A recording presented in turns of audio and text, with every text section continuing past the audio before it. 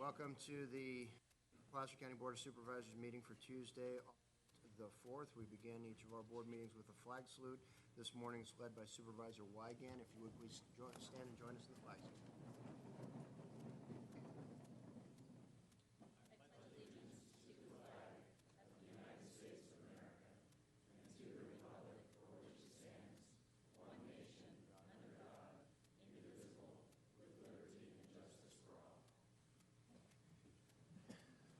Thank you, Mr. Wygant. And now we will have the clerk please read the statement of meeting procedures. Welcome to the Placer County Board of Supervisors meeting of Tuesday, August 4th, 2015. Agendas are available on the wall outside this meeting room. If you are here to speak on an issue not appearing on the agenda, you may do so during the public comment period. There is a 3-minute time limit per speaker. The board is not permitted to take action on items addressed under public comment. When you speak, clearly state your name and address for the record. All items on the agenda will be open for the public to address before final action is taken. There is a 3-minute time limit per speaker, which will be monitored by a timer on the podium. If there is a person speaking on behalf of a group with no other testimony from another member of the group, please identify yourself as such, and your time may be extended at the pleasure of the board. Keep in mind the chairman has the discretion of limiting the total discussion time on any item. If you are hearing impaired, we have listening devices available. It is requested that all cell phones be turned off or put in silent mode. Thank you for your participation and cooperation. Thank you very much. All right, so let's move on to consent. I understand we have an item that we'd like to have removed. Yes, Mr. Chair, I'd like to ask that we pull item 15A. I have some unanswered questions about this item, and I would ask that the board indulge me in deferring it to a future date uncertain. Okay. Any concerns by any board members on removing that from consent? Seeing none, any other board members have any items they would like removed from consent for discussion? And any member of the public have any item that is on our consent calendar that they would like removed for discussion? Okay, we are then going to entertain a motion to approve consent absent item 15A. We have motion Duran and second Holmes. Roll call, please. Duran? Yes. Wygant? Yes. Holmes? Yes. Montgomery? Yes. Euler? Aye. Thank you very much. Okay, this is the time for public comment when any member of the public can address the board on any item that is not on our agenda. If you're here for an agendized item, you'll get your turn. This is just for items not on the agenda. Understanding the board cannot take action on items raised under public comment. So is there any member of the public that wishes to address the board under public comment? Please go ahead, step on forward. Don't be shy. I have to go first? Well, you might be first and only. That's kind of what I'm thinking. Good morning. I'm Jenny Nisley from Loomis, California. I'm a member of the Loomis Library Ad Hoc Committee and the executive of the Loomis Basin Chamber. I'm here to just give a quick update because everybody else is on vacation. So just that we are looking at rediscovering the Loomis Library, and we came up with a mission statement to develop a community library that reflects the values of our citizens of Loomis and the best meets the needs of our entire town, residents, students, schools, community organizations, and local businesses. The committee is composed of 2 members of the Loomis Town Council, 2 members of the Loomis Friends of the Library, 2 members of the Loomis Basin Chamber, and we recently requested to add 2 more members, a member of the Loomis Education Foundation and a community member. Just real quick, we've created a work plan. We researched other libraries, including Folsom, Roseville, and Lincoln. We created a survey for community needs. We've started a community outreach, and we are looking at other structural models of other counties. And we've sent a member of our committee to the National Library Convention in San Francisco. And that's about it. We're still working on identifying operating costs and budgets, and we'd like to thank the Placer County Board of Supervisors for allowing us this time to accomplish the task and for assisting with any helping of gathering information to give you a thorough report. So we appreciate your time.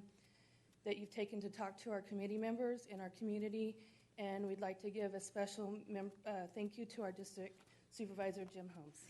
I got Supervisor Holmes? when I was at your last committee meeting, I was asked to get some information, and I have that information for you.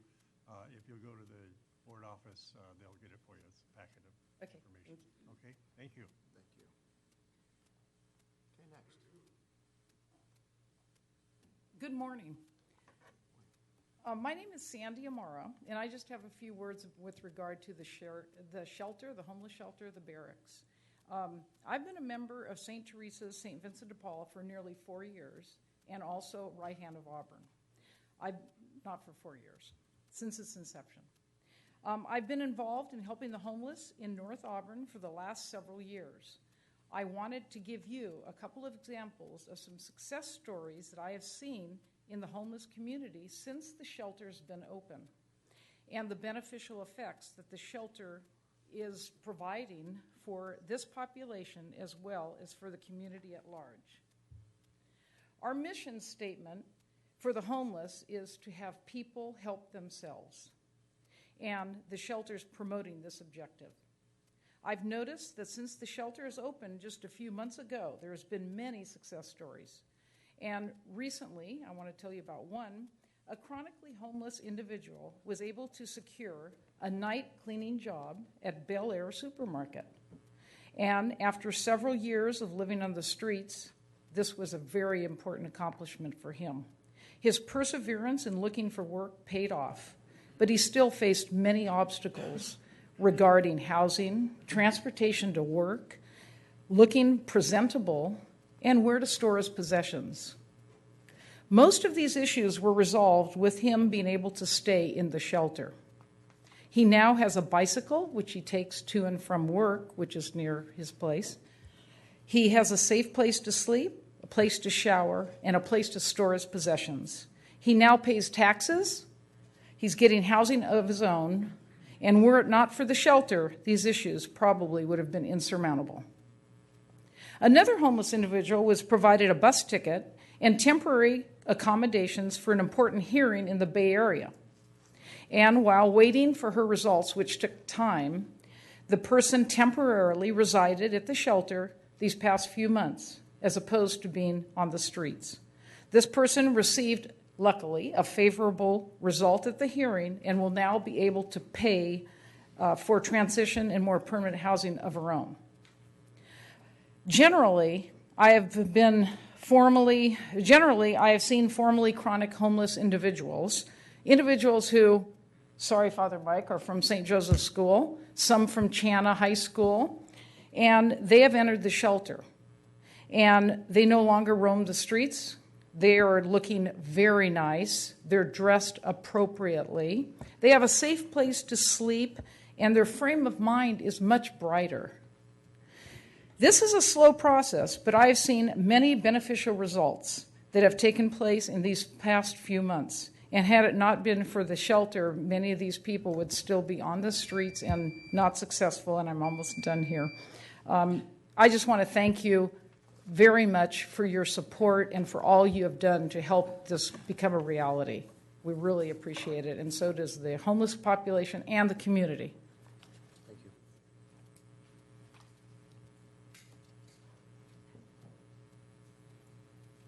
Good morning, Mr. Chairman, members of the board.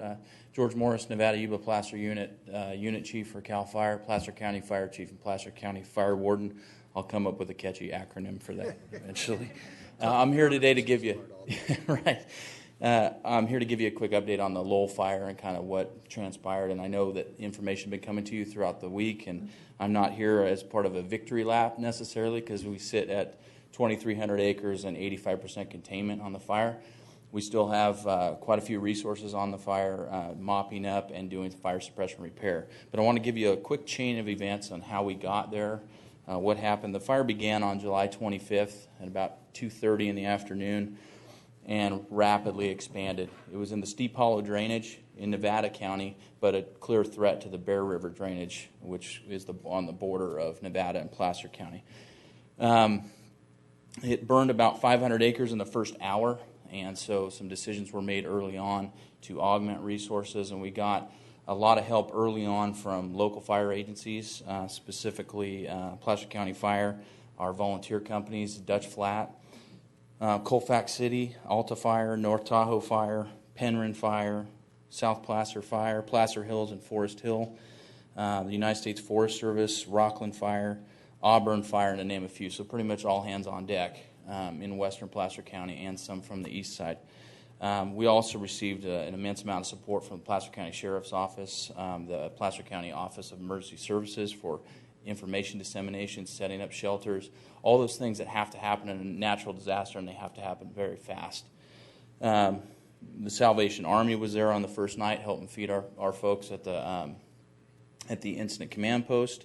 And then we transitioned and we moved up to the Nevada County Fairgrounds for our incident base. And at the peak of the incident, we had close to 2,000 firefighters working on that. On the second day of the incident, as we transitioned to an incident management team, which is my way to get, I can delegate my authority to manage that incident to one of our 6 teams that CAL FIRE has. We pulled Incident Management Team 1 in to do that for me so that I could stay focused on the other fires that were inevitably going to pop up in the area. They did a great job for us. They managed that, all those resources. And on the second day during the transition, there was 4 firefighters involved in a burnover, one of which is still in UC Davis Burn Center, and he has a long road to recovery, so he's certainly in our thoughts and prayers. The damage caused by this fire, it was the first fire in that drainage since we've been recording that. There was a small one in 1920s that occurred, so this is the first time that this vegetation's been touched like this. And so it burned significantly. It ended up destroying 1 cabin, 2 motorhomes, and 2 outbuildings, and damaged 1 home, which is astonishing given the kind of fire behavior that we saw early on. And I'll wrap it up. Again, we had 6 significant injuries on that fire. 2 others included 2 broken arms, and that individual one of them had to get surgery for that. And we had 2 destroyed utility vehicles during the burnover incident and 1 moderately damaged fire engine. So the fire to date has cost approximately $18 million to suppress. So if you have any questions, I just want to give you a quick update. Thank you. Supervisor Montgomery? Chief Morris, I want to say thank you from the bottom of the heart of everybody in the Gold Run, Dutch Flat, Alta area. While the fire did not cross into Placer County, thank goodness, there was a great deal of concern because it was literally just across the Bear River from those communities. You guys put together a fantastic community meeting. Well over 100 people showed up on very short notice. Incredible sharing of information from all the agency partners, and frankly, it was probably the most harmonious fire meeting I've ever attended. And just really want to say credit goes to you and to all the other fellow responders on that. And just again, thank you, because had that fire crossed the drainage, we could have lost some incredibly valuable assets in Placer County. Thank you very much. The nice thing about that is it was streamed live. It was the first time that CAL FIRE's ever done that, where we streamed it live. The next night we did one at the board chambers in Nevada County, and that was watched by 3,000 people. So we were able to reach a lot of folks in the community, and so we're excited about that capability. So thank you for your time.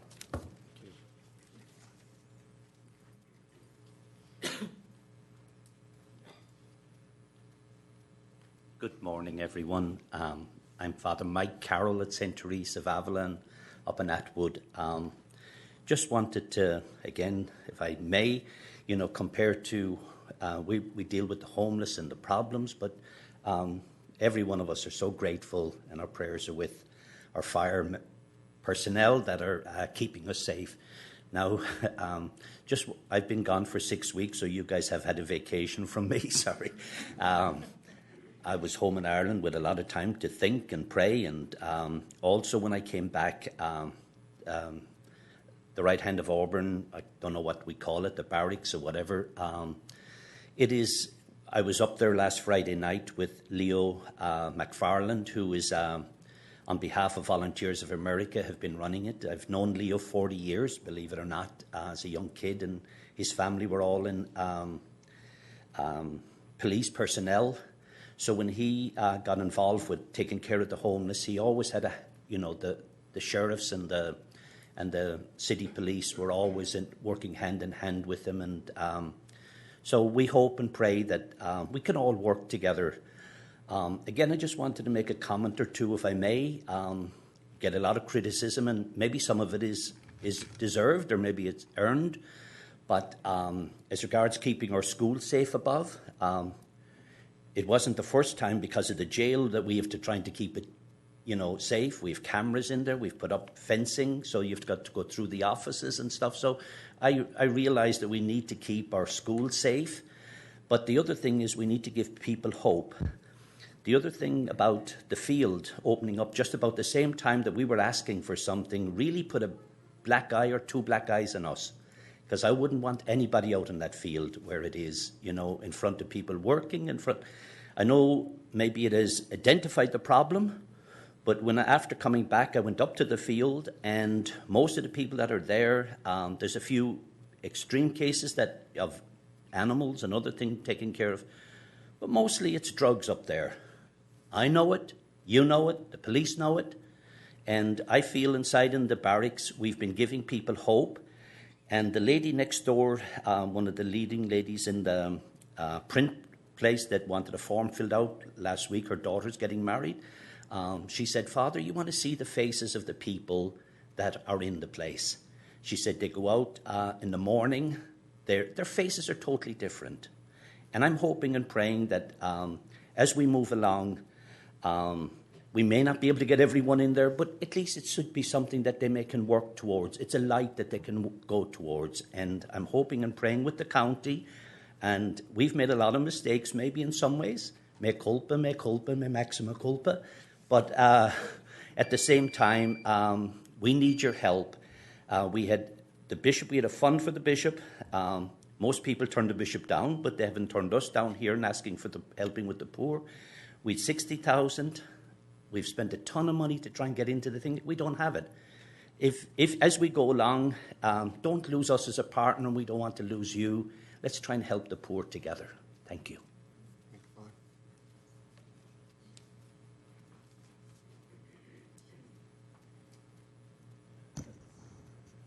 Good morning. My name is Dan Appel, and I pastor the Seventh-day Adventist Church here in town.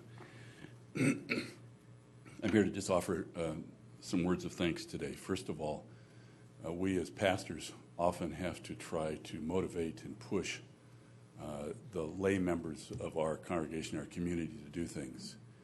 In this case, when it came to the barracks or whatever it's called nowadays, they led the way.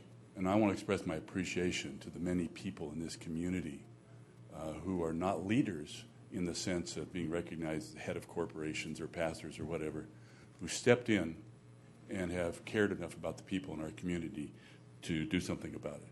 I also want to say a special word of thanks to Volunteers of America. They've done an exemplary job of managing the shelter there and have shown in a practical sense what can be done. And if the day comes, if it ever becomes a 24-hour shelter, it's even going to be more impactful because we'll be able to deal with people's real problems in ways that we can't. I'd also like to thank the Board of Supervisors and the county staff. The late Martin Luther King is quoted as saying, "Courage is an inner resolution to go forward despite obstacles. Cowardice, on the other hand, is submissive to surrender to circumstances. Courage breeds creativity. Cowardice represses fear and is mastered by it. Cowardice asks the question, is it safe? Expediency asks the question, is it politic? Vanity asks the question, is it popular? But conscience asks the question, is it right? And there comes a time when we must take a position that is neither safe, nor politic, nor popular, but one must take it because it is right." And you folks, in spite of some opposition I'm sure you've all experienced, have chosen to take a position and support this when it was not always easy. And I just want to express our appreciation to you, our thanks, also especially to Jeff Brown and the rest of the county staff who have bent over backwards to be helpful and supportive. They deserve your continuing support as well. Again, from your community, I just want to say thank you very much for all you've done. We look forward to continuing it. Thank you.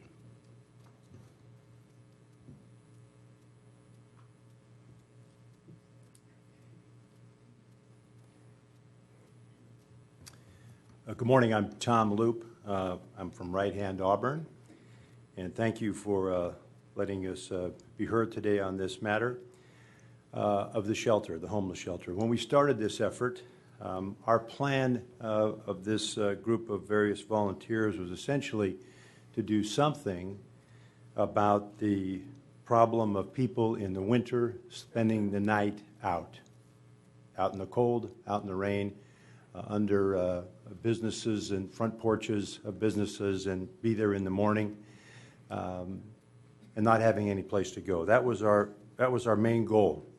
Our motivation, we were prodded or encouraged by various people, but I think the motivation for really all of us came down to this, that we were troubled to be comfortable members of a prosperous community that was doing far too little about this problem, a problem that affects all of us in various ways, a problem that costs this county money, whether it's for the sheriff or police or for medical services, or costs in terms of a public awareness and a public consciousness and what it does to business and what it does to merchants and what it does to people that encounter folks in difficult circumstances out on the streets.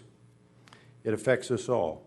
And with this board's approval, we started down the path of something to help the problem. We don't pretend to have a solution, the solution, but it's something to help the problem. And with the help of county staff and with the help of Scott Battles and Jeff Brown and many other county staff people and county council, we were able to get this thing off the ground. And with the professional and experienced efforts of Volunteers of America, something is now in place that is doing some good. And we have numbers of people that have gotten on and gotten jobs, gotten mental health care, gotten medical care, moved out and gotten their own places. And there are quite a few success stories. It takes time, but they're moving in that direction. So it is working. It is something that is having some success. It's a long process. We know there's a lot more to do. And we're looking at the Marbut study that this board was wise to commission Dr. Marbut to come back and render some opinions and explain what the best practices are. And the best practices are, of course, a 24/7 shelter. This group of volunteers, mostly we are employed. And notwithstanding that, we have devoted hundreds and hundreds of hours to this project. We have donated thousands of dollars. And so what we're going to be doing soon is asking this county, this board, to join us in a major financial commitment to this enterprise, because we cannot do it alone. We cannot do it all with volunteers.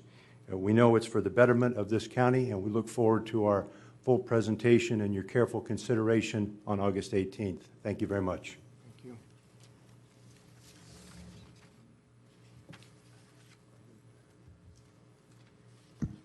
Good morning, members of the board. Bridget Barnes. I'm a Placer County resident. My offices are in Loomis, and our home is in Auburn, fairly close to the shelter. First correction, it is a shelter. It's the old barracks, but as far as we're concerned, it's a shelter for the folks that are staying there right now. I'm not going to use up my whole 3 minutes. As Tom just mentioned, we have requested an opportunity to be on the timed section for August 18th, and full presentations will be made at that time. There will be 3 alternatives. One is an extension with the same time and the same numbers of the people that are using it now. There will be what we are calling the preferred alternative, which would be to go to a 24/7 shelter. This does incur both additional financial costs for construction, and I'll go into that in great detail when we're here the next time around, and it'll be part of your presentation package. It'll also involve substantial expansion of costs to Right Hand Auburn for providing full case management services, but we think based on the limited amount of information that we have already pulled together, that's going to have the best impact for the people we're serving and the surrounding neighbors. The third would be an emergency situation that would allow us to expand beyond the 47 that we're handling right now, especially in the winter. As many of you probably already know, we are exceeding the capacity in the sense that we're only allowed to have 47. We regularly have to turn away anywhere from 10 to 20 people a night in order to do this. We have engaged what we call an Auburn First policy, which is now in the policy of strict enforcement. Auburn First means that these are folks that show up on 3 indices, either Salvation Army, Seventh Days Adventists, or St. Vincent de Paul over the last year, and then filling out a Marbot study report to determine that they are supposed to be connected to Auburn or have been historically. Those are the folks that get in first. If there is extra room, then it can be available to folks throughout Placer County, and only in a last emergency resort if there were third parties. This is in strict enforcement, but even with that enforcement, we're turning folks away. So I did want to give you just a heads up. We will be coming back with a full presentation, and we're still working things out with facilities, et cetera, in terms of exactly how much all of these things are going to cost and how we would integrate, especially on a 24/7 basis, with Health and Human Services to provide the best services. Thank you very much.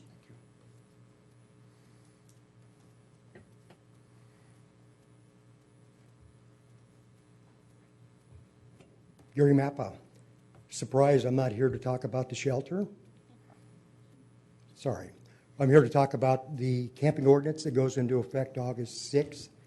And I'm a representative of Auburn Area Homeless Forum, and we understand the importance of reaching out to the homeless that are in the campsites and offer them some non-county assistance to either move or evaluate if there's anything we can do as private volunteers to assist them with their move. We're working very closely with Officer Zach Poisey, and he's kind of given us direction on how we can interface with the homeless.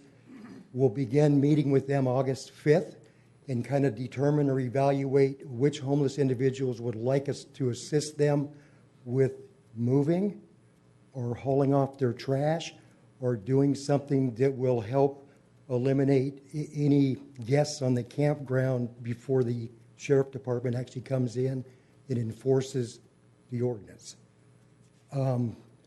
Our intention is not to move them anywhere but to a place where they have approval to be. If they want stuff moved to a mini storage unit, we'll help them.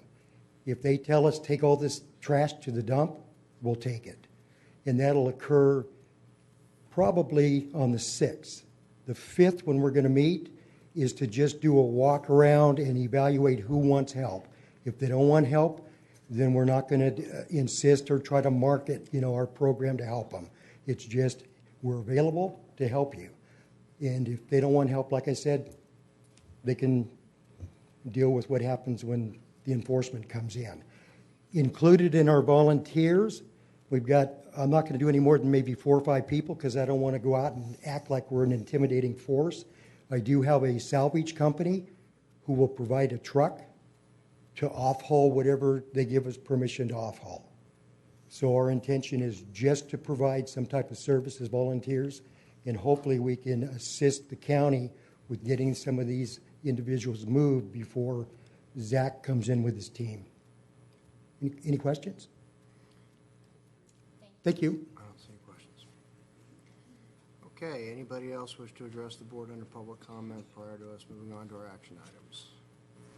Seeing none, we'll go ahead and take our 9:15 timed item. Josh, if you would please come on forward. We're going to consider an ordinance amending various fees associated with our agricultural commissioner sewers and weights.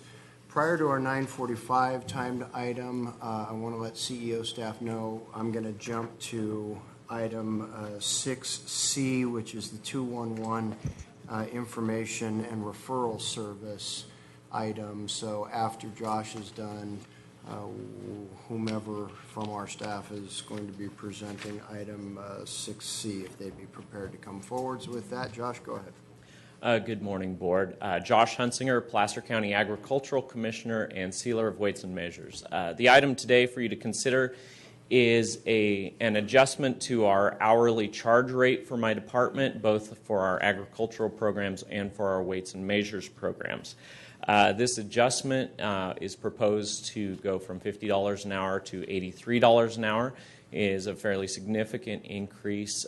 The reason for that being that it has not been adjusted since 2004 or prior to that. The fee adjustment was based on a cost study that was done by my department with assistance with the methodology and the rates and overhead and those kinds of things from both the CEO's office and the auditor's office. Part of this item, too, is to change the process by which we can adjust fees from an ordinance to a resolution that will streamline the process and allow us to keep it more up to date rather than going such long stretches in time without making these adjustments. Outreach was done to the regulated community. We published this item in several newspapers. I did have some contact with the Auburn Chamber of Commerce, and also we reached out to the California Apartment Owners Association. Typically, we only have about 100 hours or less of billable time per year, so it's a fairly small amount of time that we bill, and that's one of the reasons we haven't also done this on a more frequent basis. It's just not a really frequent thing we do. So with that, I would welcome any questions you have on this item. Okay, we will be conducting a public hearing on this item, but prior to opening the public hearing, any board members have any questions of Josh? All right, seeing none, we'll go ahead and, Josh, wouldn't mind stepping aside, we'll go ahead and open the public hearing. Any members of the public wish to provide testimony to the board on this item prior to us taking action? Seeing none, I'll close public hearing, bring it back to board for consideration of the ordinance as well as the associated resolution. The motion Holmes, second Duran. All in favor, please say aye. Aye. Opposed? None. Thank you very much. Thank you, Josh. Okay, item 6C, the 211 item.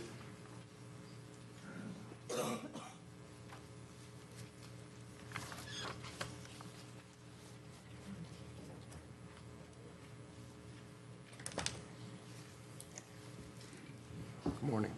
Good morning. Good morning, Chairman Euler, members of the board.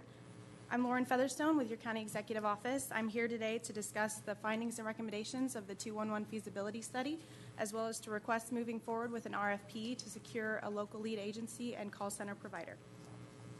211 is an online and telephonic referral service that connects residents to various social services, including rent and mortgage assistance, utility assistance, senior care, employment services, disaster assistance, and military and family support. All 50 states have implemented 211 with over 80% of the population having access. 33 counties in California have currently implemented 211 with over 92% of the population having access. On October 8, 2013, your board directed staff to move forward to conduct a feasibility study to determine the viability of implementing 211 services here in Placer County. Staff has met with various 211 providers from Yolo, Nevada, Sacramento, and Ventura County. Staff has also met with representatives from United Way Capital Region, Placer Collaborative Network, Placer Community Foundation, First Five, Placer People of Faith, Lighthouse Counseling and Family Resource Center, Community Link, and Placer County Office of Education, who all support implementation of 211 in Placer County. Staff has researched various operational and call center models. The first one was the in-house call center, which is staffed 24/7 by city and/or county staff. A hybrid model, which is staffed during normal business hours with city and county staff and contracted out for after-hours calls. A consortium model, also known as a regional model, is where a group of surrounding counties get together to pool their resources to implement a 211 system. And an outsourced call center, where a county contracts out with a certified 211 call center provider. The most cost-effective call center model would be the outsourced call center. Nationwide, call volumes average between 3 to 6% of a county's population, with the Sacramento area seeing averages around 2% of the county's population. Cost estimates are based on the national average of 3%, with approximately $200,000 in one-time costs and $150,000 ongoing. Staff would recommend a fair share split in funding between government agencies based on population. Successful 211 programs rely on a local lead agency to oversee and manage the call center, maintain the resource database, as well as provide marketing and fundraising activities. In closing, staff would request moving forward with an RFP to identify our local lead agency and call center provider. I'm joined today by Jerry Gamez from Admin Services and Jeff Brown from Health and Human Services, and we're happy to answer any questions you may have. Board members have any questions at this time? Supervisor Holmes, did you have a question? No? No, I don't. Just have a comment. I want to thank the staff for pursuing this. I've been involved with this as we started. I don't want to say roadblocks, but we have had a few hurdles that we've had to overcome, and we're finally getting to the point where we can request an RFP, and I would move that we do that and move forward with this. We've been working on this for 2 years, over 2 years, and actually Bev Anderson there has been working on it for 4 or 5 years. So anyhow, May 13th, yeah, 2011. Okay, so it's time to move forward with that. So that would be my recommendation. Okay. I will second that and add some comments, if I may. I agree with everything Supervisor Holmes had to say. I apologize for taking this long. Government moves very slowly on occasion, and this is one of those instances where I really wish we could have moved with more alacrity. Lauren, great job. First presentation in front of the board. You did very well. Thank you. Wanted to just mention that. And also just wanted to reinforce the staff recommendation that this should really be assessed throughout the county and the cities on a per capita basis. I think it's really important that we all recognize that this is all part of our responsibility. So I'm delighted to second Supervisor Holmes' motion. Okay, prior to the board taking action, I do want to provide an opportunity for anybody that's here that wishes to comment on the item, give you the opportunity to do so. So is there anybody that wants to address the board on this item prior to us taking action? Seeing none, the one question I do have is your cost share model that you're proposing. What is the receptivity of that been so far amongst the various jurisdictions? We did have one brief meeting with some city representatives. We got a tentative commitment from the city of Roseville, but I think moving forward, we really needed to secure a local lead agency first to kind of iron out the numbers, as well as to bring forward a full proposal to the cities. So we plan on doing that once a local lead agency has been selected. Okay. All right. There being no members of the public who wish to address the board on the item, we'll go ahead and call the question. All in favor, please say aye. Aye. Aye. Opposed? None. Thank you very much. And that leaves us with a little bit of time to knock off one or two more of those. So those of you that are waiting for the 9:45 item, you'll see that as some of these folks exit, there will be some seats that open up. Feel free to filter on in and fill up these seats that are going to open up here. And we will move on with our first noticed department item, and that is the California Victim Compensation Government Claims Board Agreement. District Attorney's Office item. I don't see Mr. Owens here. Oh, okay. Good morning. Good morning. And members of the board. I'm Nancy Aplanel. I'm the Administrative Services Officer for the District Attorney. And I'm here today seeking to adopt a resolution authorizing the District Attorney to sign the contract agreement for the California Victim Compensation and Government Claims Board in the amount of $764,706 for fiscal years 2015-16 through 2017-18. This agreement allows the District Attorney Victim Witness Department to provide verification and payment for services provided to victims of crime in Placer County. Monies allocated to this program is for 3 years. This allocated amount for each year is $254,902.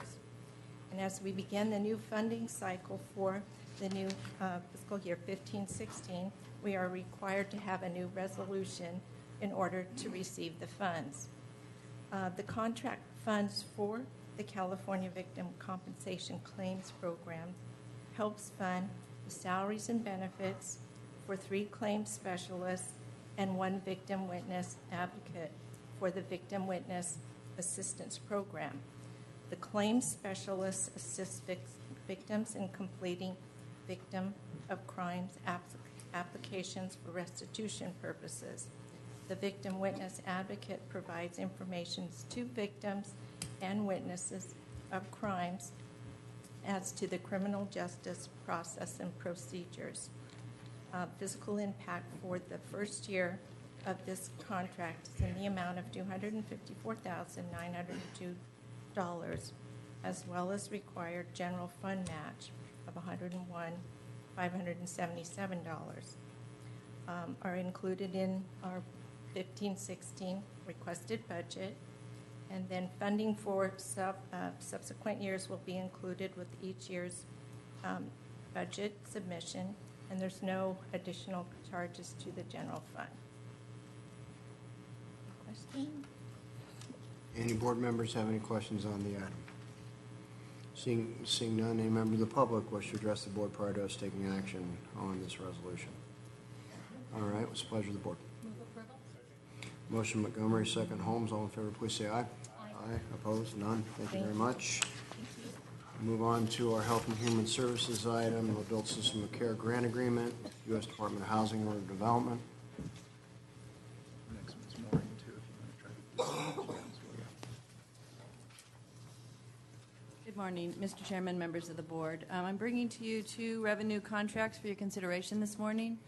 I'm requesting a renewal to approve a U.S. Department of Housing and Urban Development, we call it HUD, to receive permanent supportive housing in the amount of $366,606 with a required match of $91,652. The match is in-kind services. Also in renewal with another HUD grant called Shelter Plus Care in the amount of $273,092 with also a required in-kind match of $68,273. We'd also ask that you authorize the Director of Health and Human Services to sign both of these agreements.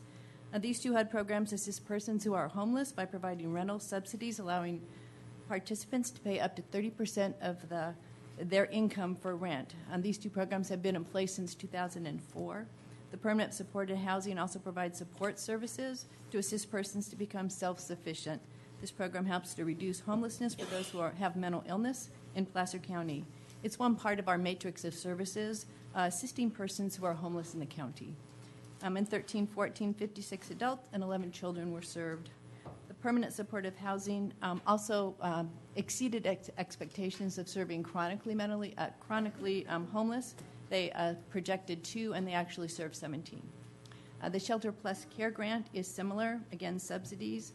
We served 52 adults and 10 children, with 85% of these individuals achieving housing stability and 17% obtaining paid work. 29 of the residents in those houses were chronically homeless before getting into the program.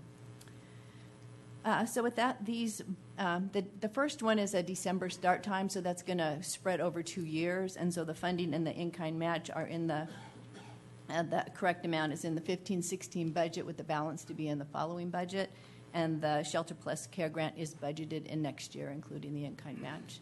So with that, I'd be happy to answer any questions and recommend approval of the item. Great, thank you. Board members have any questions? Seeing none, any members of the public want to address the board prior to us taking action on the renewal of these 2 grant applications? All right, it's a pleasure of the board. There's a motion by Duran, second by Holmes. All in favor, please say aye. Aye. Opposed? None. And Maureen, since you have the next item, we're going to go ahead and adjourn as the Placer County Board of Supervisors and convene as the Placer County In-Home Supportive Services Authority in order to take up item 4B, which is the Adult System of Care and Home Supportive Services budget for 2015. 15-16, I'm sorry, fiscal year 15. Absolutely. So this is a request for that budget. which is a separate, the IHSS Public Authority is a separate legal entity whose purpose is to assist in-home support services recipients in finding independent home care providers. In addition, for the purposes of labor negotiations, the Public Authority is deemed to be the employer of record for IHSS independent providers. So just for an ounce, about 3,000 IHSS recipients, of whom about 500 will use the Public Authority to receive that assistance. But the Public Authority staff also assist about 2,000 IHSS providers with employment enrollment, orientation, training support, and counseling services. The county share of the provider wage is in the Human Services Aid budget, Client Services Aid budget. So with that, the budget for the IHSS Public Authority, it's a non-general fund budget. It totals $1,013,342. It includes $832,490 in state and federal revenue and $180,852 in transfers from the adult system of care. With that, I would recommend approval of the budget. Board members have any questions on the budget prior to taking action? Seeing none, and members of the public want to address the board on the budget for the Placer County In-Home Support Services Public Authority prior to us taking action? Seeing none, we'll bring it back to the board. What's the play? Motion Holmes, second Duran, to approve the FY15-16 budget for the Placer County In-Home Supportive Services Public Authority. All in favor, please say aye. Aye. Opposed? None. Thank you very much. Thank you. And we will adjourn as the Placer County In-Home Supportive Services Public Authority in order to reconvene as the Placer County Board of Supervisors and take up our 9:45 timed item. This item is a Public Works item regarding the abandonment of Millside Road and Crosscut Court and the retreat at North Star. Prior to staff's presentation, first of all, there are some seats available for those of you that are still standing. I see a number of seats over here on this side. Please feel free to fill them in. Mr. Chairman, but before we begin, I do have a question for our legal counsel. Yes, sir. Jerry? Jerry. I'm a little bit confused at what we're doing here today, and I just want a clarification from you. Last time we took this item up, we spent a considerable amount of time on it. We sent the item back to let the parties have a discussion, and now we're bringing it forward. I've got a couple of concerns here. My first concern is I need to know whether or not this is a do-over. And the second concern is that if it's not a do-over, it shouldn't be a do-over, because I don't want to incentivize parties to think that they can come and get a second bite at the apple. So I just want some direction as to what the appropriate procedure is today. The board today is going to be conducting a public hearing on to consider whether to adopt an environmental document to support a abandonment of a public road in the Retreat subdivision. As noted, it originally came to the board on December 9th. At that time, it came forward with a Department of Public Works recommendation of denial, and therefore did not have an environmental finding involved with it, and it did not have the findings that would have allowed the board to approve abandonment at that time. The benefit of the hearing on December 9th was that the board had the opportunity to review the staff's prior position on whether the use by Martis Camp residents was authorized or unauthorized, and at that hearing the board implicitly found that it was an unauthorized use, and for that reason send it back to staff to bring it back for a full hearing with findings for supporting the abandonment. And that's the reason we're here today. Thank you. All right. With that, before you get started, Ken, did a nice job of filling up most of the seats. The way that this is going to work, the kind of the flow of how this hearing is going to go, we're going to have a presentation from our staff. After staff's presentation, we have allotted 15 minutes for the applicant to make their request for the abandonment, and then 15 minutes from representatives of Martis Camp who are in opposition to the abandonment. I will allow up to 5 minutes of rebuttal after that by each of the groups making the presentations, and at that time we will open it up for public comment. And the public comment portion, You will step forward. Those of you that wish to address the board in a public comment, you'll step forward. You'll identify yourself, and please try to keep your comments to 3 minutes, because by that time we will probably already have had about 45 minutes worth of discussion on the item. So that's just kind of how this item is going to be heard. And with that, we'll open it up with Ken Graham, our Director of Public Works. Good morning, Chairman, board members. My name is Ken Graham with the Departments of Public Works and Facilities. Today, we're following up on a recommendation to approve an abandonment at the retreat at North Star. The actions we're requesting today are to consider an addendum to the Siller Ranch EIR that supports the abandonment of Millsite Road and Crosscut Court. Consider findings and statements of fact relating to the proposed abandonments. Consider abandoning Millsite Road and Crosscut Court, which includes some reservations for easements for the futures for public utilities, for transit, for emergency access, as well as public trails. In addition to that, we're also proposing that there be an irrevocable offer of dedication in case in the future, if the applicant is not able to fulfill on their indemnity clause, that we will be able to take that road back in the future. We're also asking you to approve and consider an indemnity agreement between the county and the Retreat at North Star Association that backs up that pledge to back us up in any third-party types of claims. A little bit of background. Here's a location map. The dark blue, that little dark blue in the middle, is the retreat. Those are the roads that are looking to be abandoned. The light blue is the private road portion through Martis Camp, so you get an idea of the circulation, and the red line up there is State Route 267. This is a little blow-up of the area. Also shows the outline of the lots within the retreat subdivision. That's what we're talking about today. To get a little feeling of what it looks like on the ground, this is Millsite Road near the boundary with Martis Camp, about 25.5 feet wide. You can see a gate there in the back. Well, actually it is closed, and that gives you an idea of what the road looks like. So this is not a continuation, it is a separate board meeting, but on December 9th, your board directed staff to pursue option B at that time. That was outlined in the staff report. What the intent of that was to provide additional review and documentation that would allow you to further evaluate and make a final determination on the proposed abandonment. Option B included, first off, that the applicant would pay the costs associated with doing all of this review, which they have done. It also talked about reserving the various easements, transit, emergency access, public utilities, et cetera, that are listed in your board package. It would subject them to an indemnity agreement to protect the county and its taxpayer against any third-party claims against the potential abandonment. It would allow for the reservation of an irrevocable offer of dedication that would allow us in the future, your board or a future board, to take that road back if it deemed necessary. Typically the case being if the indemnity provisions were not being upheld.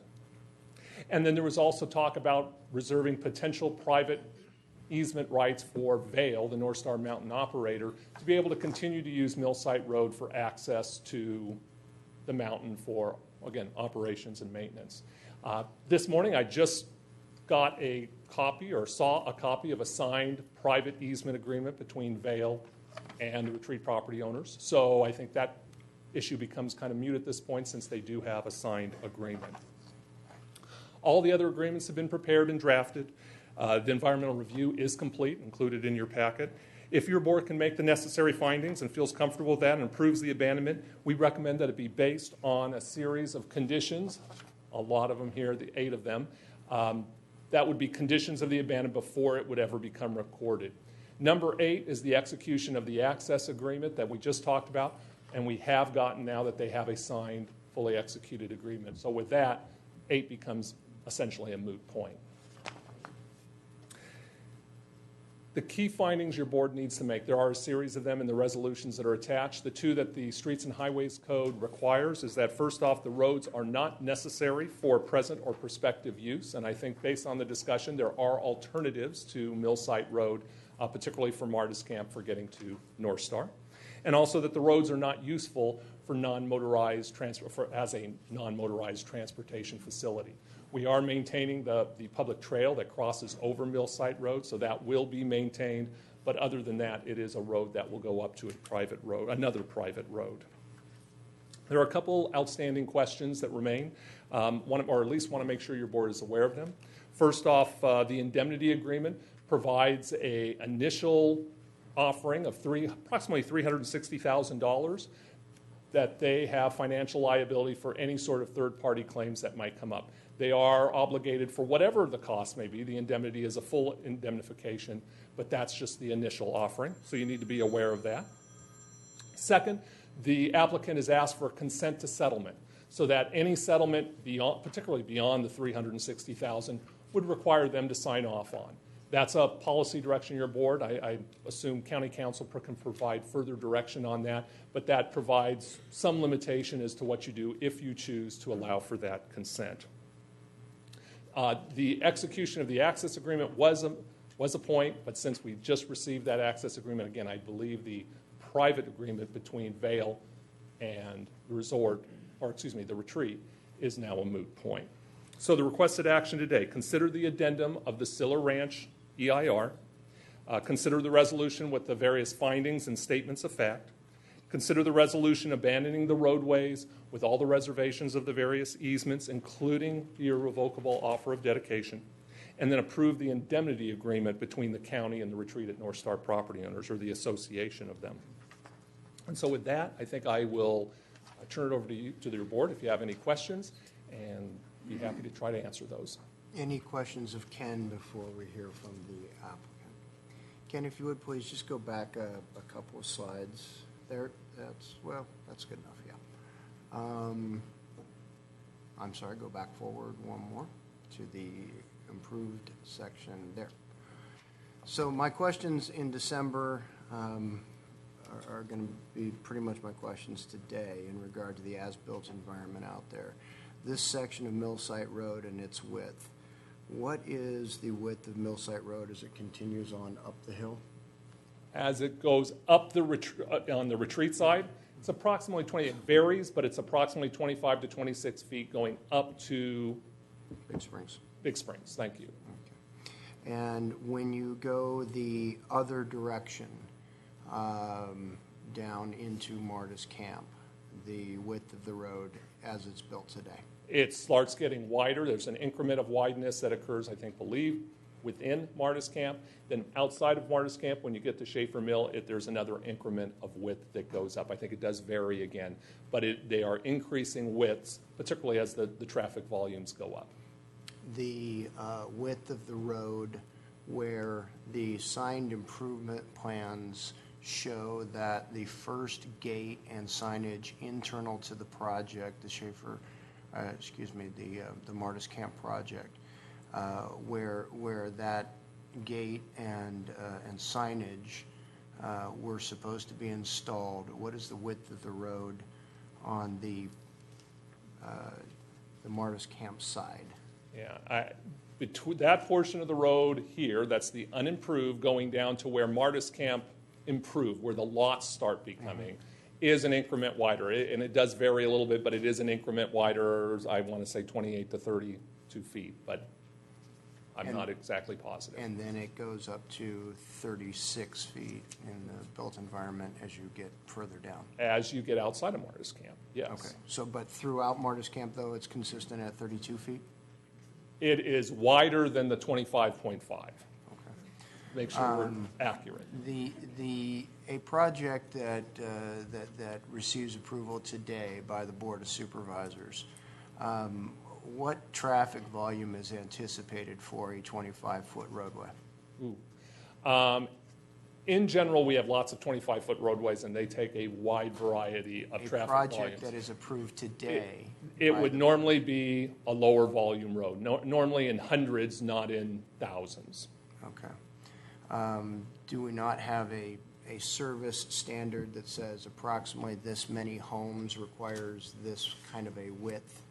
We have design standards for a different size road serving a different size area or a number of lots.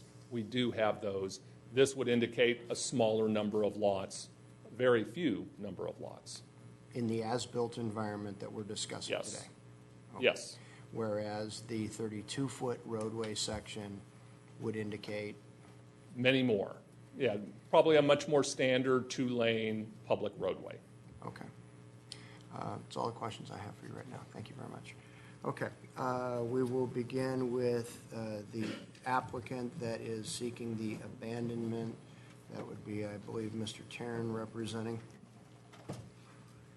And as I said earlier, if you would please present those to the clerk of the board, and we'll get them distributed by the clerk. Just hand them right there. Thank you.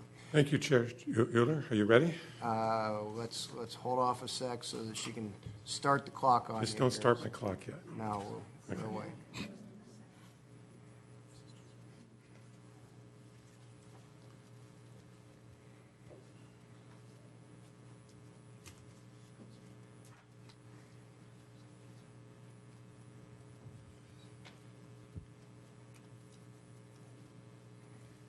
Thank you. All right, if you want to go ahead. Okay, so the clerk's going to be handing out a package to you. Got it. Items that we'd like to refer to today's presentation. Thank you, Mr. Chairman, members of the board. Tim Taryn, who along with clock on this guy my he has a tendency to thank you. Use every second. Oh, don't start. Along with my associate Chad Roberts and Chris Hanratty, who's a member of the board of directors of the Retreat Association, are here today asking you to approve this abandonment. And I have to say, part of my introduction here, I'm really glad that at this hearing, even though I do think it's kind of a do-over, Supervisor Duran, because of the way the process has worked, I'm glad the some Martis Camp owners are here today, including my good friend Larry Kelly, because I don't think they've ever seen or heard this history, and they really need to understand why we feel the way we do. So with that, I'll start. Can we have the next slide? Let's see, I do this. Yeah. So the standard for abandonment, as you've heard, is whether the public road easement is necessary for present or prospective public use. It's pretty simple. And I've got some case law there that I'm not going to go through. You can feel free to ask me about it if you'd like. But I'm really here today to talk about facts, not law, because the facts will support this finding, as I think you will see. So I'm going to actually now orient you to some of the discussion that just took place with Supervisor Euler. This is the North Star. Here's the retreat, and here's Martis Camp. Now notice the thick black lines. Those are 32-foot wide standards, what we call rural secondary roadway standards under your design standards. Those are designed to serve more than 75 lots. And notice that where you see those big black lines, you see no driveways. Only streets going intersections, no driveways. Now, where you see the narrow line, that's a minor rural minor roadway, and that's built to 22 feet of travel lanes. It's actually about 26 because it has 2-foot shoulders. So it's two 11-foot lanes. So it's very important because, and then here you'll notice right here, that's the last roundabout in Martis Camp. There are no other streets that serve lots once you get past that point. And that's a very important point because, and I'm going to come back to that later in my presentation. So remember that. And then you can see the EVA gates right here. Okay? So the findings required here have been made over and over and over again by you since 2003. When you adopted your Martis Valley Community Plan. Every single one of those documents that you see on this slide has stated that this ingress-egress between these two properties was going to be for emergency and transit use only. Never any private vehicles. None. Zero. So let's go to the community plan. This is the constitution for development of the Martis Valley. Pages 71, 72, based on community and landowner input, the proposed roadway system includes transit and emergency access only between Schaefer Mill Road and North Star. That's the approved community plan. Now, 2004, a year later, the Martis Camp EIR comes along, then known as Siller Ranch, now Martis Camp. Page 4 in the draft, the project only proposes one ingress-egress off Schaefer Mill Road. Notice only one, that being 267, And notice it says the project proposes. The developer was proposing only one ingress egress. That's really important. That next quote I'm going to come back to later, so I won't go through it now. But the third quote, the current Martis Valley Community Plan and proposed project includes a transit-only corridor between the project and Big Springs Drive in the North Star area. Okay, so now, these are the studied routes. The yellow route is a longer route. The red route is what we call the cut-through route that is being used today, we think inconsistently with your approvals, but that's another issue. The opposition has said several times that environmentally, this has got to be a worse route because it's longer, more air quality impacts, etc. Duh, yes, it's longer. It is probably more air quality impacts, not substantial. But the point here is that in 2003, the developer and the entire community participated in a debate about what was the appropriate way to egress these properties. And after that debate, the entire community and the developer and this board, not you necessarily, but the board, concluded that the yellow route was the best route in the public interest, all balancing all considerations, not just convenience, okay?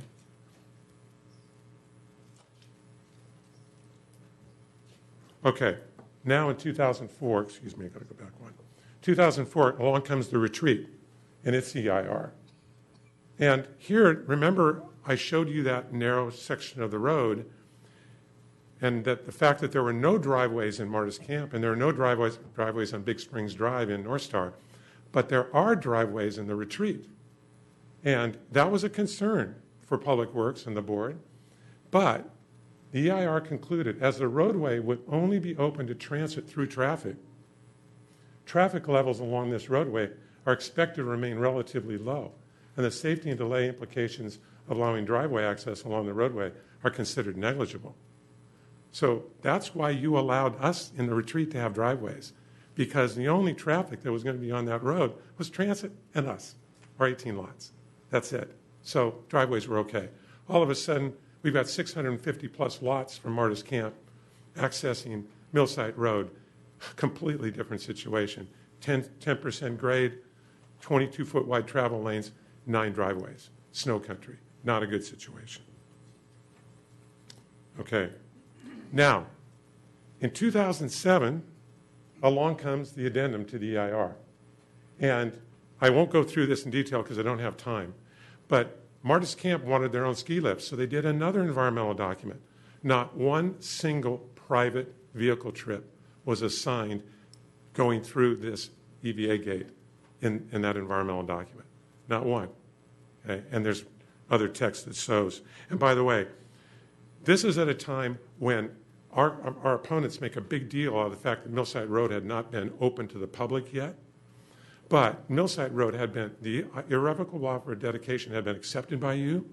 And there's tab 2 in the package I just handed out includes a letter from North Star Community Services District showing that Millsite Road was actually paved right up to the property line at the time this addendum was done. So for them to claim that they couldn't assign any trips to Millsite Road in all the environmental documents, and that's why all these environmental documents make no reference to trips on Millside Road, is beyond the pale, frankly. I mean, it's there, it's real. You had accepted the irrevocable offer of dedication. Okay. So the next, tab 1 in your packet, the transportation analysis conducted by LSC in every single environmental document you've done in the Martis Valley has never assigned one private vehicle trip through this gate. Not one. Okay, finally. Now, Millside Road has been accepted by you. It's open to the public. And this is December 2010. Martis Camp submits its as-built improvement plans to you. And what those improvement plans show is that they told and represented to you that they had built that gate at that last roundabout on Martis Camp, and that they had installed a sign facing Martis Camp that said emergency maintenance bus access only. In fact, they had done neither. So it was a misrepresentation. They did put a sign at the east gate. By the way, the retreat had built a gate. They did take our gate down and put their gate up. And they did put this sign facing Martis Camp, coming from the retreat, emergency vehicle access only. But after you had accepted the improvements, they took that sign down and put this sign up, private road, transponder access only. Asked no permission, just did it. Okay? Okay. Now, let me go back one. The legal standards have been met here. Every single planning document and environmental document that you've done has shown that this connection was unnecessary for present or prospective public use because the regional transportation network was designed and approved to function without a single private trip from Martis Camp using the Millside Road connection. So we think we've easily carried our burden of proof here. The cases sometimes say that public interest is required to, you're required to find that it's in the public interest to abandon this road. Well, we've listed 5 reasons why, not the least of which is the integrity of your planning process, not the least of which is to align what's happening out there today with your adopted planning documents. And finally, promoting public safety, that is, right now you've got a situation where a road by your own design standards was designed to accommodate no more than 75 homes, is being used by over 650 homes. So your own design standards say that that road should not be used the way it's being used today. Okay, now I want to just briefly address some of the issues that are in that have been raised by our opposition. I will, as a preface, say the opposition has ignored the addendum, the as-built plans. They never responded to those, and they've ignored the fact that these private trips that public transportation trips have been assigned to this connection. Their argument, and I'll go to that right away, they say that acceptance of Millsite Road they could not assign any transportation trips to Millsite Road in the EIR, in the CEQA documents, unless it was open to the public. This is backwards. CEQA requires you and the county to analyze what's expected to occur in the future. And with the transportation network built the way it was planned to be built, and this connection has been shown in your community plan since 2003. So it had to, under CEQA, assign trips. And by the way, it did assign trips. It only assigned transit trips. So, and so clearly, your CEQA documents did assume that it was open, but it assumed correctly only transit trips would be using it. Second, and this is really important, your documents say, their argument is that that was then, this is now. Public is using the site now. And so what's happened before this is not relevant. That would make a mockery out of your planning process. I mean, it's just simply that simple. The integrity of your planning process is at stake here.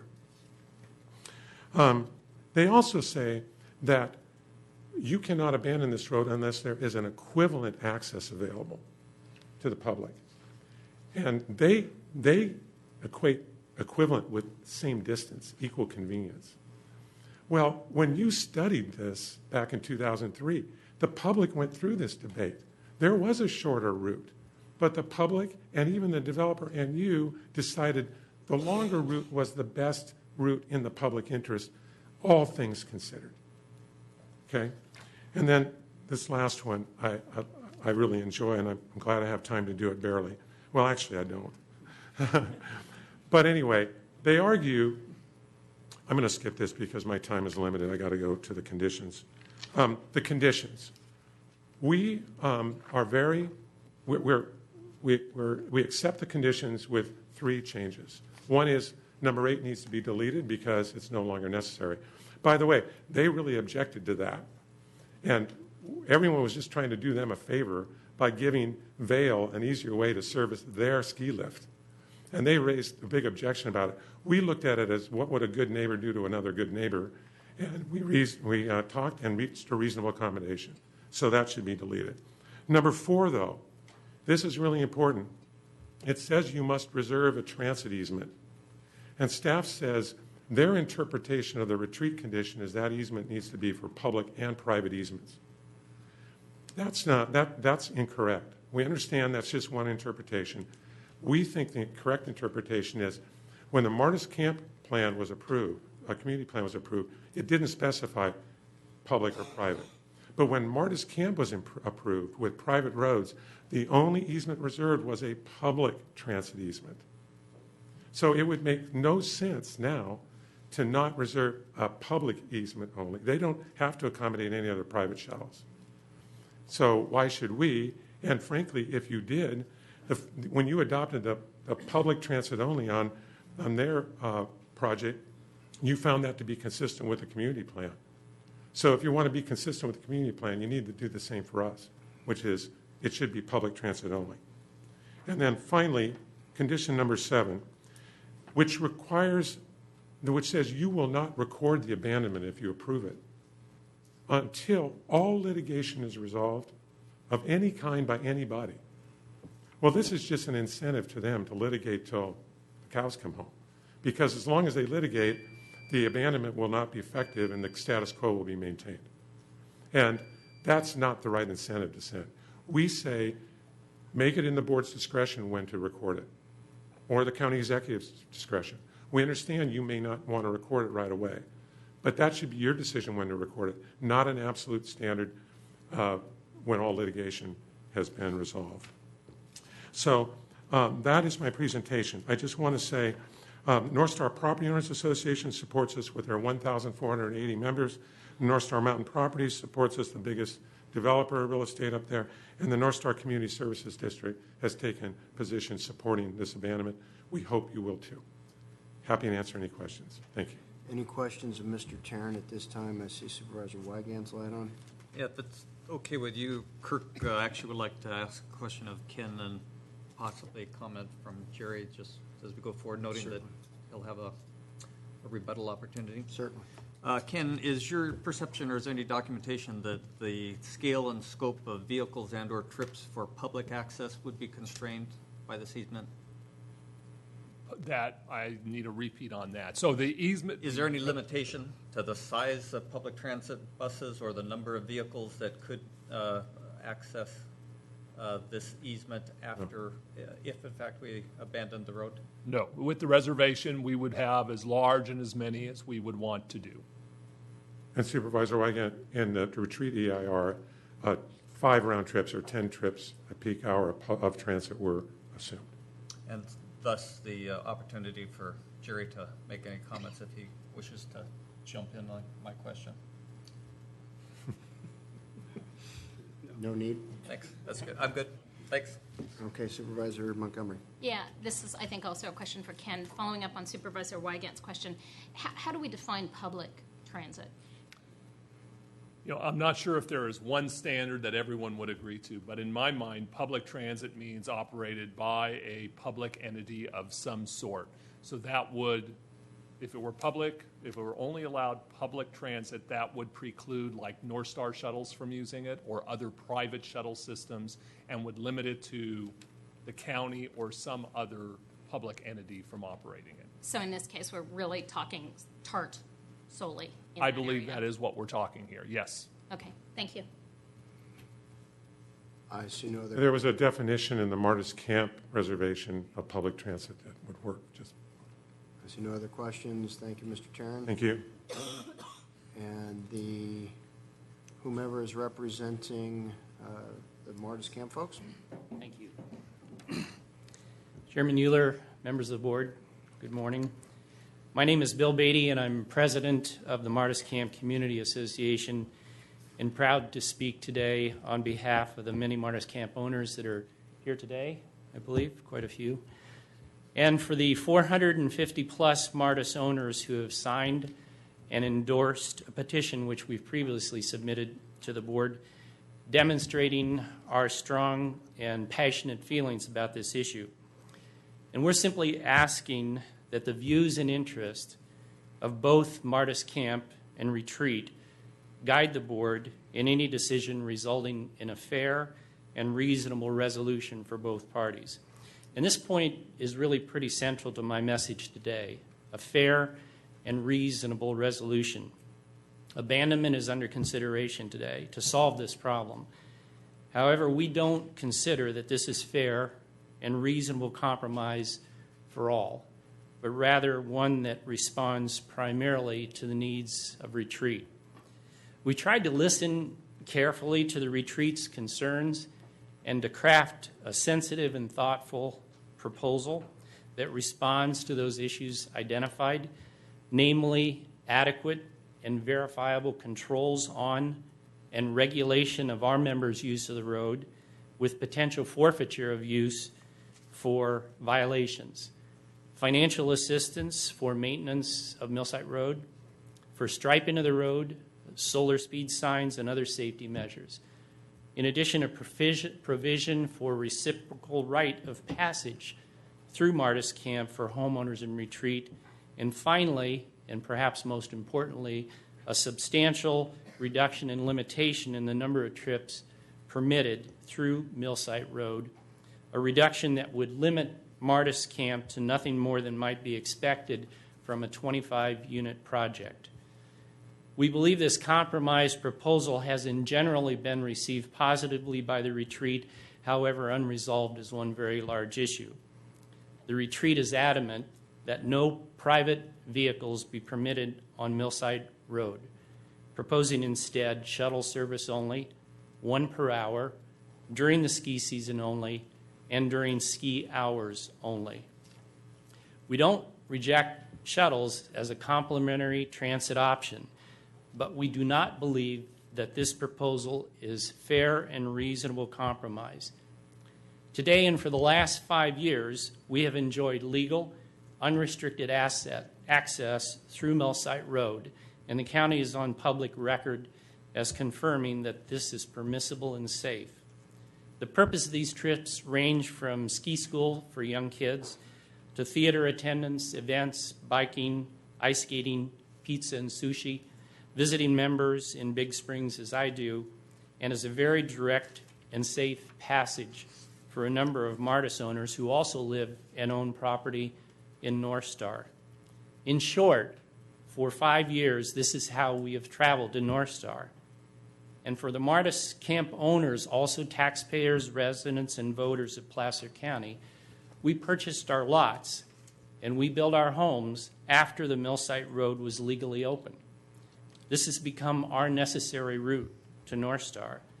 So we simply have a hard time understanding how retreat's solution can be characterized as a fair and reasonable compromise, truly sensitive to the needs and necessities of both parties.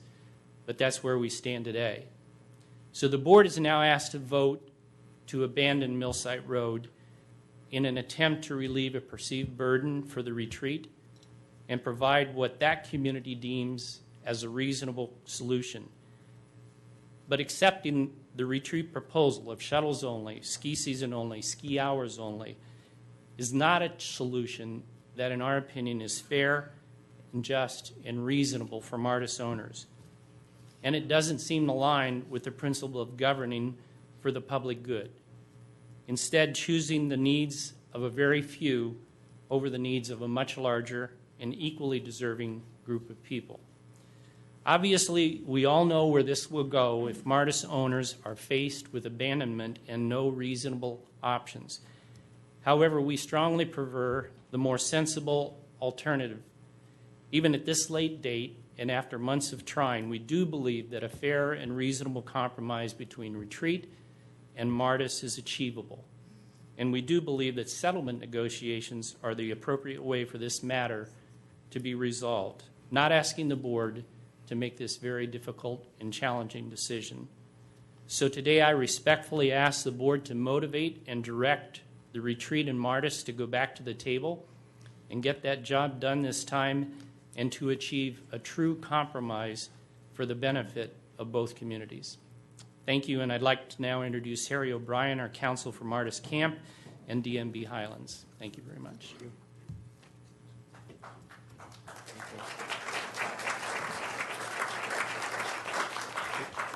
Thank you, Bill.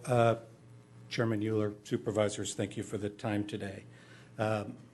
Over 10 years ago, the project now known as Martis Camp was approved by this board. The following month, the retreat at North Star was approved. Martis Camp was approved with private streets. The retreat was approved with public streets. About 4 years later, the Millsite Road was accepted into the county's network, and it was right around that same time that Martis Camp was connecting Schaefer Mill Road out to the east. Schaefer Mill Road Martis Camp was generally developed from the west to the east. And when they were paving the last of Schaefer Mill Road and making that connection, the developer of Martis Camp, DMB Highlands Group, contacted the county to coordinate that connection and to confirm that it had the right to go over Millsite Road, make that connection. And the county informed DMB Highlands Group that it was a public road, that it had every right to use it as an abutting property owner. That Millsite Road was never used by Martis Camp owners until it had confirmed with the county that it was a public road, which, as an abutter of property, it had the right to use. And that's been the situation for the last 5 years. So, and the road, Millsite Road, was not developed by Martis Camp. A lot of Mr. Tarrant's presentation today was focused on quotes from the Martis Camp EIR. Martis Camp did not develop Millsite Road. It didn't propose it, it didn't dedicate it, it didn't develop it. It didn't know at the time that the Martis Camp EIR was approved. We had no idea that Millsite Road was proposed to be developed as a public street. It wasn't reflected in their initial application. It wasn't reflected in their EIR. So, of course, it's not reflected in the Martis Camp EIR. We didn't know. It was not until the connection was made in 2010 that the county confirmed it's a public road, you're an abutter of a public road, you have the right to use it, and that has been the situation for the last 5 years. I know that there's been a lot of discussion about whether that was the intent, whether that was authorized. It was authorized. The county determined that that was legally permitted. The planning director confirmed it. A lawsuit was brought, and the lawsuit was dismissed. That is the reality of what the project approvals actually required. Martis Camp is an abutter of a public street. It has the right to use a public street.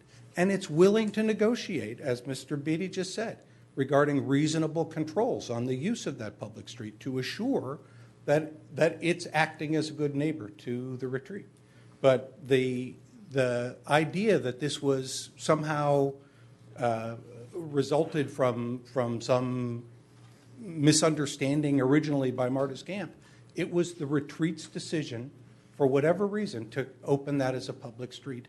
And it has been Martis Camp's use of that road for the last 5 years that has engendered so much of the passion that you're going to hear about here today. So I want to talk briefly about the standard. This is a quote from the Streets and Highways Code, Section 8324. In order to abandon this road, you have to determine that it is unnecessary for present or prospective public use. That's use by any party.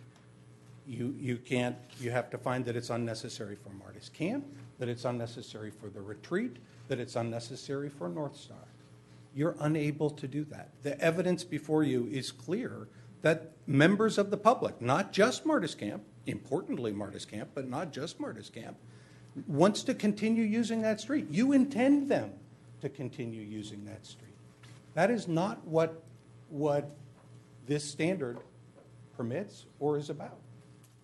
The prior staff report for the December 9th hearing, this was the quote from your own staff. The department recommends that the request for abandonment be denied because staff believes Millsite Road is necessary for current or prospective use. Your staff was giving you the same advice then that I'm giving you now. This is not appropriate for you to make these findings. It is appropriate for you to send the parties back to try to work this out as neighbors. It's not appropriate to abandon this street. Mr. Tarrant cited the Sorrento case. It's the one case that they've been able to find that identifies where a local agency abandoned a street which people in the public wanted to continue to use. It's a very different situation. There was no abutters objecting to that situation. The road was not intended, was enclosed entirely. There was no private road replaced there. There was no continued easements for anyone over the public. And there were, in the case of that, here's a section of what the road that was abandoned in that case was, where it shows that the section ran exactly, it was basically a frontage road along the interstate. There was equivalent access provided right next door for anyone who wanted to use that road. It's an entirely different situation, and the court specifically found that it could be found to be unnecessary because another road provides equivalent benefits. The Sorrento case does not support the proposed abandonment of Millsite Road. Mr. Tarrant also mentioned the public benefit test. There is a court requirement that you act not just for the benefit of private parties, but for the benefit of the public. Supervisor Duran, I think you might have meant it in a different context, but I think of this as a do-over. Millsite Road was irrevocably dedicated to the public. It was an interest in that property was dedicated to the county. It's an asset of the county, which it holds essentially in trust for the public. You have to find a public benefit to abandon that road. In fact, the evidence is clear that there are significant environmental harm that will result from this. Mr. Tarrant concedes that there's going to be a considerable increase in vehicle miles traveled, a considerable increase in additional air pollution, even though both the retreat EIRs and the Martis Camp EIR determined that cumulative air quality impacts were a significant impact of those projects. How you can go back, essentially opening that road through, reduced the impacts, the air quality impacts that were projected in those EIRs and were determined to be significant. It is not possible for you today to decide, based on an addendum to those EIRs that said those were significant impacts, to go back and undo that environmental benefit. It was essentially a mitigation measure to open up this street. And to do it on an addendum to the Martis Camp EIR, again, the Martis Camp did not propose or develop or dedicate Millsite Road. It wasn't considered an REIR. It wasn't part of our site. So how we can today, on an addendum to the Martis Camp EIR, go back and say that adequately analyzes the abandonment of a road that was proposed, dedicated, and developed after the certification of that EIR is a mystery to me. The conditions of approval recommended by your staff are really important, and we urge you not to make any modifications of those. What we urge you to do is, as Mr. Beatty said, send us back to the drawing board. We understand the issue that's been raised about the Plate 3 residential standard, that 22-foot roadway has a limit of how much traffic it can bear. In fact, the addendum before you makes clear that the traffic expected from Martis Camp is equivalent to a 49-unit subdivision. Martis Camp is much bigger than that, but this is a secondary means of access for Martis Camp. We have actual measurements of how much traffic goes through there, and it is not more than the capacity of that road. And Martis Camp has offered to strictly limit it to a fraction of the capacity of that road, and that offer has been flatly rejected. We want to work this out. We want to be good neighbors. We want to limit the use of that road to a level that's neighborly and that is consistent with the safety of that community, and that's what we urge you to send the parties back to do. Thank you. Thank you. Questions by board members? I have two. First, is it your contention that no trips were assigned to Millsite Road from Martis Camp in any of the environmental documents related to the project because you didn't know that road was going to be there? We did not know that road was going to be publicly dedicated and opened. That's correct. The Martis Camp BIR was certified in 2004 prior to the approval of the retreat. The retreat's EIR does not indicate that that road was going to be dedicated to the public. So there was no basis for the developer of Martis Camp to assign trips out that roadway. So you're saying it wasn't until sometime in 2010 that anybody associated with Martyrs Camp just happened to discover that that It was actually in a little earlier than that. We think it was about 2009 when the road was literally, when Schaefer Mill Road was being paved to go out there. The construction guys literally contacted the Trimont developer and the county to coordinate the construction. They literally needed to find out whether the construction equipment could cross the property line and go onto the retreat's property, or if they needed permission from the retreat to do that. The county said, no, you don't need permission from the retreat. That's a public street. You have every right to use it.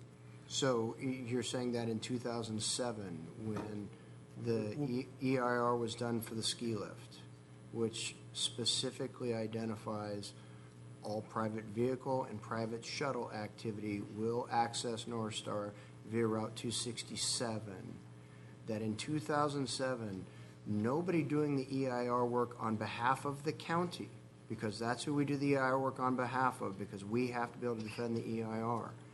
Nobody doing the EIR work and the road circulation element and the traffic knew that the county was going to have a public access to that somehow internally we didn't know that?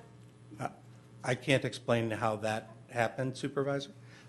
I know that the county... Isn't it reasonable to conclude that the only way that the county would not have known that ourselves is if somehow the consultant, the same traffic consultant that did all the traffic studies all along, LCS, somehow doing work on behalf of the county didn't know what was in the county's inventory of public roadways and the circulation Again, in for that 2007, North Star thing? In 2007, it was not yet in the inventory of public roadways. It was an approved project. It was an approved project. And the offer I of agree. dedication was already received by the county. I agree. Which means that it was accepted. Well, we might not have accepted it in the public road system, but the offer had been made. I can also tell you that repeatedly, in writing and verbally, starting around 2009, county staff informed Martis Camp that it was a public road that they had every right to use. That decision has been made in writing. It was legally and finally made. It's actually not before you today. The effect of the approvals previously is not what's before you today. That has been determined. It's final. Martis Camp has the legal right to use that road today, and that's what the county told us. It's not something that we made up or guessed. It's what the county told us. We came to the county and asked. The county told us. Some folks at the retreat objected, and the county put it in writing and said, yes, that's what these approvals mean.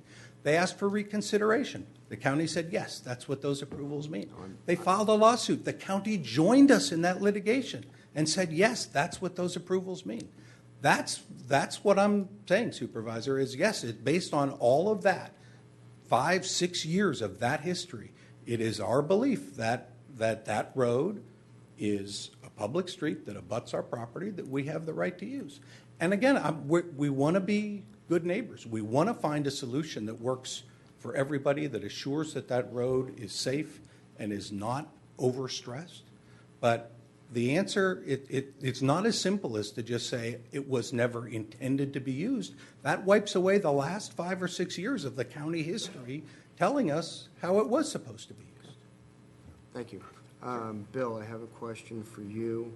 You mentioned the retreat submitted as part of an effort to settle this thing, a proposal for one private shuttle round trip an hour during ski season. Is that correct? And ski hours, yes. Okay. Did you ever counter that? Let me think. We've had various counters. I think, yes. Our final proposal was after. In fact, to be fair, the retreat has been consistent in no private vehicles, one shuttle per hour, et cetera. So our final proposal, which we've submitted to the board, was after that after that proposal, after their proposal. Did you counter their transit proposal? What they offered to you private shuttle access, an hour during the ski hours. Did you counter? Did you formally reply to that? No, again, because their position was still no private vehicles at all. So that's really where the impasse came. No private vehicles. No individual private vehicles. That's correct. I'm asking specifically on the issue of the privately run transit access. Right. They offered it, very limited, grant you. Right. But there was no counter that was presented to them on that. No, again, because that's where the impasse arose with no private vehicles at all, and we did not think that extraordinarily limited hours, time, and limited shuttles themselves could satisfy our needs. Okay. All right. Supervisor Montgomery. Yes, I had a question for Mr. O'Brien, if you would. So you indicated both in your presentation and in the response to Supervisor Euler's, Chairman Euler's questions. Supervisor works fine. You can be. Robert calls me Kirk. I go with that too. And other things, by the way. Yes. In front of me. I wasn't going to go there, but I knew you would, Robert, so thank you. You indicated that Millsite Road had not been analyzed in the documents for transit because it wasn't envisioned. Is that correct? I'm not sure what you mean by the documents for transit. So Millsite Road.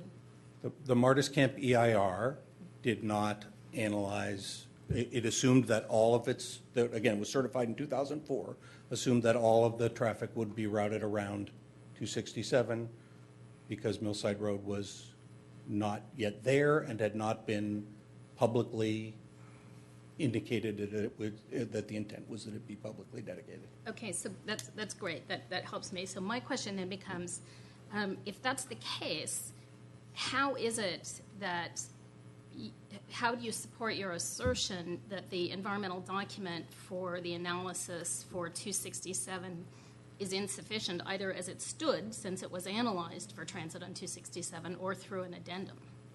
So it just seems like you're trying to have it both ways.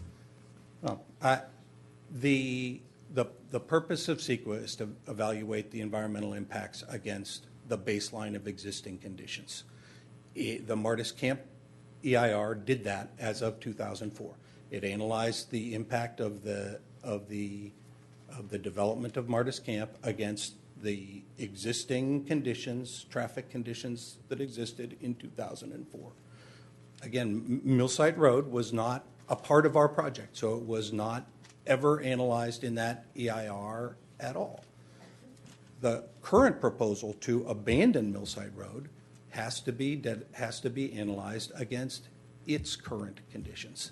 The fact that back in 2004, when Martis Camp's EIR was prepared, that there was no assumption made that Millsite Road would be there, they made a finding that was going to result in a contribution to significant air quality impacts.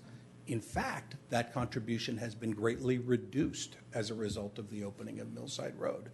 That has to be taken into consideration in the current environmental review. And Ken, this is a question for you. The addendum addresses that point.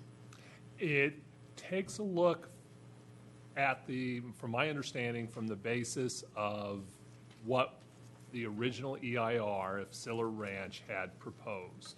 That is what it looks like. So it does not take, from my understanding, the new baseline of today, of there being use there today, and tomorrow there will be no use, or if this were to go through.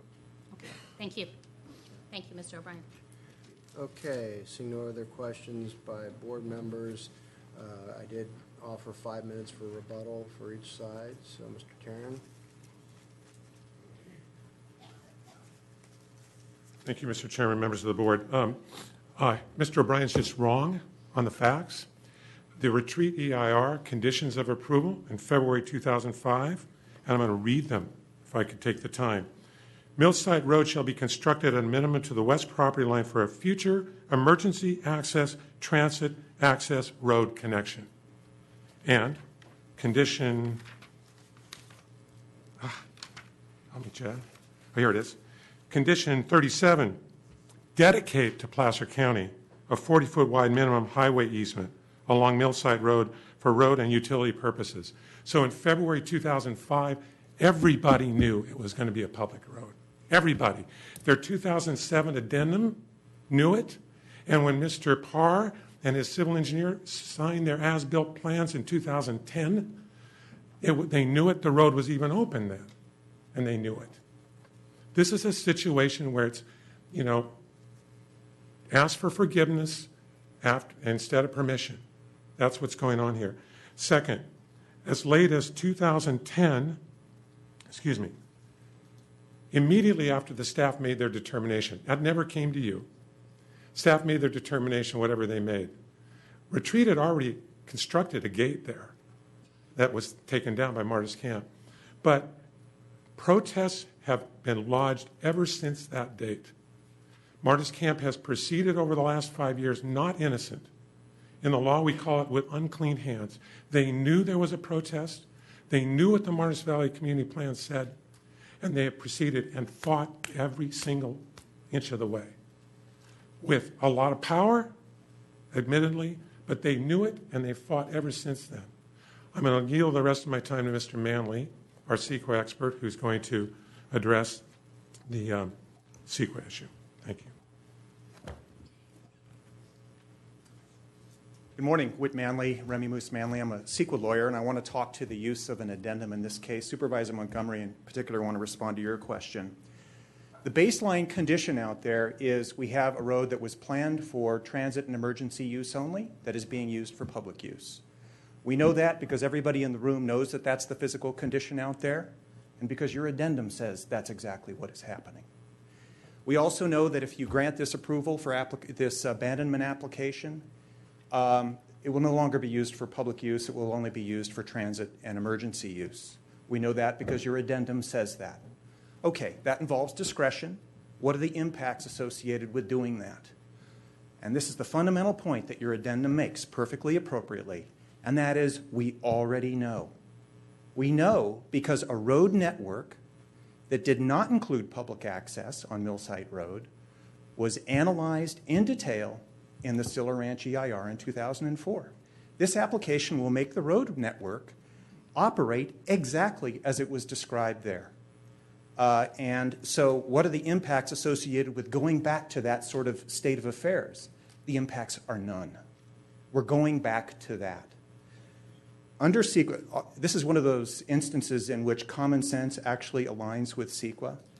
Public Resources Code Section 21166 says, look, if you've already analyzed a project in detail and there is a modification to how that project will operate and it involves discretion by the agency, you analyze whether that is going to change the impacts as compared to those that were previously analyzed in your earlier EIR. That's what Section 21166 says to do. That's what the addendum does. Will this result in impacts that somehow differ from those disclosed in the Stiller Ranch EIR? And the answer is no. The answer is no. We're going back to that. And it's perfectly appropriate. This is a modification of a previously approved project. This connection was analyzed, identified in every environmental analysis that you've done, starting with the Martis Valley Community Plan. We're just simply going back to that state of affairs. I do want to note that the folks who are advocating on behalf of Martis Camp have submitted a couple of technical reports that talk about the air quality and traffic impacts associated with making this for private use only. And I just do want to cite, I'm not an air quality expert, I'll use their data. If the road is closed as compared to the air pollutant emissions that come out of cars today, those air pollutant emissions, I'm going to focus on reactive organic gases because that's the primary ozone pollutant of concern for vehicular traffic. At build-out of Martis Camp, those will go up by, I'm rounding off, 1.8 pounds per day of additional emissions compared to what's being emitted today by virtue of the longer trip. Your air district has adopted thresholds for deciding what is or is not a significant impact. Placer County Air Pollution Control District, on a project-specific basis, 82 pounds per day. On a cumulative basis, 10 pounds per day. This is a small fraction of either one of those thresholds. The same is true with respect to all of the other thresholds published by the Placer County Air Pollution Control District. This is a negligible amount of air pollution. But the fundamental point is it was already disclosed, identified in the Silla Ranch EIR. Thank you. Supervisor Montgomery, your light's still on. Did you have a question? I have a question, Okay, Chair, Mr. Supervisor Chairman. Brown, go ahead. So the argument, I just want a clarification. The argument, the only way that we would use the present conditions in the CEQA analysis would be if we hadn't done an analysis back in 2004. Correct. The premise of supplemental review is that a project has already undergone environmental analysis, and basically the command of the statute is don't do any further analysis unless you have some reason to believe it is going to cause some new or substantially more severe impact that was not previously disclosed due to a change in the project or a change in circumstances. And in this instance, we have a change in the project going back to how it was originally studied and approved. And that's consistent with that Sacramento, there's a case on change conditions out at the airport. Is that correct? Yes, this is consistent with case law. This principle has been recognized by the California Supreme Court in Communities for a Better Environment versus South Coast Air Quality Management District, 2010. I could give you the site, but that would be showing off. Yeah, I don't need it. I've already been there, so thank you. Okay, I see no other questions by board members. Thank you very much. And Bill or Mr. O'Brien, any additional rebuttal on your part? Thank you, Chairman Euler and Supervisors. I'll be brief. Mr. Tarrant used the phrase, ask for forgiveness, not permission. I got to emphasize one more time, the road was never used by Martis Camp until it talked to the county, asked the county staff what was the right thing to do, and was told they were able to use that road. And again, that decision is not in front of you. That's not the issue here today. Whether those approvals permitted it, that's been finally decided by your staff, by the courts. That's not what's before you today. With all due respect to Mr. Manley, whose work I admire, I have to disagree with his analysis of what CEQA requires. CEQA Section 15162 of the guidelines does generally provide what would describe. It doesn't encourage you to do additional environmental review for modifications of a project unless it would, with several exceptions, unless there are new mitigation measures available, significant new information that was not considered in the EIR. First point, Millsite Road, the abandonment of Millsite Road is not a modification of the Martis Camp project. It's a modification of the Retreats project. Why are you modifying the Retreat project based on an addendum to the Martis Camp EIR? I don't understand that. What's before you today is not a modification of the Martis Camp project. It's a modification of the Retreat project. And it hasn't considered the Martis Camp traffic at all, which is exactly why they're trying to do it that way, as an addendum to the Martis Camp project, because the Retreat project didn't analyze the impacts of the Martis Camp traffic going around 267, so they can't use that. Secondly, there's significant contribution to cumulative air quality impacts. This is actually the vehicle miles traveled. 500,000 miles a year in additional vehicle miles traveled by forcing Martis Camp people around the long way. 500,000 vehicle miles traveled a year.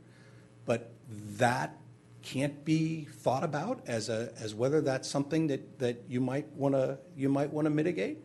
Air quality impacts were found to be a cumulatively significant impact of both of these projects. So yes, anything that reduces those impacts ought to be considered.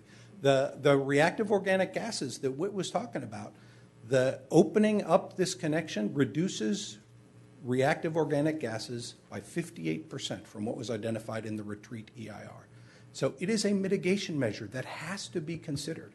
Not only a mitigation measure, it exists. It's the new baseline. It has to be considered. You can't change the EIR. You can't modify the Retreat project based on an addendum to the Martis Camp EIR. It makes no sense. Last point I would make. Every lot that was sold in the retreat, there's only been 3 lots that have been sold to members of the public. We understand that they were sold with a disclosure document that says it's a public road, the rights of parties to use the public street are under the control of the county. 6 of those 10 lots are owned by Crescent Real Estate, which is a real estate developer that acquired those lots after Martis Camp was openly using the road. So there's no argument here that anybody in the retreat that owns property there was fooled or didn't understand what they were getting into. We understand that we need to be fair to those people, especially the 3 individual lot owners that purchased their property before that connection was actually open and operating. And we want to do that. That's why we've been trying to work out a deal that makes sense for everyone, that respects the Plate 3 standards that allow up to a 75-unit subdivision to use that property. There is a lot of additional capacity in that road. And we think it's fair for Martis Camp to use a portion of that capacity. We also think it's fair for the parties to work out a limitation on that, a verifiable restriction that prevents that road from being overwhelmed. So, thank you. Thank you. Any board members have any questions and follow-up from Mr. O'Brien? Supervisor Wagner. Yes, Chairman Euler. Jerry, I kind of hate to do this, but not really. But would you or Rob chime in on the CEQA question regarding air quality? And my framing is that to abandon the road, it would lean towards some modification to the CEQA analysis with regards to the retreat. And I'm thinking, as air pollution is one of my committee assignments, that we're probably in non-attainment up there, and therefore any change to the worst with regards to baseline would require findings. And so whatever you want to offer up on that, I'd like to hear what your opinion is. We believe that the addendum is an adequate document for the board's approval of the abandonment, although it's not a modification of the Martis Camp project. The effect of the abandonment would be a modification of the Martis Camp project, and it was in the Martis Camp project that the environmental impact of all of those trips to 267 was analyzed. 100% of the trips analyzed through 267. So that seemed to be the appropriate document to addendum from, rather than the retreat document, which didn't address any of those trips because they weren't relevant to the retreat document. Supervisor Wagner, did that answer your question? Okay, thank you very much. All right, this is the moment we've all been waiting for. Time for public comment. So here's how we're going to do this. We're going to ask those folks that want to address our board to just go ahead and line up down the middle, and we will, before everybody jumps up. Who'd have thought in a group like this we'd have opinions that we want to express? Can't imagine what your cocktail parties are like. So we'll go ahead and line up right down the middle. I would ask as you step forward that you please identify yourself by name and location, meaning what your address is. And the timer is on. We're going to try to limit comments to 3 minutes. In these kinds of hearings, it is not uncommon for many folks to kind of have the same thought. And so where others have already expressed your thought for you, feel free to say so, and then just get your voice and name on the record, and then you can be seated and perhaps yield back the remainder of your 3 minutes. So with that, sir, if you'll go ahead and identify yourself for us. Yeah, my name is Dwight Davis. Thank you for the long and arduous task that you have before you. I'm a homeowner in North Star, and the applicant indicated that everybody in North Star is supporting the abandonment. I'll show you, if I may point to the map, and it gets up over here. You see the red spot there where the gate is, between the retreat and Martis Camp. I live just overlooking that on the next street up on Gray Wolf, and my back porch, my deck, faces where that road is, and they've indicated that it's disturbing. We are out there all the time in the summer. The traffic is not appreciable. It's quiet. We haven't had any problems with it at all. And I think there's a lot of people in North Star that they're indicating are in favor of this that are not. We certainly are not in favor of it. Appreciate your consideration. Thank you. Thank you. So, go ahead. We don't, ladies and gentlemen, the applause is not necessary. I guarantee you it has no impact on any of the five of us that are up here. So, we'll just go ahead and continue with the comments if we can. Good morning, Placer County Board of Supervisors. Thank you for your time today. My name is Michelle Hughes. We live at 10421 Thunderbird Court in Martis Camp and have been there for 3 years. We're in Martis Camp full-time during the summer and most weekends in the winter, including multiple weeks over the long holidays. My husband Justin and I have 3 young boys, 5, 7, and 7, who enjoy the outdoors, in particular skiing. Their skiing requires us to make frequent trips to North Star for pickup and drop-off between ski school and ski team. Our youngest Hudson and his first full ski year last year especially had an unpredictable schedule, and we were back and forth during the day. These frequent trips would become impractical if we were forced to drive on 267, where traffic is usually backed up on Schaefer's Mill Road before even getting to 267, then backed up again at the light to turn off to North Star, then often stop and go traffic all the way to North Star Village. As hopeful as I am that my whole family can get in and out of the Martis Ski Lodge on a daily basis, that time will not be here for a while, and we will need to continue to drive. The runs coming back to Martis are 2 advanced blue runs and 3 black diamonds. With the snow being mediocre at best, as you know, the last few years, and trying to get my children down, they've been brought down by ski patrol twice due to injury. Their safety is my main concern, not convenience. There will be a real tangible cost from pushing 600 Martis families onto a congested highway, costing families thousands of hours of time, and I don't see any benefits to the community. A small group of 18 families will have fewer nuisances. This does just not seem equitable to me. As I mentioned, I frequently drive Millsite Road from Martis Camp to the North Star Village. On these drives, I maybe see 1 or 2 other cars during the drive, and I have never witnessed a driver driving at excessive speeds or out of control. The people driving this route are usually carrying their families and drive appropriately and cautious. I know when I'm driving it, I am extremely cautious as I usually have my children as well as other children. We've even made it a point over the last 2 years to try to carpool to North Star when we can to keep down the number of cars, as there are at least 50 children on the North Star ski team from Martis that need assistance to and from the village.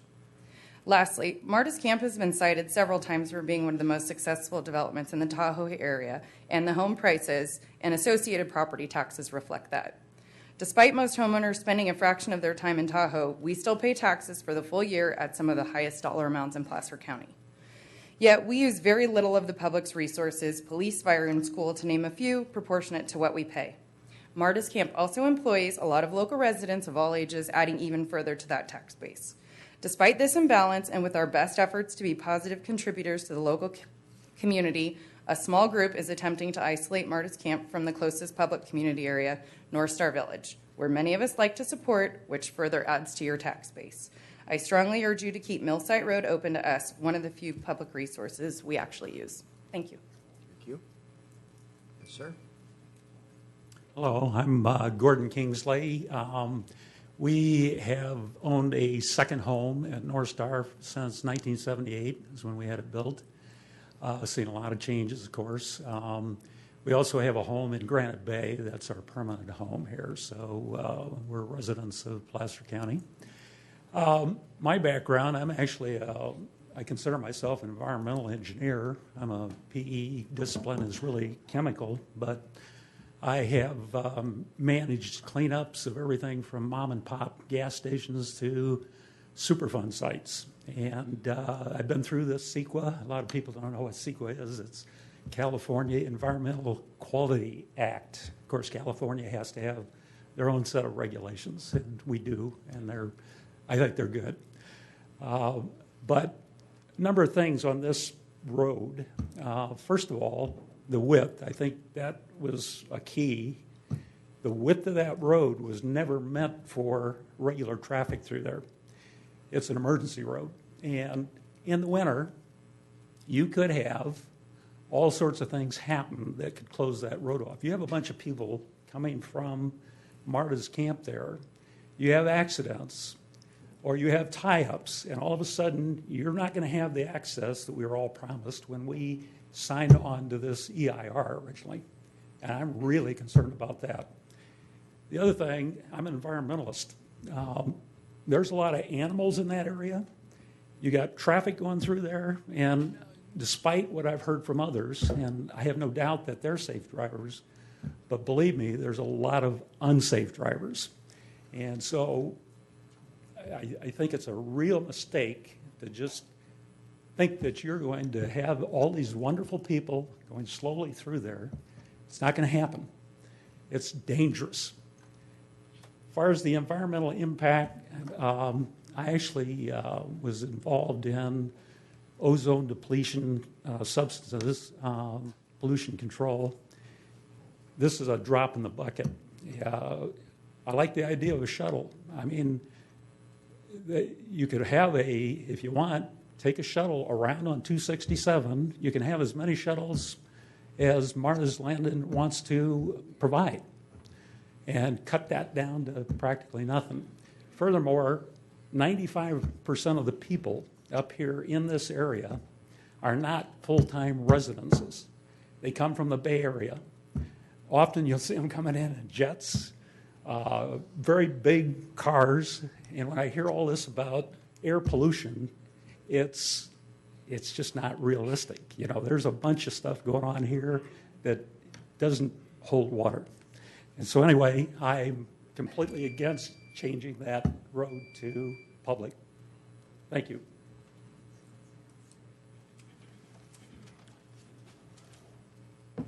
Hello, my name is Lev Leitis. Our family has a house at Retreat on Millside Road, and I would like to share with you what it feels like to experience retreat. The dictionary defines the word retreat as hideaway and a sanctuary. It's increasingly nothing like that. I'll share with you two stories. One of the biggest attractions to my family when we bought a Retreat subdivision was that its roads were intended to serve only Retreat's 18 lots. And I'm not inventing that. There are multiple documents where this language is used, county-approved documents. Based on that, the developer in Placer County documents told us that there will be a direct ski back to Retreat subdivision. In fact, the reason we did not buy in Marty's Camp is because there was no direct ski back. And I'm very sympathetic to small children, and I have grandchildren, and I understand how important it is to transport them. That's why I think maybe a shuttle to a North Star from Marty's Camp may be an answer. But that's not my point today. My point is about the ski back, which was one of the main reasons why we bought at Retreat. North Star has cut a ski run terminating at Millside Road for that purpose. My lot and other lots at Retreat have county-approved skier easement recorded on our maps. At that time, we felt that crossing Millside Road was safe with the traffic serving 18 Retreat lots only. We cannot imagine how any skier would dare to cross in the winter, often slippery, steep, and winding Millside Road with traffic serving now over 650 Marty's Camp lots, which is 36 times more than intended. My wife is really scared for any of our family members to use the ski back. The unique draw of buying at Retreat with a safe ski back is taken away from Retreat families for now. The second story, perhaps more important, is what we experienced simply pulling out of our driveway. If any of you had an opportunity to visit Retreat, you will notice that it's not flat at all, with visibility obscured by topography, winding roads, and snow storage in the winter. I cannot see incoming traffic far enough until I'm practically entering Millside Road from my driveway. Exiting driveway, we often need to go back and forth to get on the road with the snow stored on the road. There is no time or place to maneuver away from a car coming at us downhill. I and my guests already had several near collisions where the cars coming downhill avoided crashing into us by going into opposite traffic lane. With increasing traffic and cars going in both directions at the same time, the collision will be hard to avoid, especially if the road is slippery with ice and snow. Today, my wife and I are really worried that our children can get into an accident, and we're worried for them to come and visit us at retreat, especially in winter. On behalf of my family and many other families who own at retreat, I implore you to approve the abandonment today. This will ensure public safety at retreat by restoring the emergency vehicle access only, and put that sign back on, by the way, as it was originally intended and implemented by the county. I beg you to do it before someone gets hurt. Thank you. Thank you.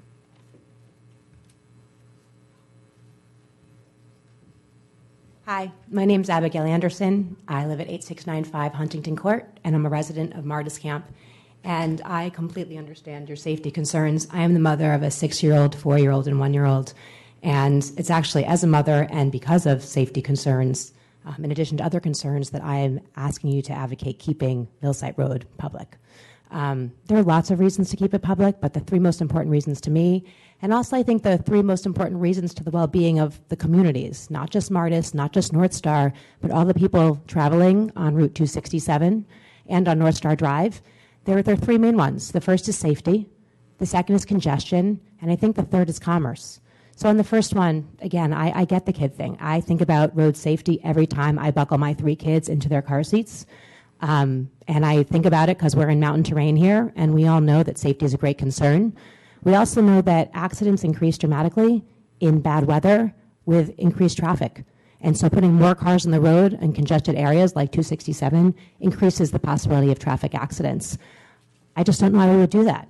And I appreciate his concern. That seems like a real one too. But there are a lot of other people, again, beyond Martis and North Star, that are impacted by making 267 more congested and more traffic. I think the second part is congestion itself. Congestion is unpleasant for everyone. It's obviously not good for the environment, which I won't even begin to speak about because they're experts far beyond me. There are issues with congestion, even on like 267. Getting emergency vehicles to accidents in the right amount of time, more traffic makes that more problematic, I would think. And so again, why would we change something and increase congestion, decrease safety for everyone? I just don't understand it. I think the third piece is commerce. And it really seems maybe to pale in comparison, frankly, to safety, obviously. But it's still a reality. My family loves North Star. We are there a lot. We are very strong supporters of the local economy. We enjoy the services, and that is good for everyone. We're able to go so frequently because of the proximity, because we know there's a direct, safe route. I would love to say we'd be at North Star just as much if this road became private, but I have 3 small kids. I'm sure many of you know what that feels like. You just can't do it. It will not work. So in summary, let me say it again that I think a public Millsite Road has a positive impact on all of our communities. It's for the well-being of all our communities. I am on Millsite Road often, and what I see is a road that really doesn't have traffic, and a road that is really used in a safe, respectful way. I think it's important also to note that this road doesn't just impact property owners in Martis. It doesn't just impact property owners in North Star. It impacts every single person that travels 267 North Star Drive, and that's a lot of folks. So again, thank you for your time, and I hope you vote to keep this road public.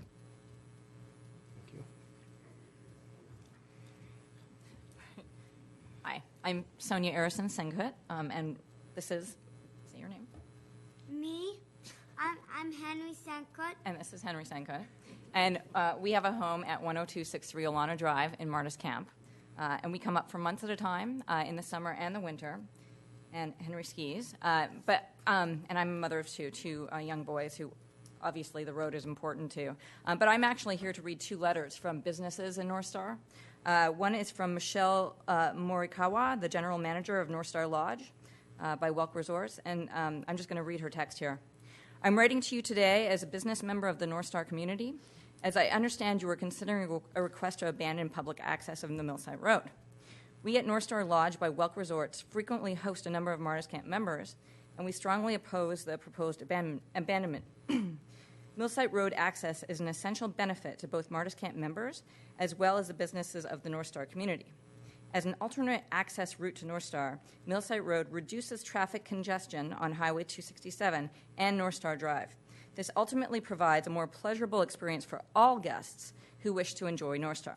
In summary, we respectfully ask that you consider the potential negative impact to traffic and local business should public access be abandoned. Thank you for your time and consideration. Your public service is truly appreciated. Michelle Morikawa. And then the second one I'll read is from Jonathan Fredericks, who's the president and CEO of Welk Resorts. It says, my name is John Fredericks, president and CEO of Welk Resorts. I'm a property owner at Martis Camp, lot number 213, and we also have ownership at the North Star Lodge, Welk Resorts. In addition, I'm a registered voter at Placer County. It's come to my attention that you and your fellow board members are considering a request to abandon the public access to Millsite Road. As a supporter and taxpayer in Placer County and a member of the public using Millsite Road, I strongly disagree with the request to abandon Millsite Road. I, members and owners of North Star Lodge, Welk Resorts, use Millsite Road for safe transport to those in our community who cannot safely ski down the expert slope of Lookout Mountain to Martis Camp Express Line, which includes young children attending the ski school in North Star, as well as intermediate skiers. Millsite Road provides a convenient access to the North Star facilities, which I use with my family. It is also necessary for deliveries to be made to the North Star Lodge, Welk Resorts, which helps effectively run our resort. I also believe that the use of Millsite Road reduces traffic congestion and environmental impact on Highway 267 and North Star Drive. As an owner for both Martis Camp and North Star Lodge, Welk Resorts, I'm committed to using Millsite Road in a safe and courteous manner and will agree to the protocol established to that end. I understand that my Martis Camp Community Association is willing to participate in cost sharing for maintenance, snow plowing, and reserves and other shared costs for the continued public use of Millsite Road, along with implementing additional safety signage procedures. I support this cooperative posture. In closing, I believe legally that there's a right and necessity for this road to remain as a public thoroughfare. Millsite Road is a convenient and safe way to minimize traffic congestion, access North Star Village, save time, fuel, and air pollution in the valley. I appreciate your time and consideration. Thanks. Thank you. Good morning, Mr. Chairman and Supervisors. Thank you for allowing me to speak today. I am Liz McDermott of 10921 Olona Drive in Martis Camp. I live there year-round, half-time, and then over the next 2 years, we will be there full-time. My family frequently uses the Millsite Road to visit North Star for recreation, dinner, and shopping. Besides the obvious beauty of the area, something that makes Martis Valley and North Star so wonderful are the local businesses. I make every effort to invest in this community by spending my dollars at local establishments. North Star in particular is an out-of-the-way enclave that does not get drive-through traffic. Thus, it really depends on locals to make the trek to frequent shops and restaurants. My husband and I enjoy the peaceful drive along Millsite Road to North Star Village. I hope you noted that I said peaceful. The road is well-maintained, wide, and very safe. Most often, we see no other cars along this route. Sometimes we see one car. Never have we seen construction vehicles on this route. In fact, there's only one home that I've seen, and it kind of makes me wonder why we are here today. This access has been in place for years, and it distresses me that it can be taken away for no apparent good reason. I've seen no traffic disruptions, unsafe conditions, or environmental impacts due to the relatively few cars traveling this route. Instead, I've seen Martis Camp cars using the road in a safe, low-impact, and respectful way. I disagree that the environmental report is complete. I am concerned that the environmental impact of closing the road, and I do not believe the county has correctly assessed the environmental impact of additional traffic congestion on State Route 267. As in people who believe the environment is important, I do not think we should be looking back to what was done 11 years ago. We should look at the situation today. And I heard today the increased pollution is a drop in the bucket. We have a responsibility to this community and to our environment to decrease the pollution, not add drops in the buckets. Every drop adds up in this world. So we have a responsibility to do that as to what we know today. When State Route 267 has become much more congested, with further development planned along this route, which has not been brought up today, it is expected that congestion will get worse, which, as we know, leads to less safe driving conditions, particularly during winter. And in addition, you may know that a K through 12 school is recommended along Martis Schaefer Mill Road, which will be even more congestion and more unsafe conditions.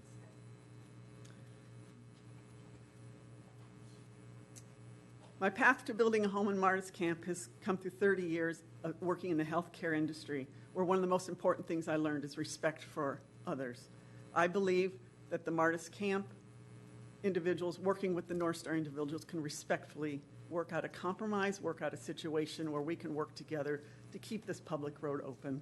In closing, I urge the board to vote today against abandonment.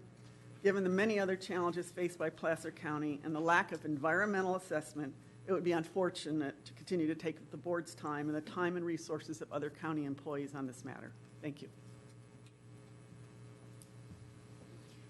Good morning. My name is Chesley Sullenberger. My family and I are homeowners in North Star. It often seems like the world is full of complexities and all we see are shades of gray. But sometimes life can be made simple and understandable. Sometimes there is identifiable right and wrong. And unfortunately, sometimes people take actions that are unauthorized and that harm others for their own convenience. And often they are able to get away with that for periods of time. But generally, injustices don't last forever because we all feel that same sense of justice. We all feel that same need to right wrongs. Today, you have that responsibility. Today, you have the power to right that wrong. I'm counting on you to right that wrong, just as you began last December 9th. So I'm asking that you, again, rule according to the record, rule according to the facts, rule according to the physical evidence, the width of the road. I ask that you vote to allow this abandonment. I ask that you record it as soon as possible. I ask that you remain engaged and see it through to the end until right is done and the damage no longer occurs on a daily basis. Because I can tell you, I live near that road. My family and I walk with our dogs along that road all seasons of the year. It's a constant parade, especially in the busiest times, and not just private vehicles, large construction vehicles of every size, of every shape, every kind. I've driven down Big Springs many times, up and down, to and from my home. Nearly had collisions with a truck, very close collision just last summer. These roads, because of the steepness and the design of the intersections, were never intended, never designed for this purpose. I ask for your vote. We're counting on you. I thank you for your time and your attention.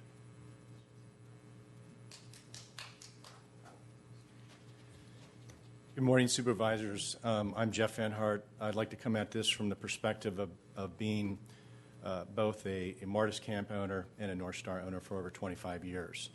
And I also want to say I appreciate your due diligence on this issue. I know it's been a long, kind of hard-fought arguments on both sides. I guess I would start with regard to the public utility of this road. As a Martis Camp owner, I do use it. I use it occasionally, not frequently. But the reason I use it is because I deem it to be more safety, a safer transport for me, as opposed to going all the way around on 267 where you have oncoming traffic at 40 or 50, 60 miles an hour, whether it's the summer or the winter. Yes, it is closer for me too, but I really do feel that my choice is mostly just safety issues for me when I use that road. As a North Star owner for 25 years, the most harrowing incidents I've had in terms of safety have been on North Star Drive. And it seems to me to get traffic off both congestion and for safety purposes, to get the traffic off North Star Drive and exit it out the back entrance on Millsite is the way to go, and have at least two entrance and exit points to balance the traffic that gets on 267, North Star Drive, and then on 267. We all know the choke points at 267. the entrance to North Star are fairly substantial. So I would urge you to consider not abandoning the road. And then finally, the last point I want to make is I did receive an email from the NAPOA board about to show up today in support of the retreat owners. And I appreciate their position. But this is the roads, the properties that are contiguous till the mill site road are 4 or 5 properties, maybe 8 or 9, I'm not sure, but not a lot of properties. And I hope this decision is based on hundreds of properties and community owners in both communities. I really do believe there's a chance for a good compromise here. So again, I appreciate your time, and I would urge you not to abandon today. Thank you.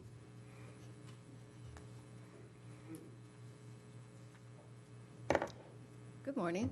My name is Kathy Bialo, and my residence at Tahoe is 190 Basque in North Star, and I've been there since '87. So I'm also an owner in Martis Camp, and I've raised my kids at the North Star ski resorts in summer and winter, and now I have my grandkids that are at North Star doing all the same activities. They also spend time at Martis Camp, and we use the mill site road to safely and easily bring them between the two areas. They are the ones who are most vulnerable in your action today. It is the children that are going to lose out on this abandonment if it's approved. My grandkids, my friends' kids, and every other member of Martis Camp kids who want to head to the village are affected. And that's on a daily basis because they love the activities in both places. On heavy snow days, when their parents still have to drive them to North Star to ski, if this is abandoned, then they have to go on 267, and that's a busy time in the winter. It'll take at least an hour just to get around and get up there, probably more. Summertime is even worse when you have boats going to the road.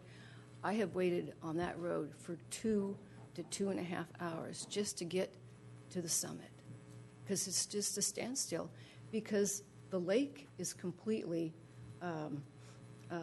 filled with cars that have to move before you can move, and it's a big triangle. I'm off my speech here. One accident could have been avoided. Even one accident that could be avoided is worth keeping this local access open to North Star, respectful of new neighbors and a few neighbors and Martis Camp exercising their rights to the mill site road. Keeping this access, as I've said, should be open and not closed. I'm also concerned about the loss of tax revenue, aside from me also paying for North Star's probably legal advice to abandon this road. I'm paying in my NAPOA dues for something I don't believe in.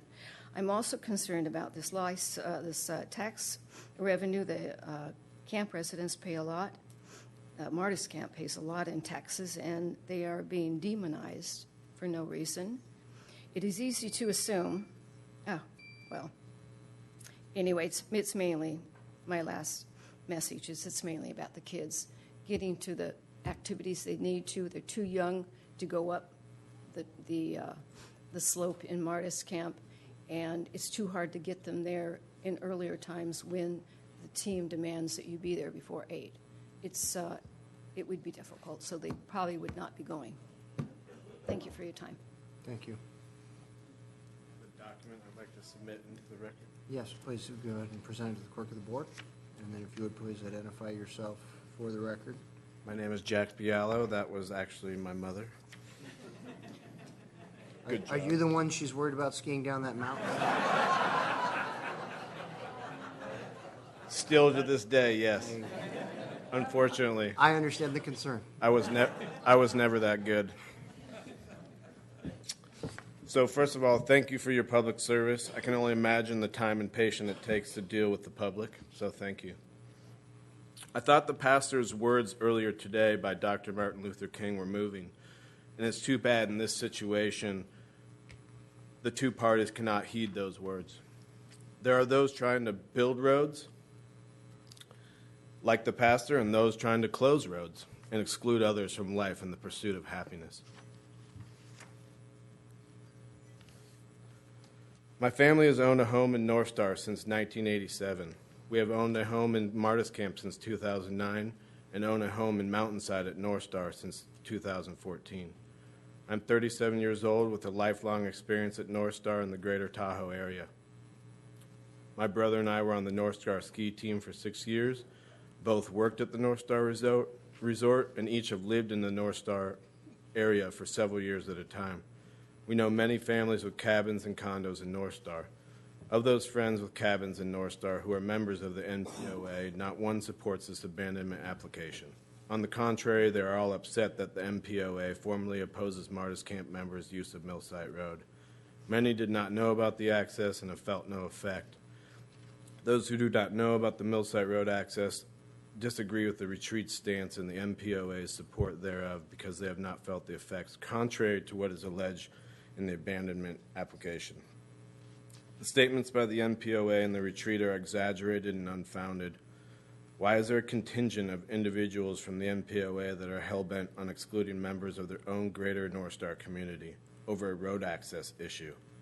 Why are they exaggerating facts in the case to garner support? I'm embarrassed to be part of the NPOA when it is willing to say things that in my experience, observations, and opinion are just flat out untrue. And why not compromise as recommended in the original staff report? The impact from the road is minimal, if any, and is certainly not so severe as to warrant an all-out opposition against a small group of people driving on a road to go to a local restaurant, pick up their kids from the village after skiing or ice skating, or visit friends living within North Star. Is the impact from traffic severe enough to justify excluding the Martis Camp neighbors from entering via a public road to recreate, dine, and have fun in North Star? Of course it's not.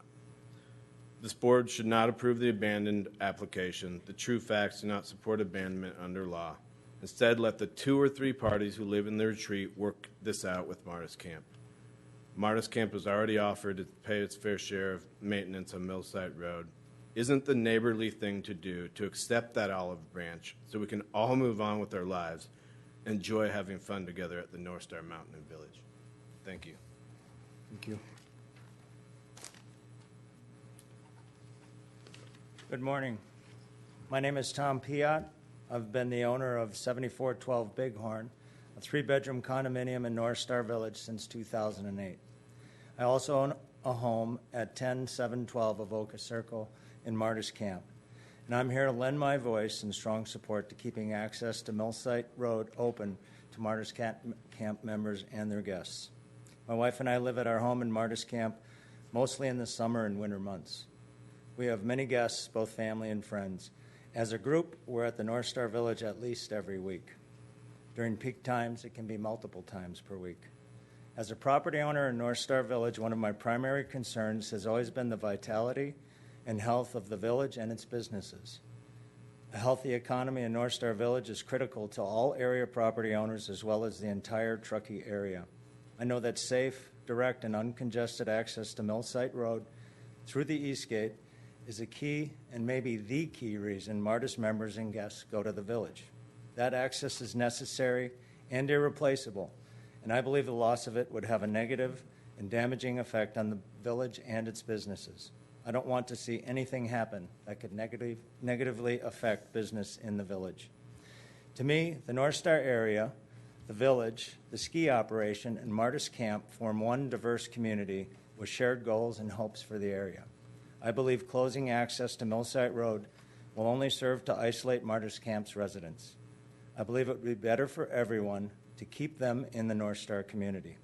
Rather than building a bridge between these essential developments, gate closure may tear them apart and potentially destroy what should be a thriving and cooperative community. As a North Star property owner, I don't believe abandonment of the Millsite Road access is a good thing for anyone. There will be no winners in this deal. Village businesses and condominium owners lose. Martis members lose. And even North Star Property Owner Association loses. If everyone loses, how can it be a good thing for the county? How can the county not also lose? I believe I bring a unique perspective as a property owner in both North Star and Martis Camp. My family and many others will be impacted greatly by the decision you make. I strongly urge you to keep this road public and allow access to Martis Camp. Thank you for your consideration. Thank you. Good morning. My name is Eric Christofferson. Thank you for this time to speak. I am a father of 2 children. I've been coming up to the Tahoe area since 1997, when I moved out to California happily. We live in Martis Camp at 8160 Melandri Drive, very close to the East Gate. And we are here every weekend in the winter, skiing, and then spend most of the summer here. And thoroughly enjoy being up here and ultimately plan to retire up here in Placer County. I am very distressed about any action to close the Millsite Road to public access. Legal arguments aside, as political leaders of this county, I invite you to consider the impact of this proposed abandonment on the communities and the environment. The situation involves more than a short road. The broader issue is the impact on the communities and their integration. By keeping Millside Road public, there is an opportunity to improve the approved ERI findings as opposed to just meeting them. And that should not be overlooked either. Like the others who spoke already, we love the North Star Village and the community around it and visit both during the day and the evening. A big reason why we built a home at Martis Camp was the access and integration with North Star. Martis Camp is certainly a remarkable place with many great amenities, but it does not aim or strive to be self-sufficient.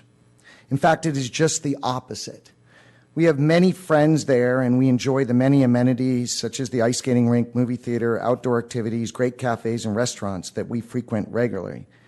As more homes get completed at Martis, and we're not even halfway, more people will patronize and enjoy North Star further, strengthening the bond between the two communities.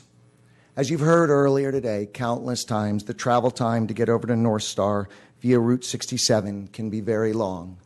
On the short side, 30 and as much as an hour. Even getting to Alpine or Squaw or Sugar Bowl is faster because I do that many times when I have friends.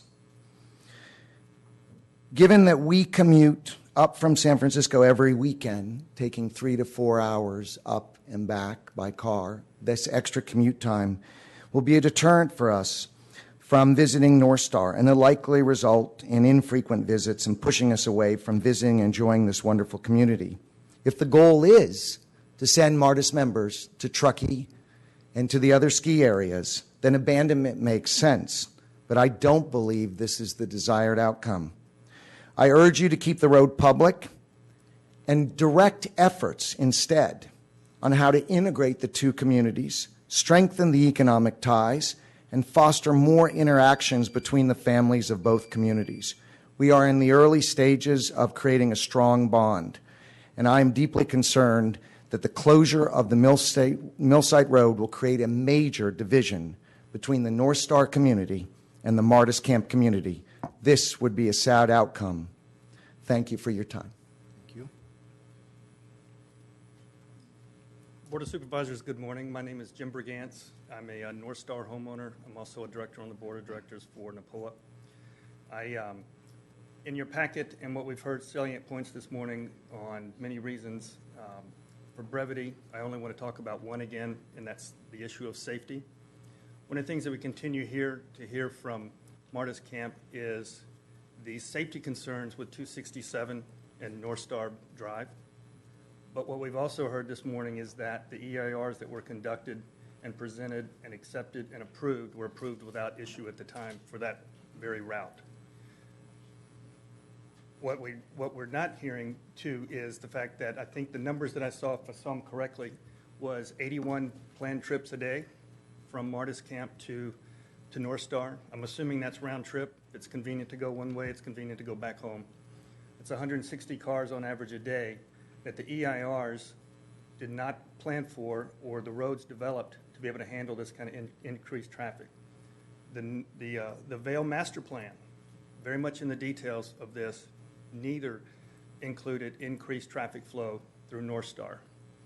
So the issue that we are concerned with are our homeowners in North Star, our patrons that visit every day and every weekend into North Star, and the other that we should be concerned about, and we've heard several parents get up here this morning and talk about their safety concerns with going down 267 that is designed for this traffic flow versus going over Millsite Road and down Big Springs Road that is not designed to handle this. With your children in the car that you talk about, it would seem to me that that would be an important safety issue for you going down roads in inclement weather at times that are not approved for this traffic, strictly because the approved route and what is set up in design is inconvenient to you. Thank you very much. Thank you.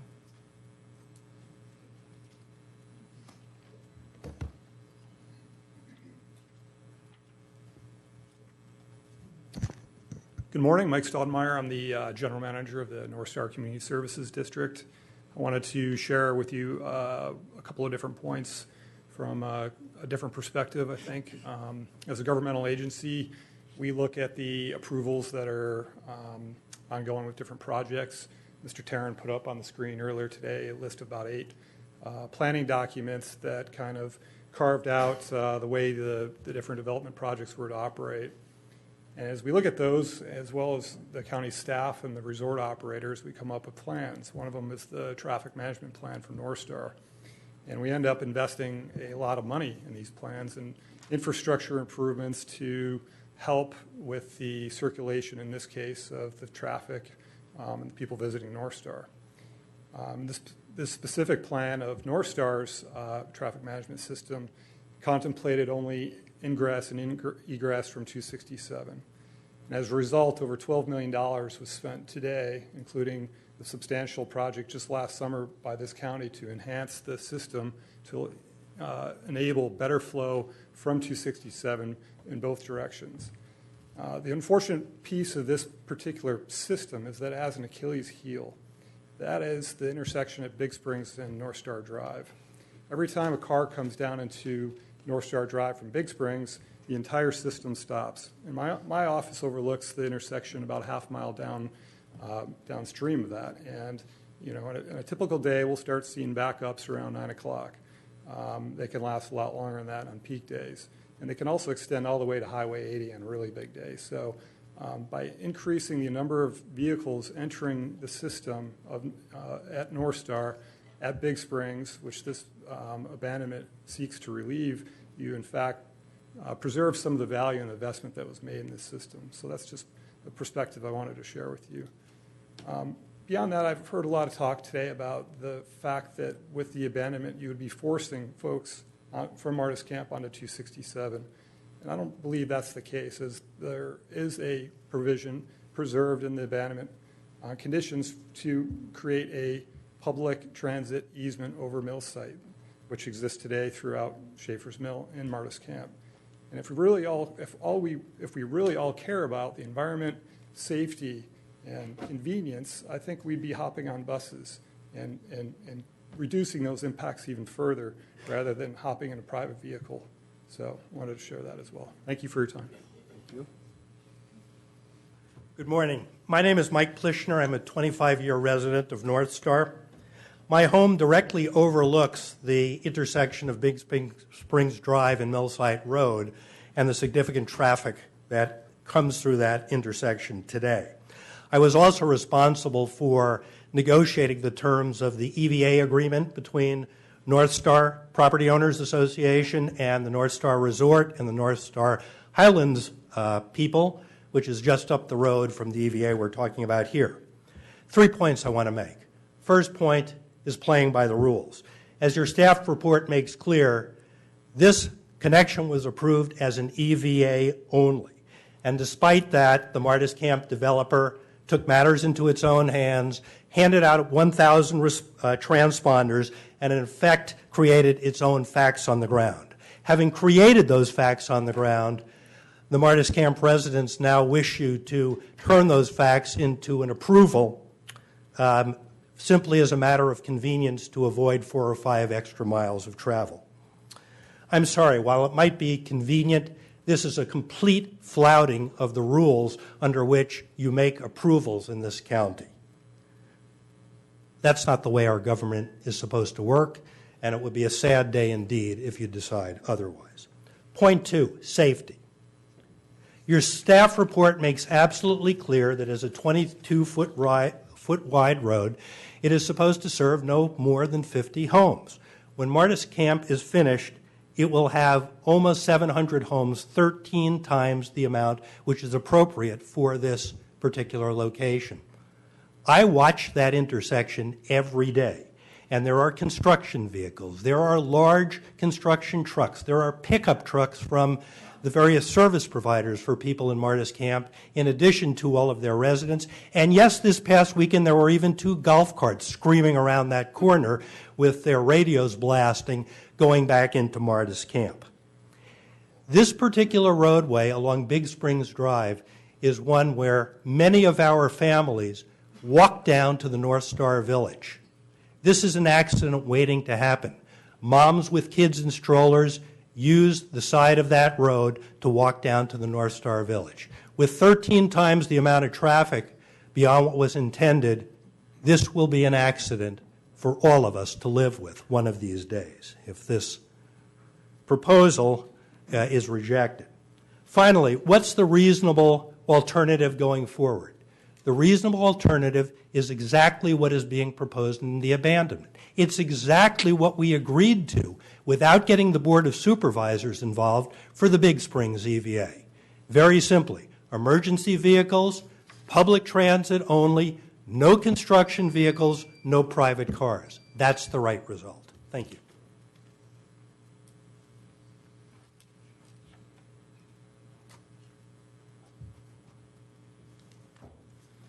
Good morning, Ron Parr, DMB Highlands Group. I've just handed the clerk a letter dated December 3rd, 2014 from Fred Yeager to Ken Grimm. Mr. Yeager was the planning director and the chief architect of the Martis Valley Community Plan, the January 2005 approval of Silla Ranch, and the February 2005 approval of the retreat. The retreat clearly intends to not only eliminate private vehicles from Millsite Road, but also transit. Mr. Yeager's letter confirms, and I submit, that such a prohibition on frequent private Martis Camp shuttles is contrary and inconsistent with the clearly stated intent of the Martis Valley Community Plan, the retreat draft EIR, and the retreat conditions of approval. According to Mr. Yeager, there is no evidence the county ever intended to restrict private transit on Millsite Road. If the county had wanted to limit private transit on Millsite Road to a public provider, particularly a county-sponsored provider, just as the county did with Silla Ranch, the county could have easily done it when it approved the retreat, but it did not. So I'd like to make 2 references. The retreat project was approved on the condition that Millsite Road be dedicated as a public road. At 3.0-31 of the retreat-EIR, it is noted that the proposed Big Springs Schaefer Mill Road Connector Road, now known as Millsite Road, would also serve as a transit connection with the proposed Silla Ranch project to the west. And in the retreat condition of approval number 81, the county clearly required the retreat developer to notify future lot owners of the emergency access and transit corridor roadway connection between Big Springs Drive and the adjacent property to the west, namely Silla Ranch Road. You don't read any limitation in there that it's public transit only. So if the board decides to revoke the Martis Camp members' right to travel Schaefer Mill Road in their private cars, I sincerely hope the board will at least reject retreat's efforts to eliminate a member's right to frequent travel on Millsite Road in a private Martis Camp shuttle vehicle. And you can do this by revising the transit service easement reservation in the proposed resolution of abandonment so that you make it clear that frequent Martis Camp private shuttles will be allowed to traverse Millsite Road. Or, as has been suggested in the alternative, maybe you send these parties back to the bargaining table. Thank you. Thank you. Good morning. My name is Maureen O'Toole, and I live at 10920 Wintune in Martis Camp. And I want to thank you, Chairman Euler, and board members for your work and your service in our local government and for this time to address the Millsite Road request. My husband and I are full-time residents and property owners at Martis Camp, registered voters in Placer County commercial property owners, as well as small business owners in Placer County. As taxpayers in our county and members of the public using Millsite Road today, we strongly disagree with the request to abandon the public status of Millsite Road. With a substantial gas savings and environmental impact, time savings, as well as convenient access to North Star and its resort businesses, we strongly request that this road be kept public and accessible to our part of the community. We do our part in keeping our dollars local, including frequenting McCooney's and the movie theater for family nights out, instead of driving to Reno or to Incline Village, where the other movie theaters are. We appreciate the convenience of picking up Earthly Delights deli sandwiches for picnics at the lake. And we buy much of our ski equipment as well as our snow season passes at North Star Mountain Resort.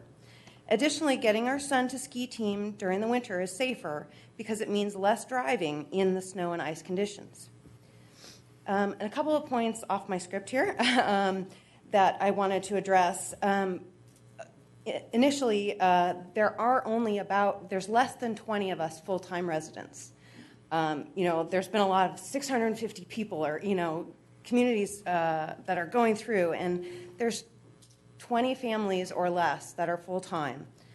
And then also, it seems to me that there are impacts that include the tax dollars and the businesses that get our money that will leave Placer County. Another issue is that people have said that there's construction vehicles going on Millsite Road. That is absolutely incorrect. You have to have a transponder to go in and out of that gate, and you can't get in and out unless you have that Martis Camp resident transponder. Finally, it seems to me that the retreat didn't want to pay for, and this is my own opinion, didn't want to pay for maintenance until they decided they had to. And then now that they want to prevent public access. Finally, if abandonment of public status is considered for Millsite Road, we'd suggest that it is only fair that if Placer County abandons this road, that they also abandon all other public roads in this and all other homeowners associations elsewhere in the county. It's not fair to ask us to contribute to all of those for which we have no use and take away the one tiny section of road that we rely on. Picking and choosing pieces of roads to maintain isn't fair for all your citizens. Thank you, and thank you for your time and consideration. Thank you. I'm Joseph Olverari. My wife and I are full-time residents we live at 701 Conifer at North Star. We've owned our lot there since 1985, our house since 96, and we're now full-time residents, have been full-time residents for over 4 years now.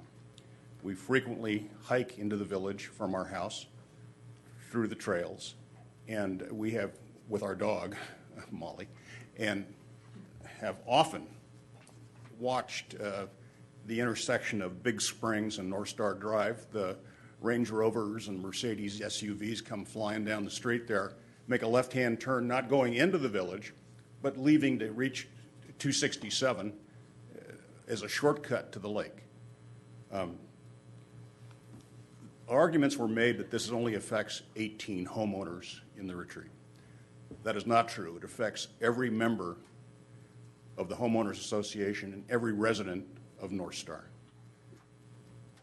Things were originally approved by this board using that access point for emergency vehicle and transit access only. The roads are not up to standard. and allowing traffic up there, you allow construction vehicles on an inadequate road. We see trucks going up that road all the time. There are hundreds of pictures in the file of construction vehicles using that access point. There was a reason, I suspect, on the side of Martis Camp, discovering that they could use this easement. They took down the old road barrier, put up their own, and then passed out not 1,000, but 1,600 transponders for 500 or 560 home sites. Now, you don't need that many transponders if it's for the residents only. They're using it as a convenient point to get in and out of Martis Camp at the expense of the North Star property owners. Now, council, when they were making in opposition to this, said there's documentation from the county showing that the county said that it was a public roadway. Now, I've been a trial lawyer for 42 years, and I know that if I had a piece of evidence like that, I'd be showing it here to you today, saying the county has approved in writing, or said in writing, that this is a public roadway. None of that is true. I urge you to approve this abandonment so we may have our property as we understood it and what we did to get it. Thank you. Thank you. Good morning. I thank you for your patience. You are miraculous listening to all of this, so I will try to keep this very brief. We've had a home at North Star for 30 years.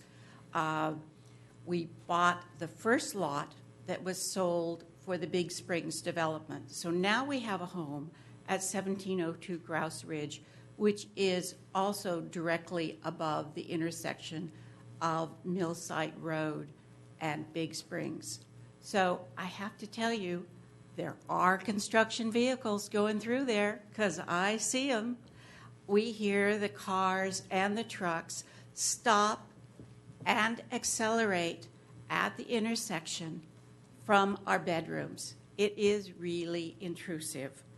For many years, we were assured there was not going to be a road there. In fact, when we bought our property, we were assured there was going to be a green belt across the street from us.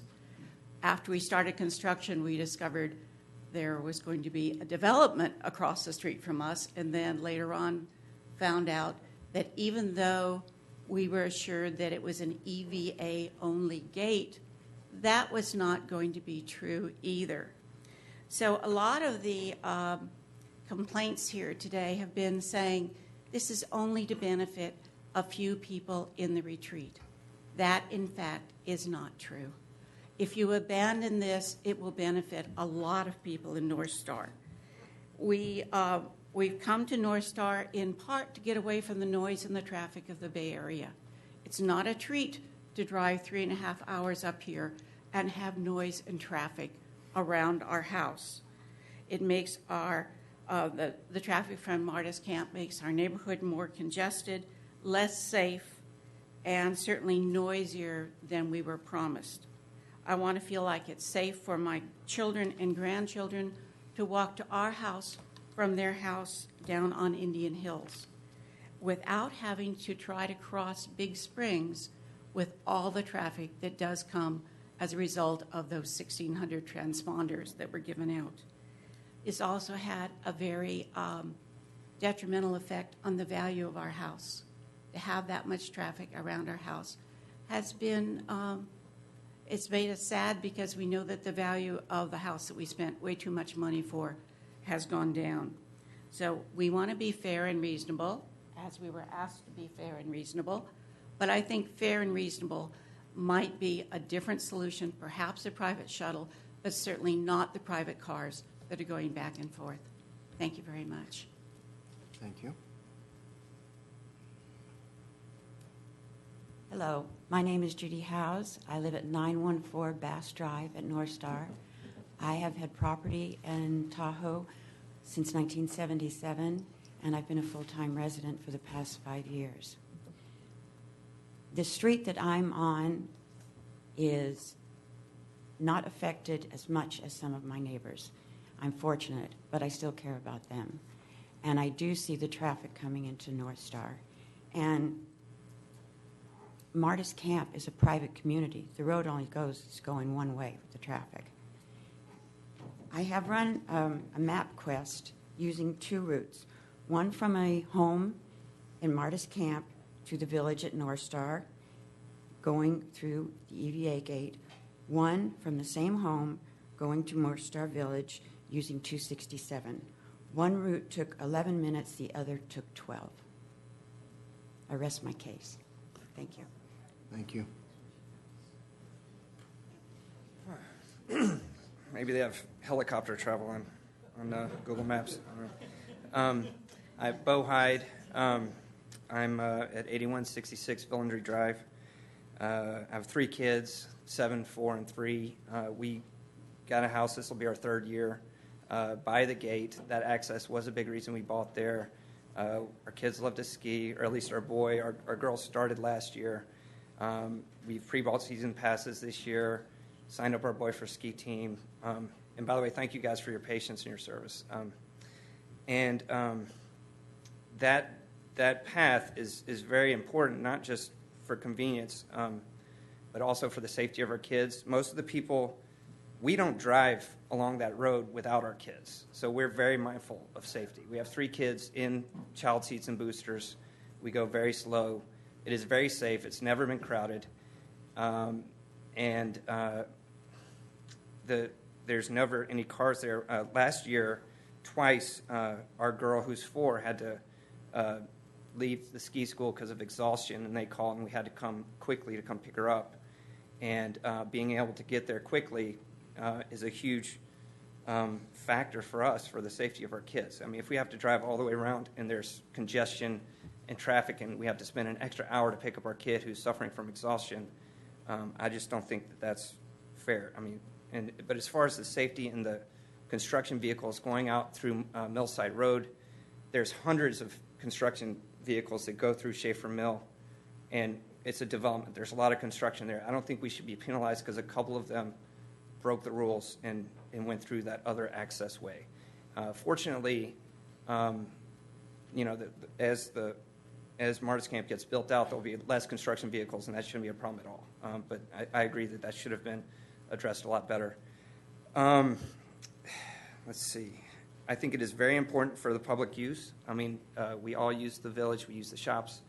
The kids enjoy playing there. They cannot ski down Washoe. Our boy can now, but our girls certainly can't. It's usually kids going through there because adults do have the access at Martis Camp to the other lift, and they can't ski that way, so they are not going to be congesting that road. It is a big development. Just the ones that kids usually use the road for pickup and drop-off. Another thing is pickup and drop-off. We are not taking parking spaces up, which are a valuable resource for people that want to ski at North Star Village. This road allows us to go and drop off and pick up. If we had to go all the way around, we'd probably be taking a parking spot and skiing from there all day, and this frees up an extra spot for everybody else. So, summary, I think everybody else has brought up the same things I have. Just our kids, it's very important. They really enjoy skiing there. We don't want to go somewhere else. Thank you for your time. Thank you. Well, I guess it's good afternoon now. My name is Brian West. I'm a longtime property owner in North Star. I'm appearing before you today as a vice president of the board of directors of the North Star Property Owners Association. On behalf of my board, we would like to express our appreciation to the Placer County Board of Supervisors in supporting our position and bringing this to the point that it is now. I think the record is clear, consistent and clear that the Millsite Road was never intended to be used for unrestricted private traffic coming out of Martis Camp. And I would urge you to vote to put the E back in EVA. Thank you. Thank you. Good afternoon. My name is Nancy Ives. I live at 232 Whistle Punk at North Star. I've been an owner there for over 30 years and a full-time resident for nearly 25. And I'm currently serving as a director on the board of North Star Community Services District. I'm a past president. And I appreciate all the work you guys have done, and I really understand the predicament sometimes you have to face, and I appreciate it. So thank you for your time. Almost everything I've said has been said while I was standing in line, but I did want to say one thing about safety. I've heard a lot of safety, and as a mother and as a grandmother, and I really understand about traveling with children, etc. But this safety issue doesn't just, as someone said, several people say, affect the people from Marta's camp.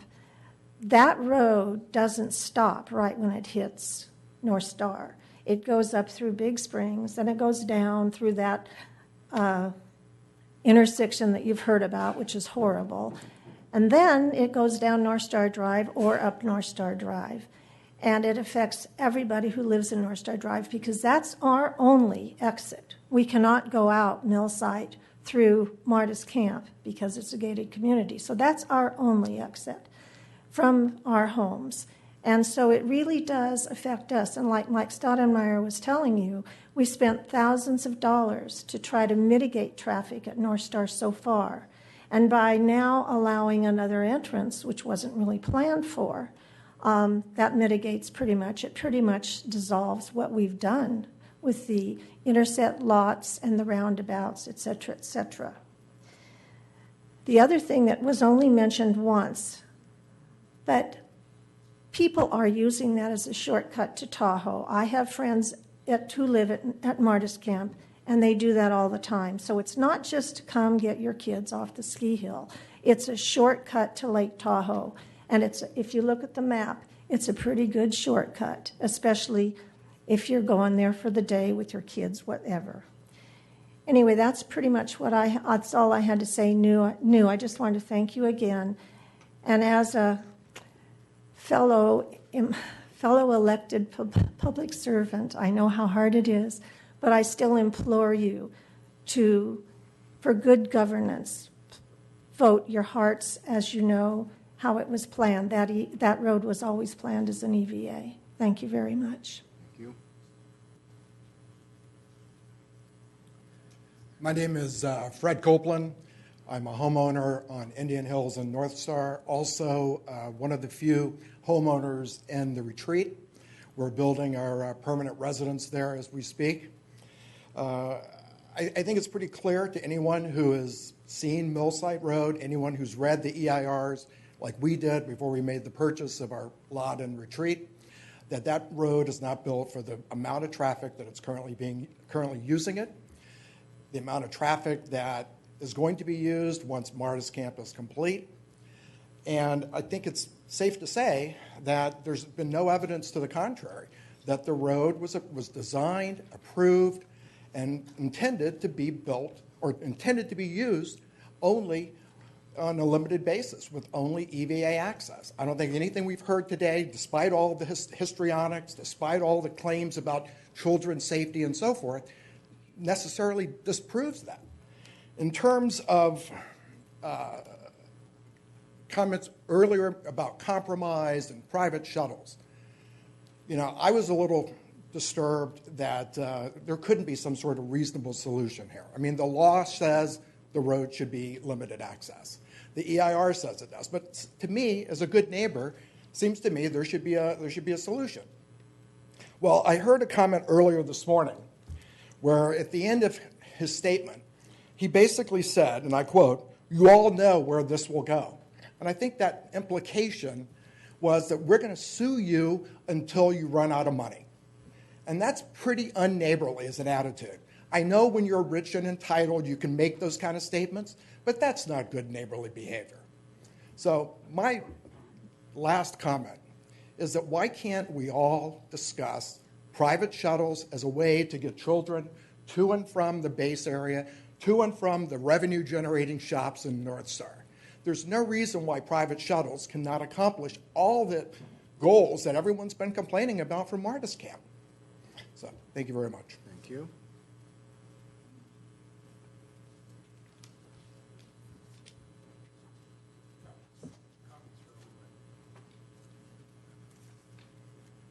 My name is Peter Morris. I live at 206 Bitterbrush, which is in North Star, but I'm actually new to the game. I've only moved there a couple years ago.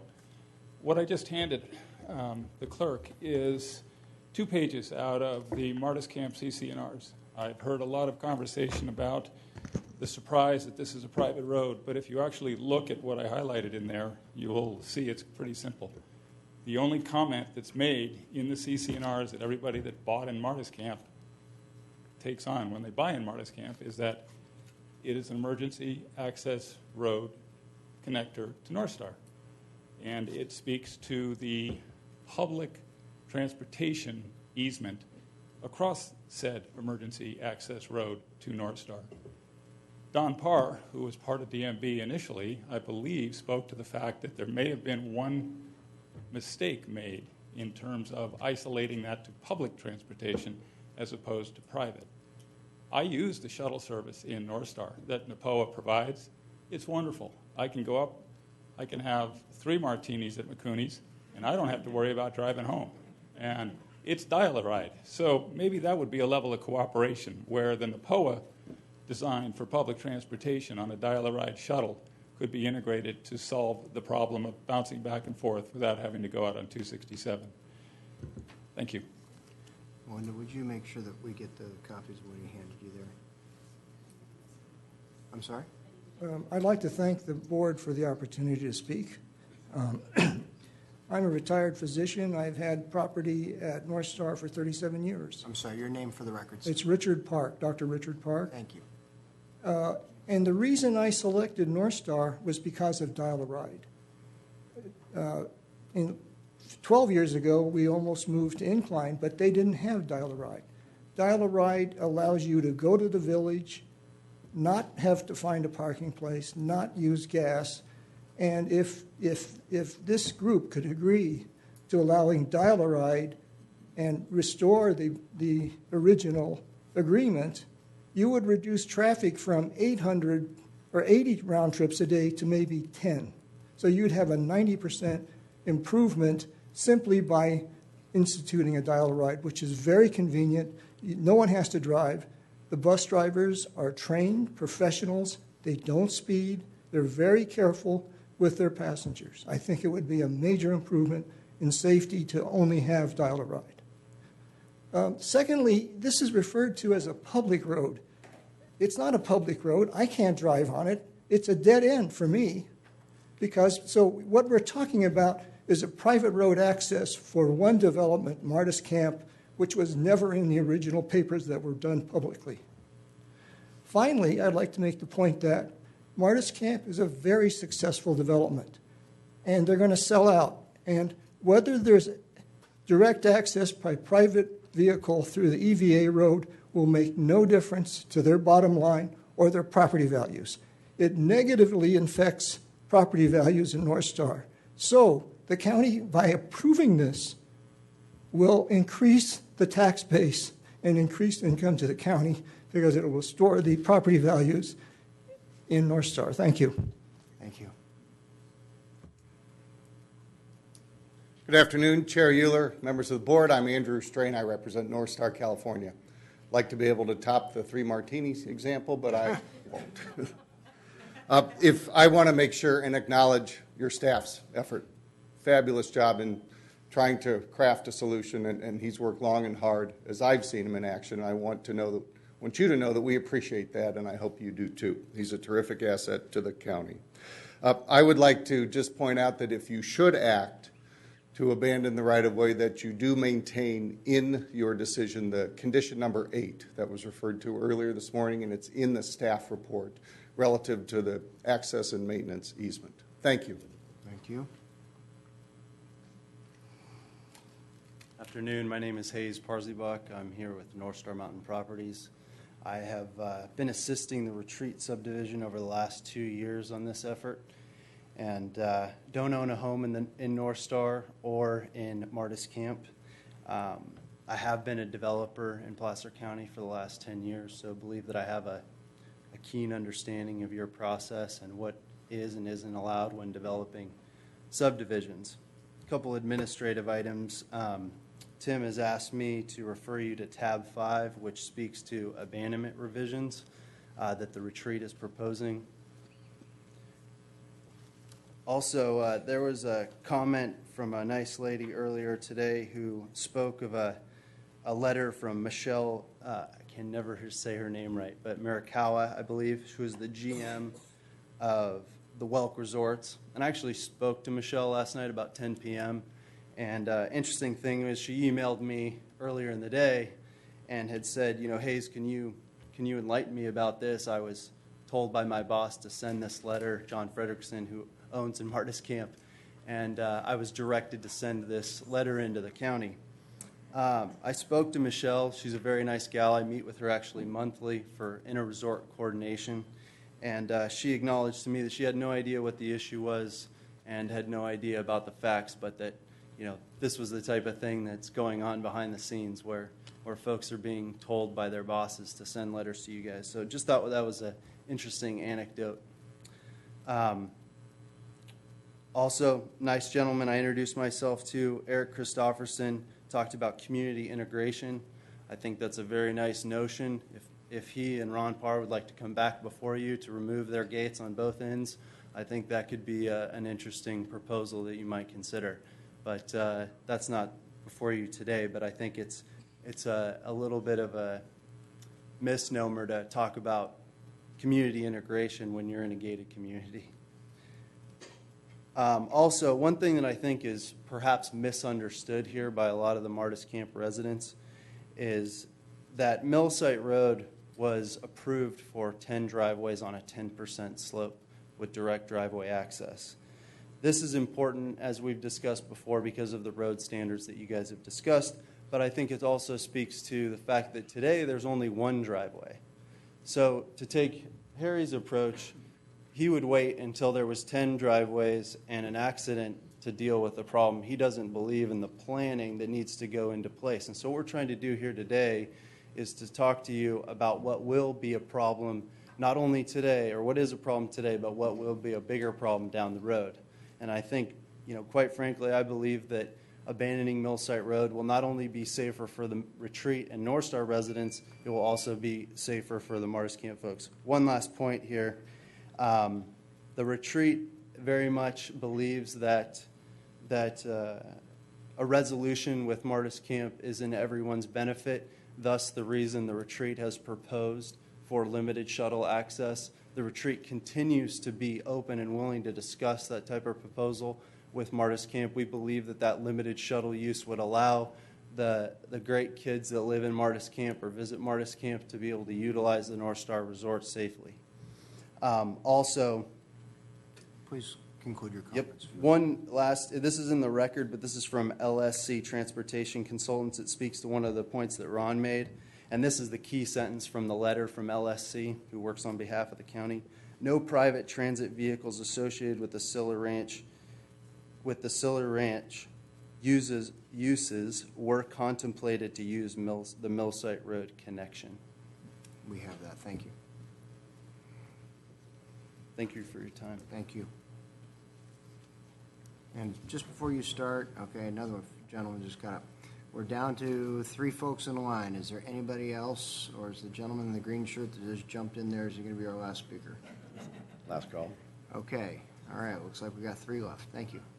Well, thank you all. My name is Seth Talby, and I'm a resident at 8427 Newhall Drive in Martis Camp. And I want to thank you all for listening to us today and all for everything you do for the county. So thank you. A lot of the environmental issues and the land use issues that I've heard today are kind of kiddly above my pay grade to understand. It seems to me that both sides agree that the issue at hand is whether it's necessary or unnecessary. And I'd just like to limit my comments to this definition, just for me personally, of what necessary means. I have 2 children, a wife. She promised me before I came today that it would only impact me because I'm the one that takes them to North Star, so that's why I'm here. I do want to look into this thing, MapQuest thing, for my car, because if you can get me from Martis to North Star in 11 minutes, I for sure am going to buy it. And I just want to give you some numbers about the impact it has. So I am 1.9 miles today through Millsite Road. I'm 8.2 miles around. That is actually in excess of 30 minutes each way. So when I drop the kids off in the morning and come back, that's an hour, and then when I go back to get them, it's an hour. And that might not be the only time that we go. So it looks and feels a lot like 2 hours a day. And if we're here on the weekends in the summertime, that looks like 4 hours a weekend. So my personal definition of what's necessary, my own point of view, that's pretty necessary. And I would concede that it's not the legal distinction necessary, but I wanted to share that with you. I'd also like to acknowledge the Martis Camp developers. I think that they've been very responsible from my point of view, and it seems to the county as well. We did not receive access to the Millsite Road until they assured us that it was available and had been cleared by the county. So I'm not going to argue when it should or shouldn't have been, but in terms of using it, I would like to assert that the members of Martis Community Camp are extremely responsible. There's not a cabal here to usurp people's property rights or take access to roads that aren't ours. It's been handled very responsibly, and I assure you that we all have done it with the assurances and the understanding that it is a public road. My understanding, we're here today to talk about abandoning a public road, so it seems to me that it is a public road if we're talking about abandoning it. So, two anecdotes. Just one more is, I look to see if there have been any accidents since the transponders were given to us on Millsite Road or on Big Springs or at the intersection. And I can see that there may be more traffic in the future, that's for sure, but there have been no accidents so far. I do have a concern that pushing more traffic into that really dangerous intersection on 267, I just got the hook, sorry. Go ahead. That does concern me, sliding down that road and adding more traffic to it. So that's all I have to say, and I request that you deny the abandonment today. It sounds like there's enough ground for people to go back and try to come up with a solution. So thanks for the time. Thank you. Hello, my name is Richard Bergman. I live at 10432 Thunderbird Court in Martis Camp. I just wanted to do very quickly a couple comments. I live sort of in the northern west part of Martis Camp, so I don't use the Millsite Road access very often. I have a 4-year-old granddaughter, so I might want to use it more if it is continues to if you continue to allow that. But I try not to use the Millsite Road. I don't use it for going down to Lake Tahoe, and I only use it when I actually am at North Star. That's the first point I wanted to make. It therefore depends, I think, my bet is that more people who live sort of where it says Martis Camp Retreat property line in that area are probably more skiers. They probably use it more often. The second point I wanted to make was that I think we have to be careful about time frames. A lot of the discussion here has been about ski season, that 2 or 3 month period where there seems to be a lot more activity between Martis Camp and North Star. During the summer season, certainly the shoulder seasons, I think there's much less traffic, and I think that ought to be taken into consideration as to if there is some kind of resolution. The third point I wanted to make was I was, quite frankly, as a Martis Camp owner, disturbed by the idea that there are construction vehicles that are traveling on Millsite Road. I don't believe that's right. I believe those who at North Star have said they've seen them, I believe them. But there are simple, easy ways to impose restrictions on that transfer. And I think that it's incumbent in any kind of resolution or compromise, if there can be one, to make sure there is restricted access, especially with today's technologies. The last thing I want to do is I want to give a vote of support for Martis Camp and their developers, D&B Highlands, and for the Martis Camp Homeowners Association. I've known Bill Beatty for a few years now. I think he's a terrifically reasonable person. I think the Homeowners Association, a reasonable person. You could hear in his proposal, we want to compromise. We want to be good neighbors. I believe that, and I think you should take them at their word.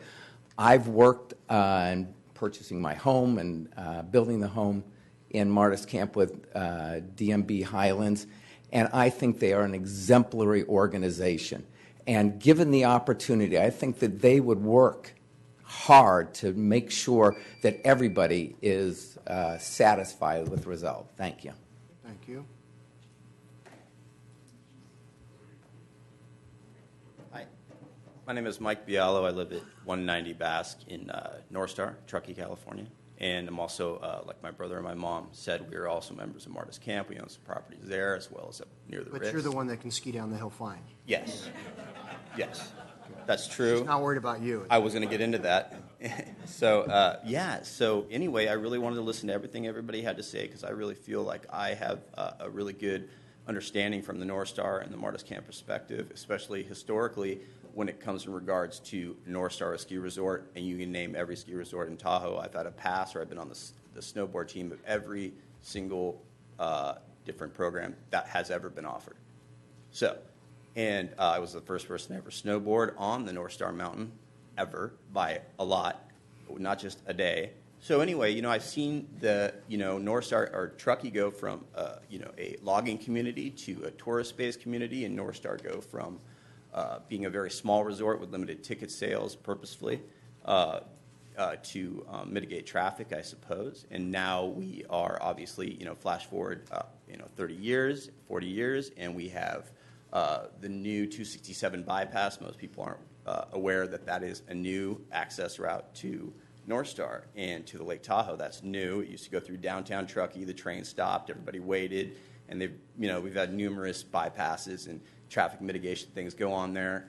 And now, of course, we have unlimited ticket sales. Great. We have a lot more, people visiting North Star. Wonderful. The program has grown. And I feel like, all of this debate today over this access to the road is really just, or depending on how it works out, maybe we'll have transportation. Well, that all comes back down to the same problem, which is that, now that they have the 267 is open and you can get from 80 so easily to North Star, or, now with the core of the core in Kings Beach happening, that's going to make things a little bit easier, I think, to get from Incline or Tahoe over to North Star anyway. So now we have, 20,000 people a day coming to North Star, right? So, this is not going to solve anything for us to go out, or for the Martis Camp owners to go out to 267. And I do respect everyone's, right to say we don't want to hear noise in our backyard and we don't want to. Well, it is a ski resort. You bought into a resort, and it is a busy place. We have a lot of dangerous driving just in North Star alone, and we haven't even come close to addressing those issues in North Star with speed bumps. Martis Camp has. We have speed bumps. North Star is not. People do 45 miles an hour consistently in a 25-mile-an-hour zone. You can name the road in North Star. So I empathize with the homeowners in North Star.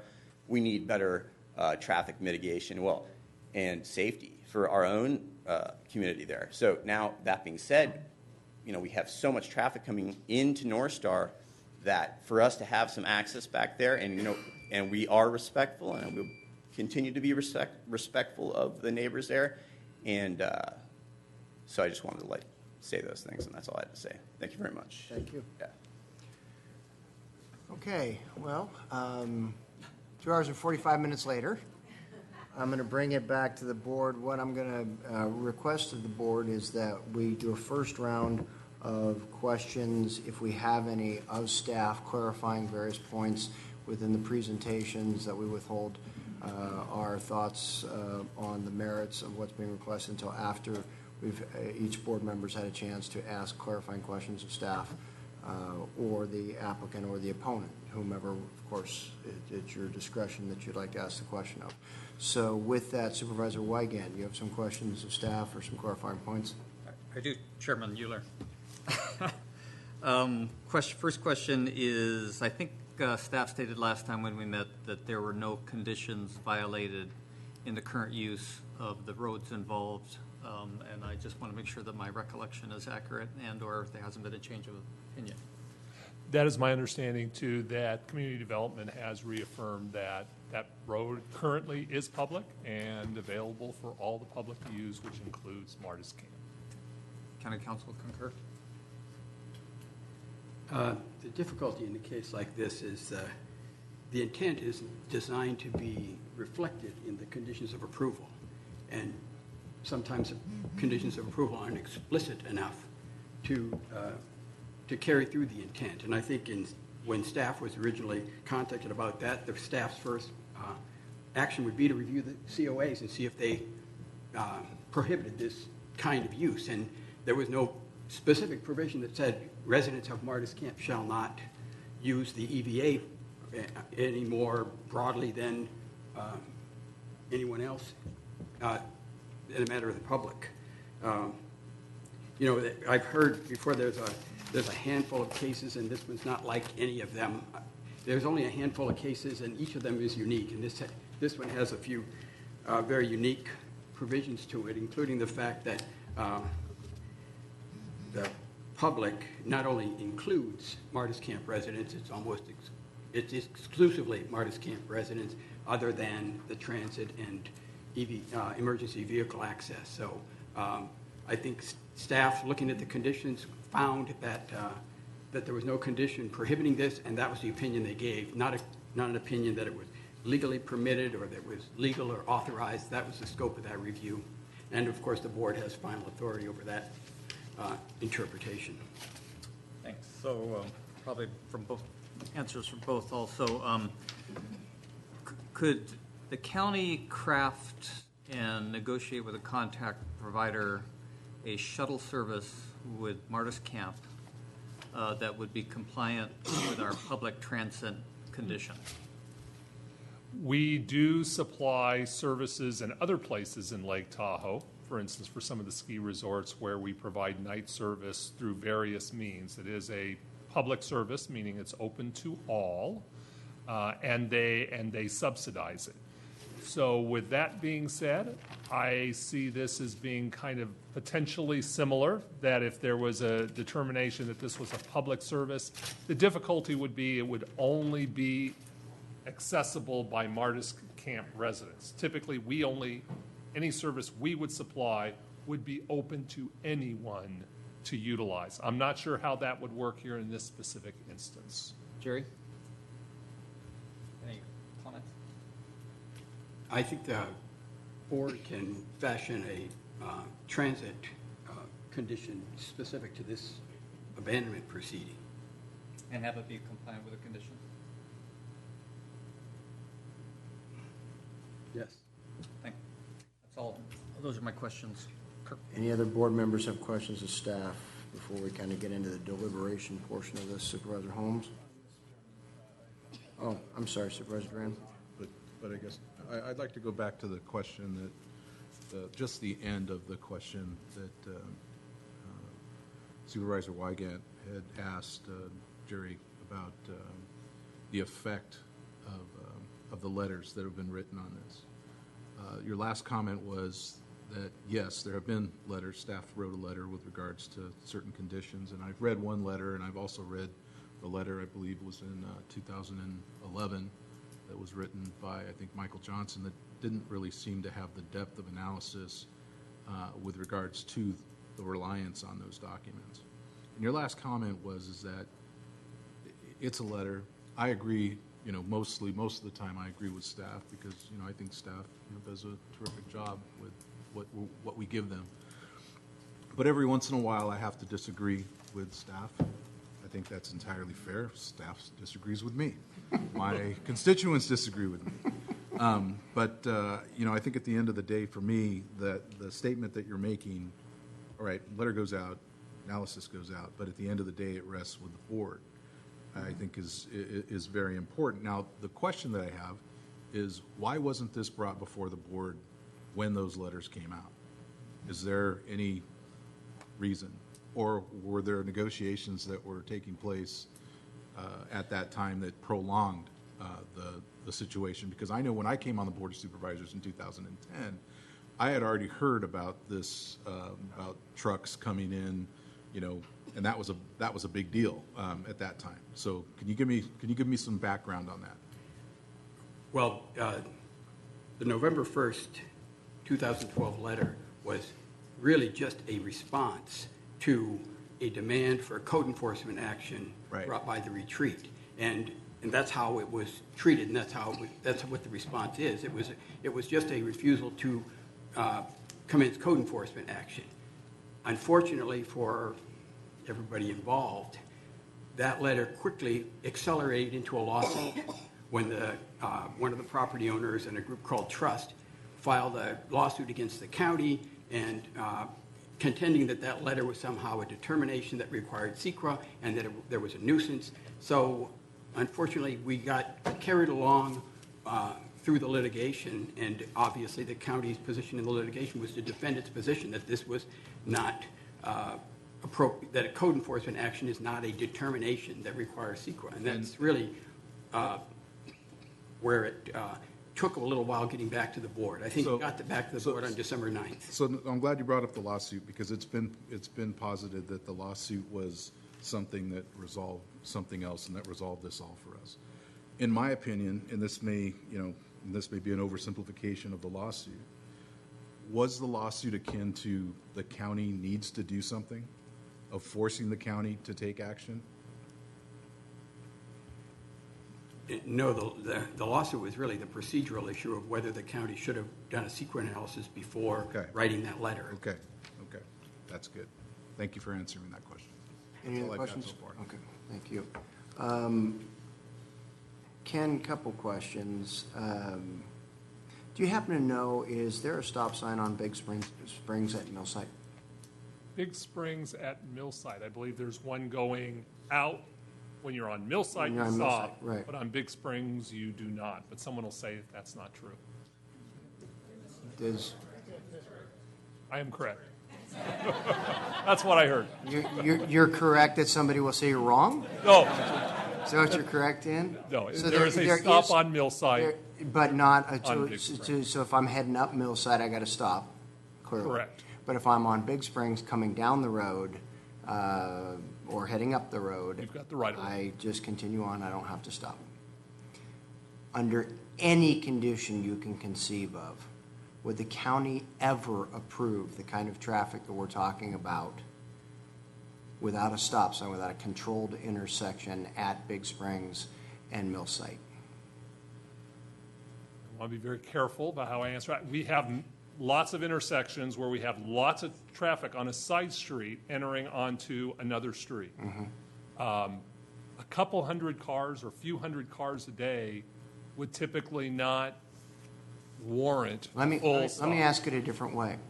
The number of vehicle trips potential out of the Martis Camp project, is that equal to or greater than the number of traffic trips uphill on Big Springs from Millsite Road? I would assume, if you were to assume all the traffic in being, 600 odd lots in Martis Camp would surpass those off of Big Springs. In other words, Millsite Road becomes the primary road and Big Springs becomes the ancillary road.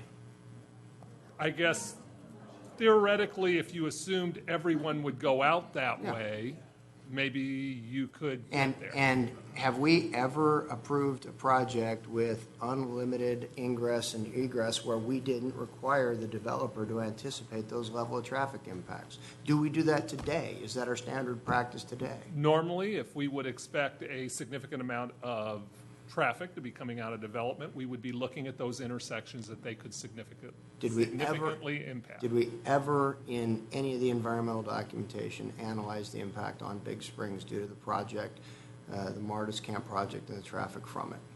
There was, from everything I've seen, there has never been any traffic expected to come out of, other than the public transit, whatever, coming out of Martis Camp onto Big Springs. Okay.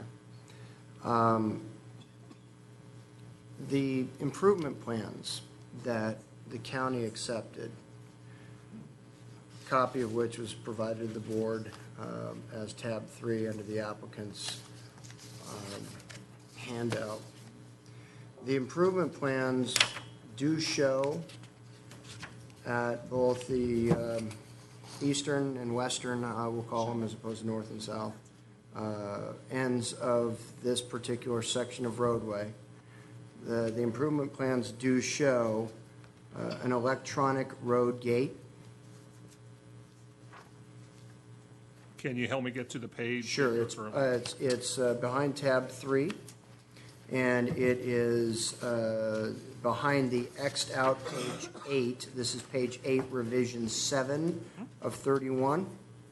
Yes. You see the area in red outlined electronic road gate. I do. And then the subsequent page, 2 more in, is page 11, revision 8 of 31, also shows the electronic road gate at the Millsite Road site. Do we know if those were constructed and installed? We know there is one at the upper end, and from my best knowledge, there was never one constructed down near the roundabout, kind of at the limit of the Martis Camp development. And yet our improvement plans show that there's one there. But the improvement plans show one there. Yeah. Further, the improvement plans show the signage associated with that gate. I'm now on page A11, 3 pages deeper in the improvement plans. I think you're there. Now if you want one past it. The signage indicated by our sign matrix. Sign R16 reads emergency maintenance, emergency/maintenance/bus access only. That sign appears to be located at the end of the roundabout at the beginning of this particular 22-foot wide section of roadway, immediately adjacent to that internal gate that was to be installed, does it not? Yes. Okay. And yet today, we can't verify whether we enforce the conditions of our improvement plans that would have resulted in that gate and that sign actually having been installed in the first place. Correct. I believe it was not constructed. Okay. So I'm glad Supervisor Grant and Supervisor Wygant brought up the issue of this notion of approved by the county, and simply for the purpose of that's us. And an approval at a staff level, to Supervisor Grant's point, an approval at a staff level is always appealable. We hear these things all the time. It's the joy we get of being right here, is hearing these kinds of things when somebody disagrees with our staff. So to say that something was approved by the county might mean that at some level, somebody in the county said, well, yeah, but that doesn't mean it's the end of the conversation. Unfortunately, the end of the conversation usually happens right here. So just wanted to clarify that point in terms of approved by the county. I don't have any other questions in terms of what was presented by way of evidence today. So happy to begin comments and thoughts in the deliberative fashion here with whomever wants to step forward. Supervisor Montgomery? Yeah, Ken, can you go back to the proposed conditions? Thank you. Supervisor Montgomery, I apologize. County Council just reminded me I did not formally close the public hearing. I thought addressing the gentleman in the green shirt as the last speaker might have done that, but evidently didn't. So the public hearing is now closed on the item. Thank you, Council. Go ahead, Supervisor Montgomery. And I believe to get those conditions up, that is on my slides, which aren't up right now. So if Greg or Jeremy are listening, maybe they can put up my original. We'll wait for that because the conditions in the actual staff report vary a little bit from what was on the screen. So we'll wait for that to come up. There we go. Thank you. Just as a little bit of preface on this, I took the opportunity over the weekend to look back through my emails on this issue, and my first meeting on this was 3.5 years ago, where we were trying to broker some kind of negotiation or some kind of agreement between the parties. And I've spent a great deal of my time on this. I know members of Martis Camp and members of North Star have spent a great deal of their time. We've also had a lot of county staff time spent on this across a number of different departments. And while I wish there were, that I had faith in my heart that after 3.5 years we could come up with some sort of agreement, a little bit jaundiced, frankly, and really don't have any expectation that short of us taking some sort of action that there's ever going to be a resolution to this. And I find that very frustrating because I pride myself on being able to broker deals between people, and it just didn't happen in this case. So this is why we find ourselves here today. Whatever this board does decide, whether it's in favor of abandonment or in opposition to abandonment, I would urge continued discussions between the parties to see if there is something that you can agree on and that you can come up with. Because as I have stated from the very beginning, from 3.5 years ago, I really think the best resolution is between the parties, not made by the Board of Supervisors. That being said, we find ourselves here today. I am going to let the rest of my board speak, but I can tell you that it's going to be my intention to make the motion to approve the staff recommendation today. I do have some minor changes that I would like to make to the conditions of approval that I'll roll out after the rest of the board has spoken. Supervisor Wygant. Thank you, Mr. Chair.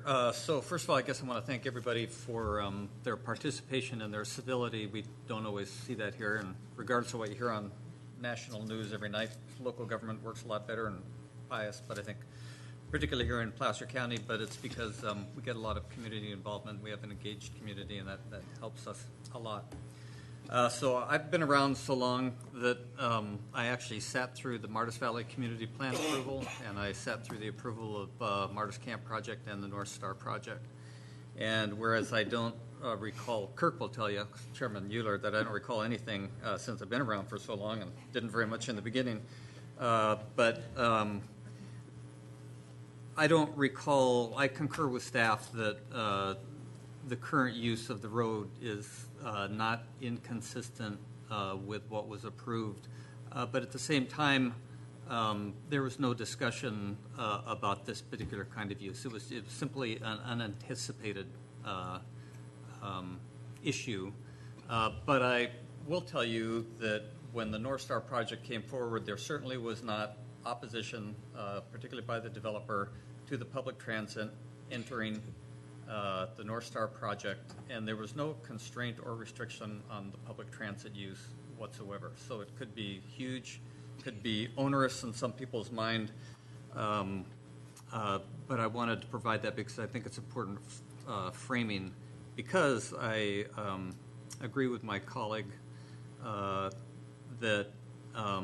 the best solution here is one that is a mutual agreement between both parties. And I'm not an attorney, so I guess I'm biased, but I'm afraid that there could be huge resources spent by the county and by both sides here trying to find something that at the end of the day really gets us nowhere. And I've heard enough comments on both sides that I think there's something within grasp. There are enough reasonable people on both sides that you could craft something that makes sense. So having sat through those hearings, as I mentioned, and if you contemplate the projects that are on the ground now and the kind of use that I think would be acceptable if you envision a solution, again, the county held out in a strong way that we would have access to public transit. That could look like anything. And I'm sure from what I've heard today, and if I were a North Star resident, there's a level of public transit that I would think is unacceptable. That's why I asked the question about could the county craft a solution with a negotiation for public transit in a mode and method that would be acceptable actually to the Martis Camp folks to satisfy their needs and all the concerns that I heard about things like the amount of convenience to them. So you would actually have to pay headway times that made sense, that got their kids to the places they wanted. My view, that solution would preclude shortcuts to Lake Tahoe. It would preclude construction, traffic. I think those things, I haven't heard anybody object on either side to that kind of use.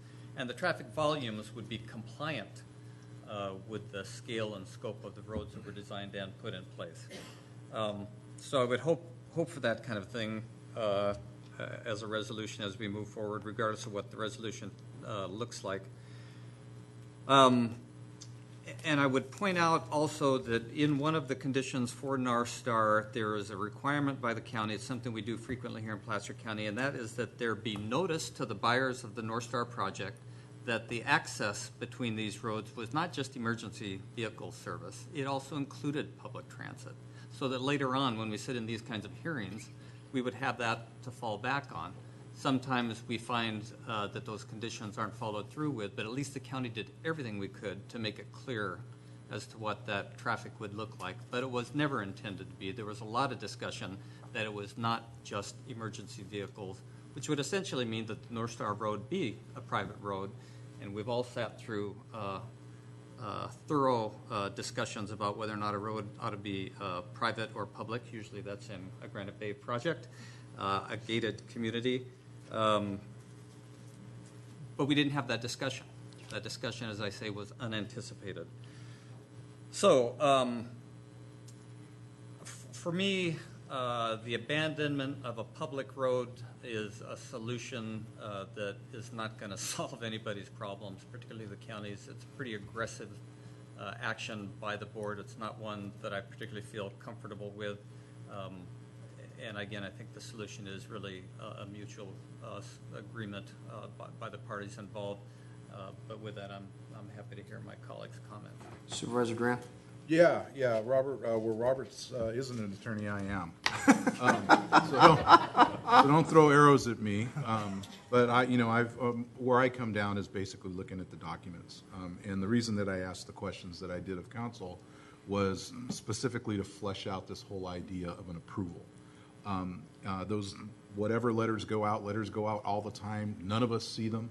As a matter of fact, when I first got on the board, I was actually shocked that letters went out without the board seeing them. I think we've gotten a lot better in the last couple of years, and I think we can get better yet.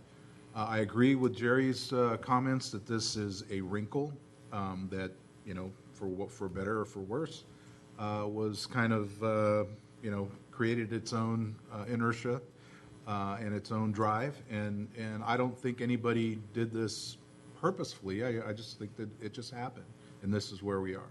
I want to thank council, both councils, I think did a fantastic job of really focusing on some very nuanced issues.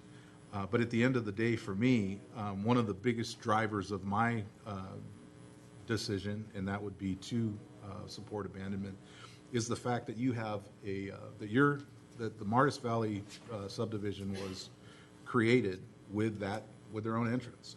That's the first thing. I do think that just because a road opens up on the backside doesn't necessarily mean that that we kind of look at it as the ability to create a de facto adverse possession, if you will, and that abutters' rights come into that. So I do think your primary access is through 267, and this thought that that you can utilize that road, is just kind of, I just disagree with it. I don't see it. The CEQA issue, I think, was resolved with me by hearing that this was reviewed under the Martis Valley review. It does not make sense to me that we would write an additional report on a retreat document that never really analyzed that, because the document clearly put them going up Millsite Road to do their business. So why would we, as the county, do an analysis of them going out the other way? It doesn't make a whole lot of sense. I would, I still hear, and being an attorney myself, I'm also a judge in some other capacities. I do believe that where the rubber meets the road, that the best deal that you're ever going to get is between yourselves. You do not want to let a third party make this decision for you. judge, county supervisor, whatever.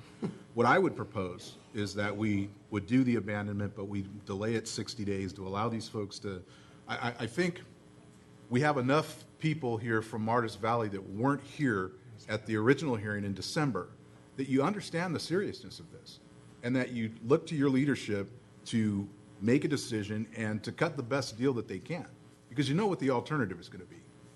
So that would be my proposal, is that I would vote in favor of voting for abandonment. I delay it 60 days. I would include number 7 or number 8 that says that we don't go ahead and record it for another 90 days.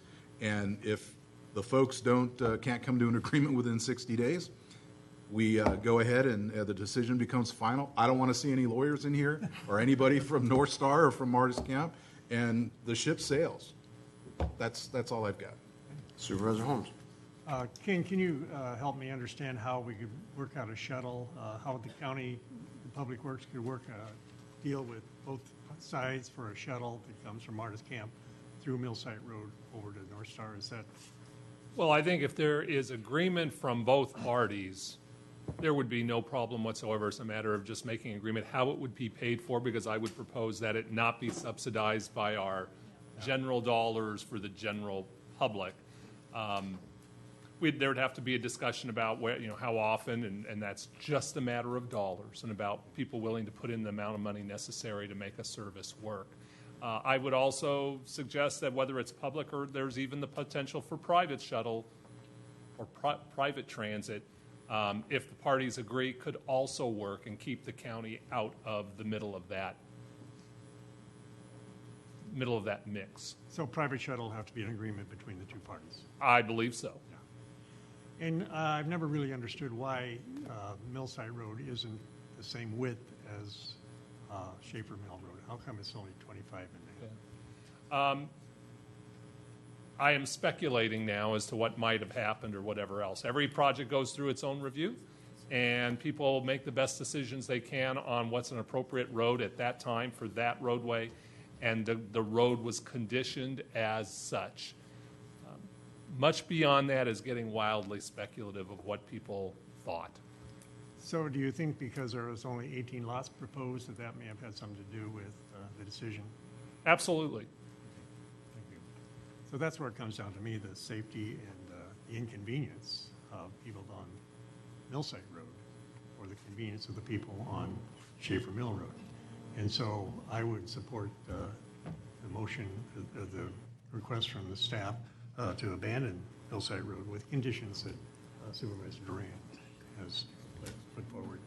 And I'll defer my final decision until I hear from my colleague.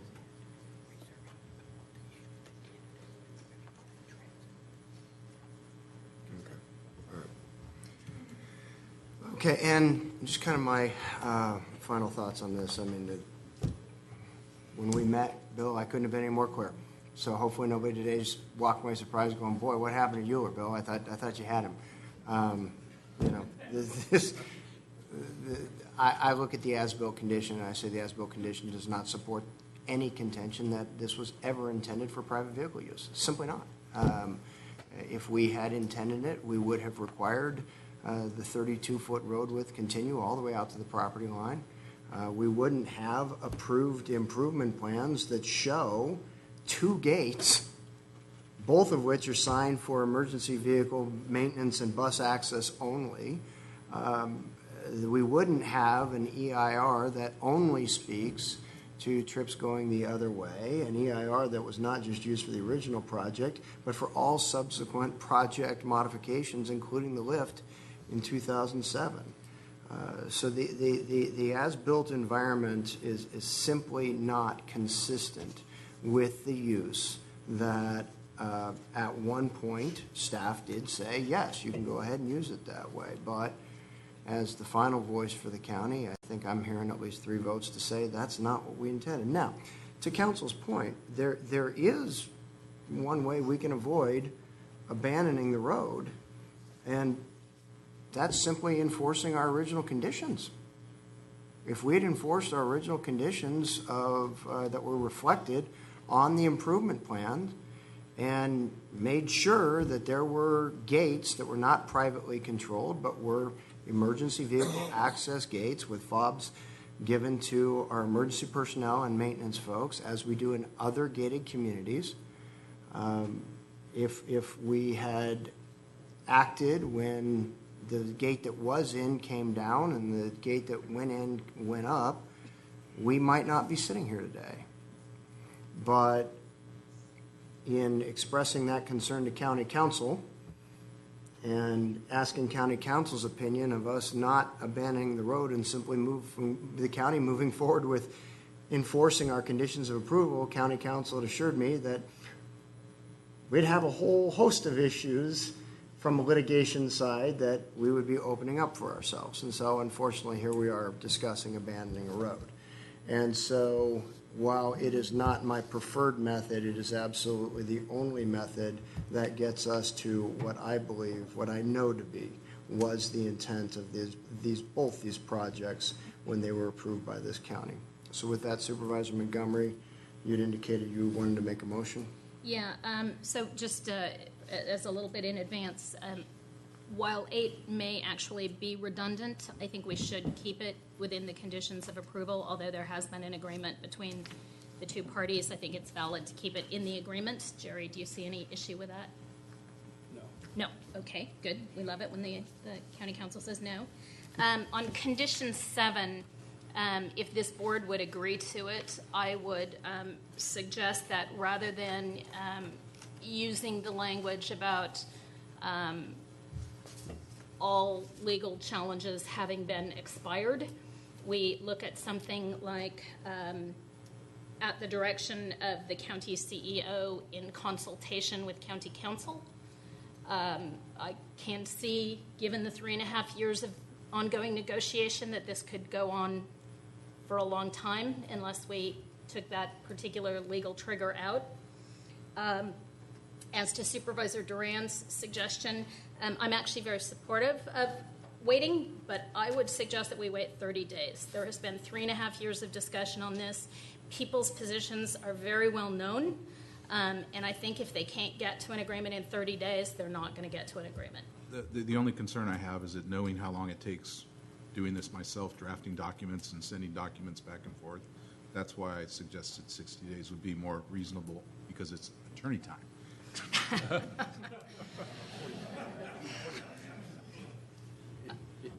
If that's the last amendment Yes. to the motion, Yeah.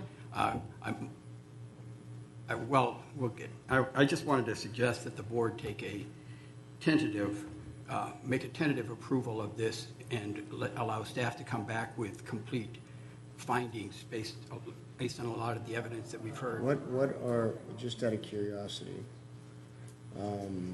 what is it that you're concerned about that was not anticipated in the current findings? Well, the other issue I wanted to bring up is the board we could reserve that transit, public versus private transit issue to allow the parties to come to an agreement, because it's really difficult to write this condition, looking at the Martis Camp condition, the CC&Rs, which basically try to prevent all private transit from entering into the subdivision, and confirm that with the interpretation that the board needs to make on whether the retreat has to allow private transit to come into the retreat, because potentially they could be stopped. Private transit could be stopped at the border, but if we can resolve that condition between the parties, we can specifically write the transit provision so that it accepts that private transit and no other. I think if I understand it, that's what Supervisor Duran's 60 days was intended to do. To try to come to an understanding, yes.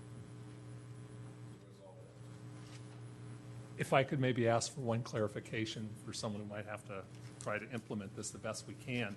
So is it your board's intention, if they don't reach agreement, that where we talk about reserving an easement, a transit easement, that you would prefer any transit, public or private, or only public? It would be my intent as the maker of the motion that it would be the language in what we see on the screen in front of us as to a reservation. All right, and so that says, if you look at number Public 4, utility, transit, it says emergency. transit, which could leave it open for an interpretation as to whether that's public and or private. It could be helpful that if we define that today, or at least your intent, to make that clarified for both parties, because I believe I heard from both parties, one wanted it to be clearly public and one wanted it to be clearly open to everybody. Okay, in that case, I would amend my motion to reflect condition of approval number 4 to say reservation of public utility, public transit, emergency access, and public trail easements to the satisfaction of DPW, unless, subsequent to Supervisor Duran's suggestion that parties have 60 days to reach an agreement amongst themselves, that is adopted. And just as a point, my primary reason for wanting to supplement the findings is I've been told numerous times by council that this will be litigated, and I think the county should be in the best position to litigate that matter. And if we were going to delay it for 60 days or 30 days, it would make more sense to adopt a tentative approval now and then allow us to have a complete set of findings.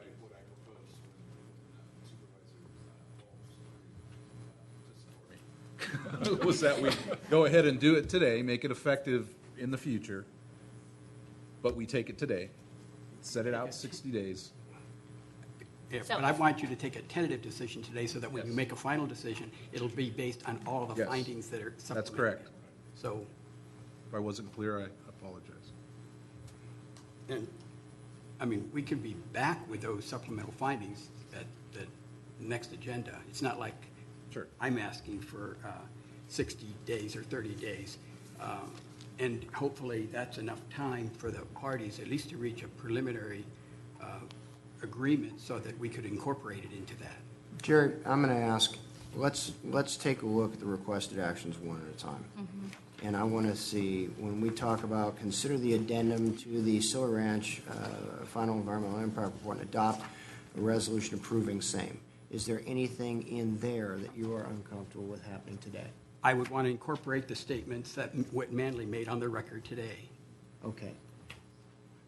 So you need time to come back and do that, is that what you're saying? I need time to just get them into the findings, Okay. to write it into the findings. I know what he So said. you're not comfortable, again, in the concern of possible litigation, you're not comfortable with the board taking action on item number 1 with any finality today?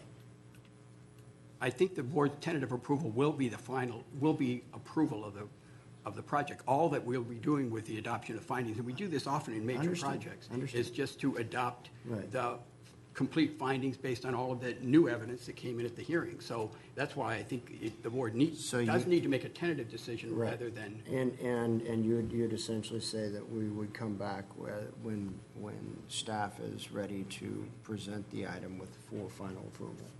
Yes. And the public hearing has been closed. Yes, so- having conducted the public hearing, we wouldn't have to reconduct the public hearing. Okay. All right, in that case, I am willing to add the word tentative to my motion. Or what would you like, tentative? Yes. Yes. Okay. All right, Subject to final findings. subject to final findings. All right. So we have a motion to approve all 4 of these actions in a tentative fashion, subject to final findings, which would then be subsequently brought back to the board for approval at a later date. And we still need a roll call action on each of these items individually. So what we have is Supervisor Montgomery's motion, Supervisor Duran's second, to consider the addendum to the Silver Ranch EIR and tentatively adopt a resolution approving same. Council, is that properly worded? Yes. Okay. So we'll have a roll call on that, please. Montgomery? Yes. Duran? Wygant? Yes. Holmes? Euler? Aye. Second action is to consider tentative adoption of a resolution adopting findings and statements of fact relating to the proposed abandonment of the public road easements rights to Millsite Road, Crosscut Court within the retreat at North Star. That was made by Supervisor Montgomery and seconded by Supervisor Duran. Roll call, please. Montgomery? Yes. Duran? Wygant? Yes. Holmes? Euler? Aye. Our third action item was to consider tentative adoption of, and Jerry, feel free to stop me at any point if I haven't covered this properly, but to consider tentative adoption of a resolution to abandon public road easement rights to Millsite Road, Crosscut Court within the North Star, Retreat North Star subdivision, and the terms and conditions of abandonment, and the reservation of drainage, snow storage, slope, and public transit easements, and an irrevocable offer of dedication. Jerry, is that correct? Inclusive of the conditions of approval. That, And the 60 days. hence the specificity on the public transit easement. In terms of the 60 days provision, that is condition number 7, that it may be recorded, the abandonment at any point after 60 days of the date of final action, which of course we now know we won't be taking for a little while longer. Is that correct? I think it was 90 days, because that's the statute. Mr. Euler, we would suggest at least 90 days following Okay. final action by your board. Okay, that's what you suggested. I'd heard 60, which is why I'm seeking clarification now. Decision. Yes, 60 was for the conversations between the two parties to see if they could come up with an agreement. Before the decision becomes final. That number 7, the change to that was purely that it just take out the language regarding legal challenge and leave it to the chief executive officer in consultation with county council at Okay. their discretion, rather than contingent upon expiration of all legal challenges. Okay. Does council, you clear on what it is that the board intends through that, or you seek clarification? We would ask for confirmation from your board whether that's a broad grant of discretion to the CEO in consultation with county council, where there is a minimum 90 days following final action. Yes, Is that that there is a minimum 90 days following final action? I believe so. Okay, thank you. Okay. The second agrees to that in terms of the intent of the motion? Yes. Okay. So we have the motion by Montgomery, second by Duran. Roll call, please. Montgomery, Yes, Duran, Yes. Wygant, Yes. Holmes, Euler. Aye.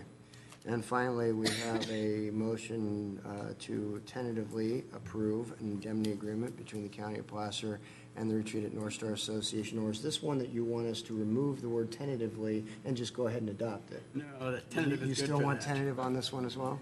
Okay, then we'll tentatively approve an indemnity agreement between the county and the Retreat at North Star based on Supervisor Montgomery's motion, the second by Duran.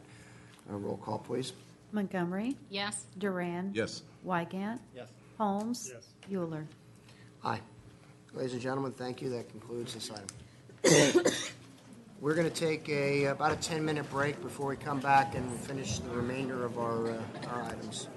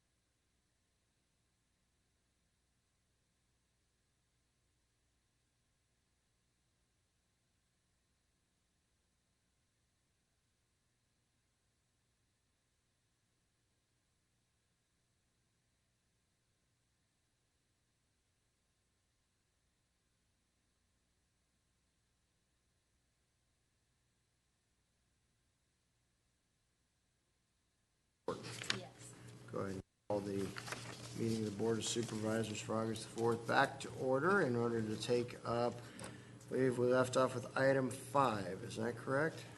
About where we are? This is West Sunnyside Water Quality Improvement Project, Phase 2, no less. Okay. Good afternoon. Good afternoon. My name is Greg Kevaney. I'm an associate civil engineer with Department of Public Works in Lake Tahoe. I'd like to acknowledge the chairman and the Board of Supervisors and request to approve the award and contract execution of the competitive bid number 10461 to West Coast Contractors of Nevada, Inc. of Reno, Nevada for the construction of the West Sunnyside Water Quality Improvement Project, Phase 2, in the amount of $576,661. This project is fully funded through erosion control grants from the United States Forest Service and road fund dollars. Funding for this project is included in the fiscal year 2015-16 proposed budget. And in addition, request the action to authorize the Director of Public Works or designate to execute contract change orders up to $28,833. Very well. Any questions by board members? Any questions by members of the public? What's the pleasure of the board? Move approval. We have a motion and a second to approve the execution competitive bid number 10461. All in favor, please say aye.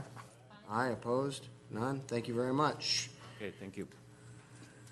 All right, now the important project, the one in Granite Bay. Good afternoon, Chairman Euler, Board. My name is Jeff Apps from Public Works. I'm here about the Auburn-Folsom Bike Lane Improvement Project. I'm here to ask for approval and award a contract execution of competitive bid number 10465 to B&M Builders of Rancho Cordova for the amount of $649,129, and also authorize the Director of Public Works or designee to execute contract change orders up to $100,000. And I'm open for any questions. Would just for the board's information or a little reminder, the project location that we're talking about, what the actual improvement is that we're hoping to do? It's from Jolly Roger down to Douglas. Joe Rogers. Or Joe, I'm sorry, Joe Rogers to Douglas. It's adding. It's adding pedestrian sidewalks and Class 2 bike lanes. On both the east and west both side. east, yes. Yeah. Yes. And board may recall a couple of years ago, we had a young lady hit and killed in this stretch. Yes. And after that, we constructed not a grade separated, but a DG path on the west side of Correct. Folsom. But this clearly will be an improvement for both pedestrians in that area and cyclists in that area. So thank you for bringing this item forward. If there are no questions by board members, any members of the public have any questions? Oh, all right. Pleasure of the board. Second. We have a motion by Holmes and a second by Montgomery to approve competitive bid 10465. All in favor, please say aye. Aye. Aye. Opposed? None? Thank you very much.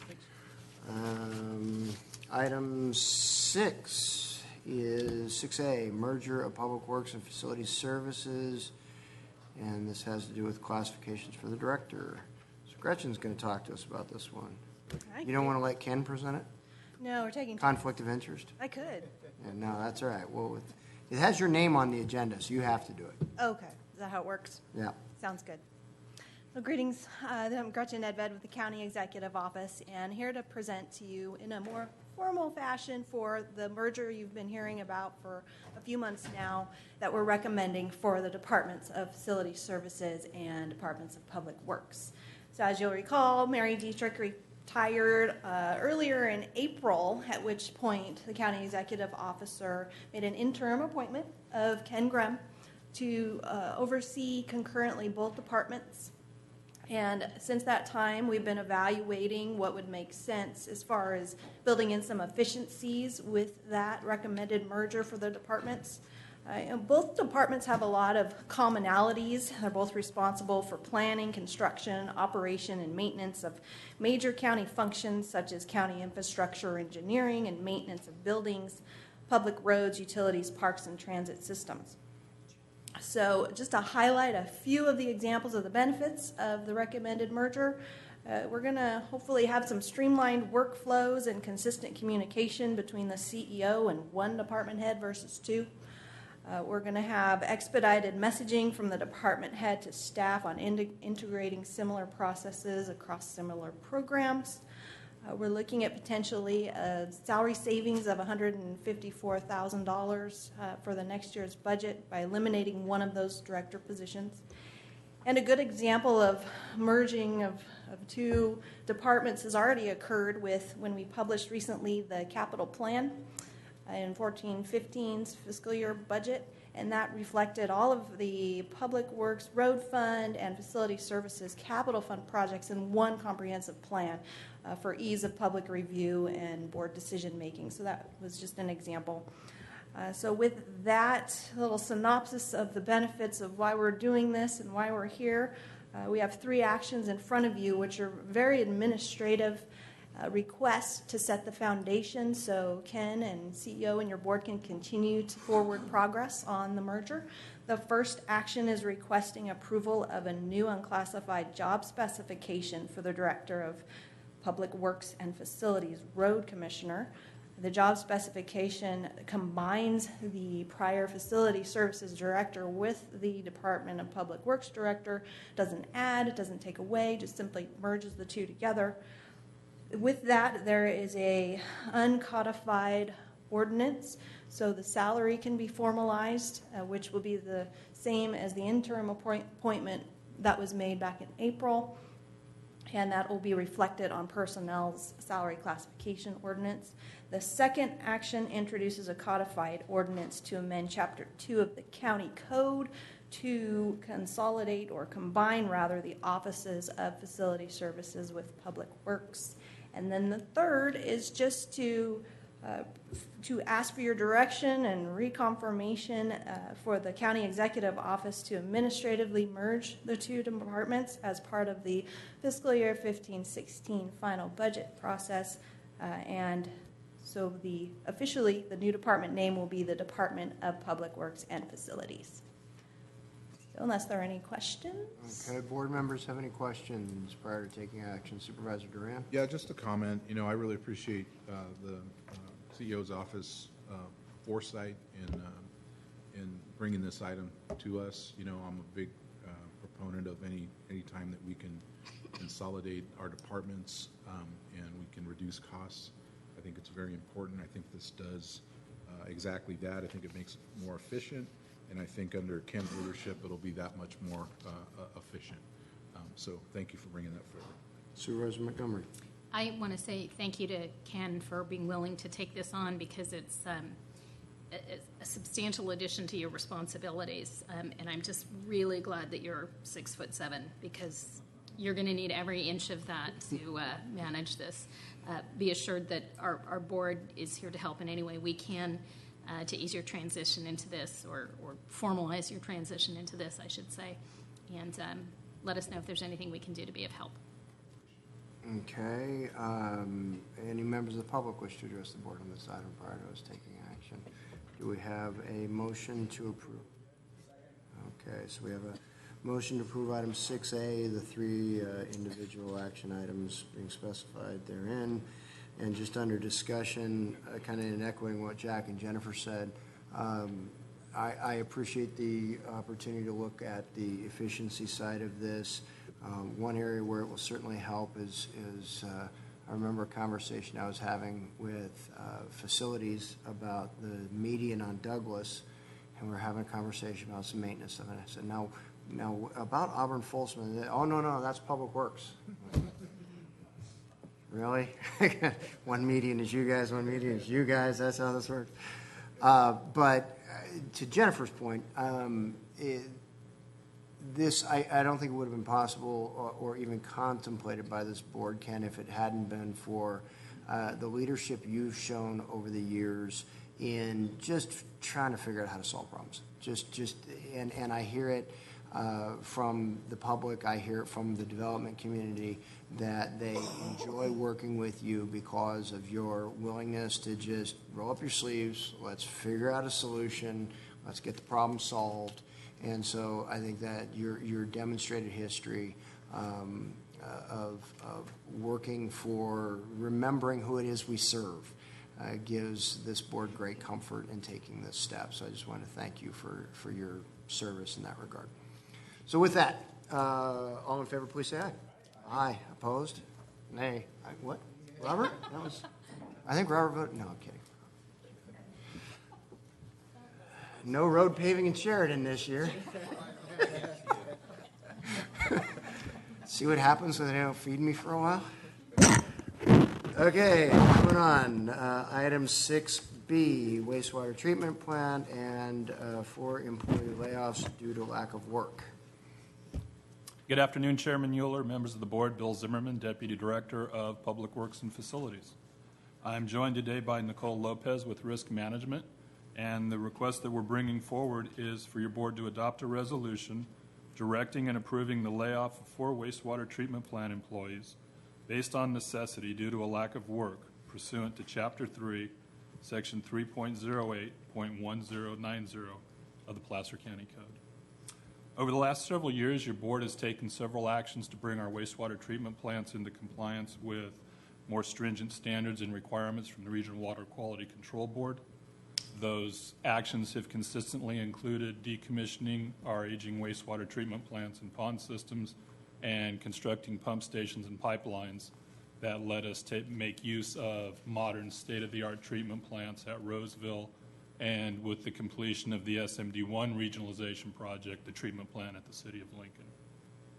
To date, we have decommissioned the Applegate Pond system and are now pumping that wastewater into Sewer Maintenance District 1. We have decommissioned the treatment plant in District 3 and are now pumping that wastewater to the City of Roseville for treatment. And the SMD1 regionalization project will be complete in late August, early September. And at that point in time, the flows from SMD1, along with the flows from Applegate, will go down to Lincoln for treatment. Each of those projects has allowed us to bring those districts into compliance with their discharge standards, their permit requirements. It's also allowed us to avoid significant penalties and fines from the regional board and other operating constraints that they've placed on some of our districts. Prior to regionalization, our treatment plant operations staff included 1 supervising wastewater plant operator, 6 wastewater plant operators, 1 senior laboratory technician, and 1 laboratory technician. And as we've worked through these projects in the process, we've tried to be really upfront and candid with them about the status of the projects and ultimately what completion of those projects means to their current jobs with the county. We have encouraged them to look for opportunities both inside and outside the county for other employment opportunities. We've also reached out to our partners in Roseville and Lincoln about opportunities that may be there at their treatment plants, and we'll continue to do that as we move forward. Since we've started our regionalization projects, we have had 3 of our wastewater plant operators take other positions as plant operators outside of the county, and a 4th operator take a position as an engineering tech remaining with the county. So at this point, we have the supervising wastewater plant operator, 2 wastewater plant operators, the senior laboratory technician, and the laboratory technician as our remaining filled positions. After the closure of the SMD1 treatment plant, which again is late August, early September, our staff will have about 6 weeks worth of dewatering and cleaning up the site work to do, which will take us out to about the end of October. At that point in time, our supervising wastewater plant operator will continue to be responsible for the pond system in Sheridan and our water distribution systems in Sheridan and at the Eastern Regional Landfill. At that point in time, we will no longer have an appropriate workload for the remaining 2 operators in the 2 laboratory tech positions. And based on that, that's why we're bringing this forward to move forward with getting authority to proceed with layoffs when the time comes. So at this point, I'm going to turn things over to Nicole. She's going to talk a little bit about some of the outreach that we intend to go through with our staff as we work our way from here to there. Yeah, while the department has been keeping employees informed of the status, timing, and the outcome of the project, there still will be formal notification following the process that's in accordance with Chapter 3 of the County Code, which would be a formal written notification. and the department has committed to providing as much notice as possible. So the idea is to give information to the employees as soon as possible, giving at least the 6 to 8 weeks notification of the end of their service with the county. Once the affected employees receive the formal notification of their layoff, staff from the personnel department with support from the CEO's office will be meeting with the employees and providing assistance in the way of looking at career coaching, exploring alternative employment opportunities with the county. It may be retirement processing of the application, or it may be even just benefit coordination upon their layoff with the county. And there will be an open process to allow questions, people to go home, talk with their families, come back and have additional questions and process that can occur throughout the 6 to 8 weeks that they have that notification. And that kind of sums the process. We have Lori Walsh is here, the personnel director, along with Ken Graham and myself to answer any questions that you may have. And we do have one of our operators that is here today and would like to speak. Okay. All right, questions or comments by board members? Seeing, I'm sorry, Supervisor Montgomery. Yeah, so it sounds like there's a process moving forward that, does job training and identifies other positions that may be available. Is there some reason that we haven't already been doing that? Well, I believe they were still coordinating efforts as far as the amount of time they would be needed. Mm-hmm. But they have done their informal conversations that have been going on at least, 6 months, 6 to 8 months. So it's not that it's that they're getting the formal notification now, but they have been working with them over an extended period. And do we have positions identified that these 4 individuals could move to within the county? One of the challenges with this group of people is they're very well trained and they're very well qualified, but it's a very specific set of skills that they possess. They have certifications from the state, licenses from the state to do a certain thing, treat wastewater. And as we've been working through this, our goal is to find them positions that will allow them to continue to do what they've been trained and are qualified to do, which is treat wastewater. So at this point, we really haven't been focusing on other positions within the county, but trying to find them positions that will allow them to continue to use their skill set. And do we have any of those positions in the county once that's We updated? won't, but again, we're encouraging them to work their connections at other agencies. We're talking with Roseville, Lincoln about potential there. Those are ongoing conversations. So hopefully they bear fruit. But part of what will happen in working with the personnel department staff is they'll look at any prior experience or education or training that may qualify them to other positions that are in the county, and they will look at vacant funded positions in doing that, and they will definitely look at the full scope of the county. But it also depends on what their interests are, and not necessarily that we're just automatically placing them, but they're looking at what their education experience and skills bring to any positions that may be open and available to them. Thank you. Perhaps I could also just quickly add that process has been going on, and I think the best example, we do have one of our wastewater treatment plant operators that did transition, go through a process, competitive process, and did become an engineering technician for us. We're not making a job, but we're trying to get people for jobs that we do have that are matched up. That's what we're looking for, but it's very difficult. Wastewater treatment plant operators is a very much in-demand job. You can find jobs there and at a very good rate of pay. It's hard to transition that into another job here at the county at a similar level of pay. Thank you. Supervisor Holmes? I just had a question, whether you've reached out to the Placer County Business Advantage Network to see if there's any advantages there. We haven't, but that's a really good suggestion. Please do so.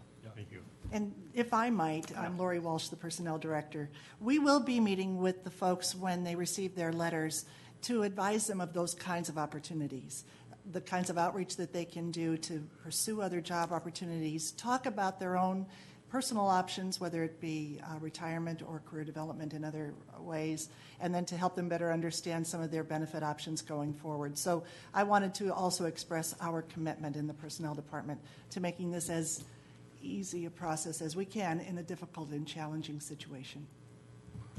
Okay, seeing no other comments by board members, any members of the public wish to address the board at this time?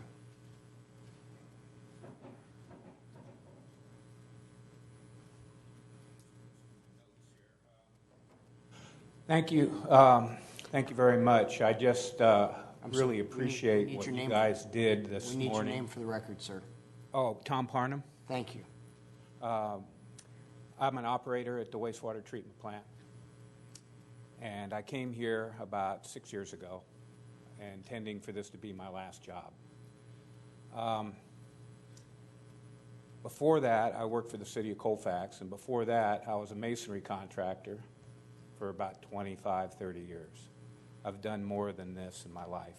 I have some college. Also, the other operator, I'm going to speak for him because he's off this week.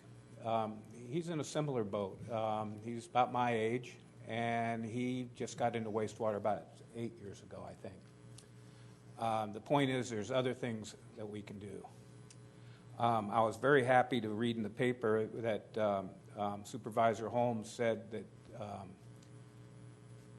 you were going to try to find places for us within the county. I do appreciate that. And that's really all I have to say. I just wanted you to see the face of somebody that's job's on the line. So thank you very much. Thank you, sir. All right, seeing nobody else, we'll bring it back to the board for action.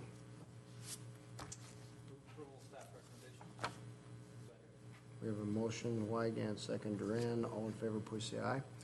Aye. Opposed? Nay. Okay, let's roll call that. Wygant. Duran. Holmes. Montgomery. No. Euler. Aye.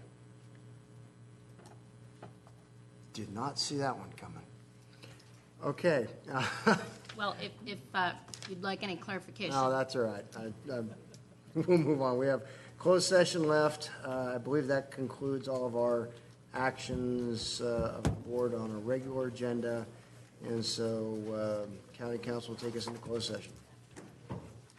The board will now adjourn to closed session to discuss the existing litigation and the anticipated litigation items listed on page 4 of the agenda. Thank you. We will report out after closed session.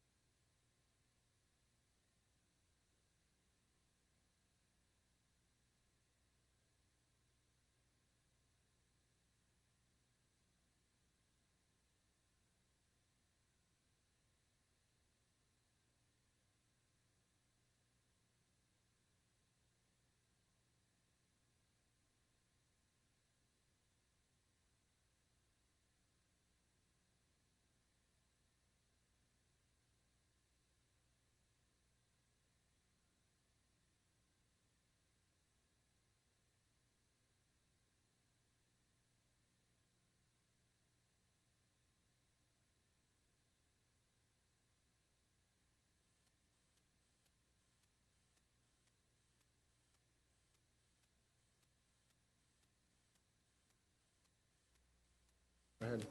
Are you ready?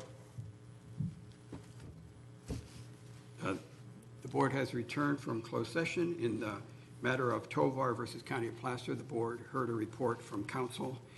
In matter of anticipated litigation, the board heard a report from counsel, gave direction to counsel, and authorized the retention of Burke, Williamson, Sorensen.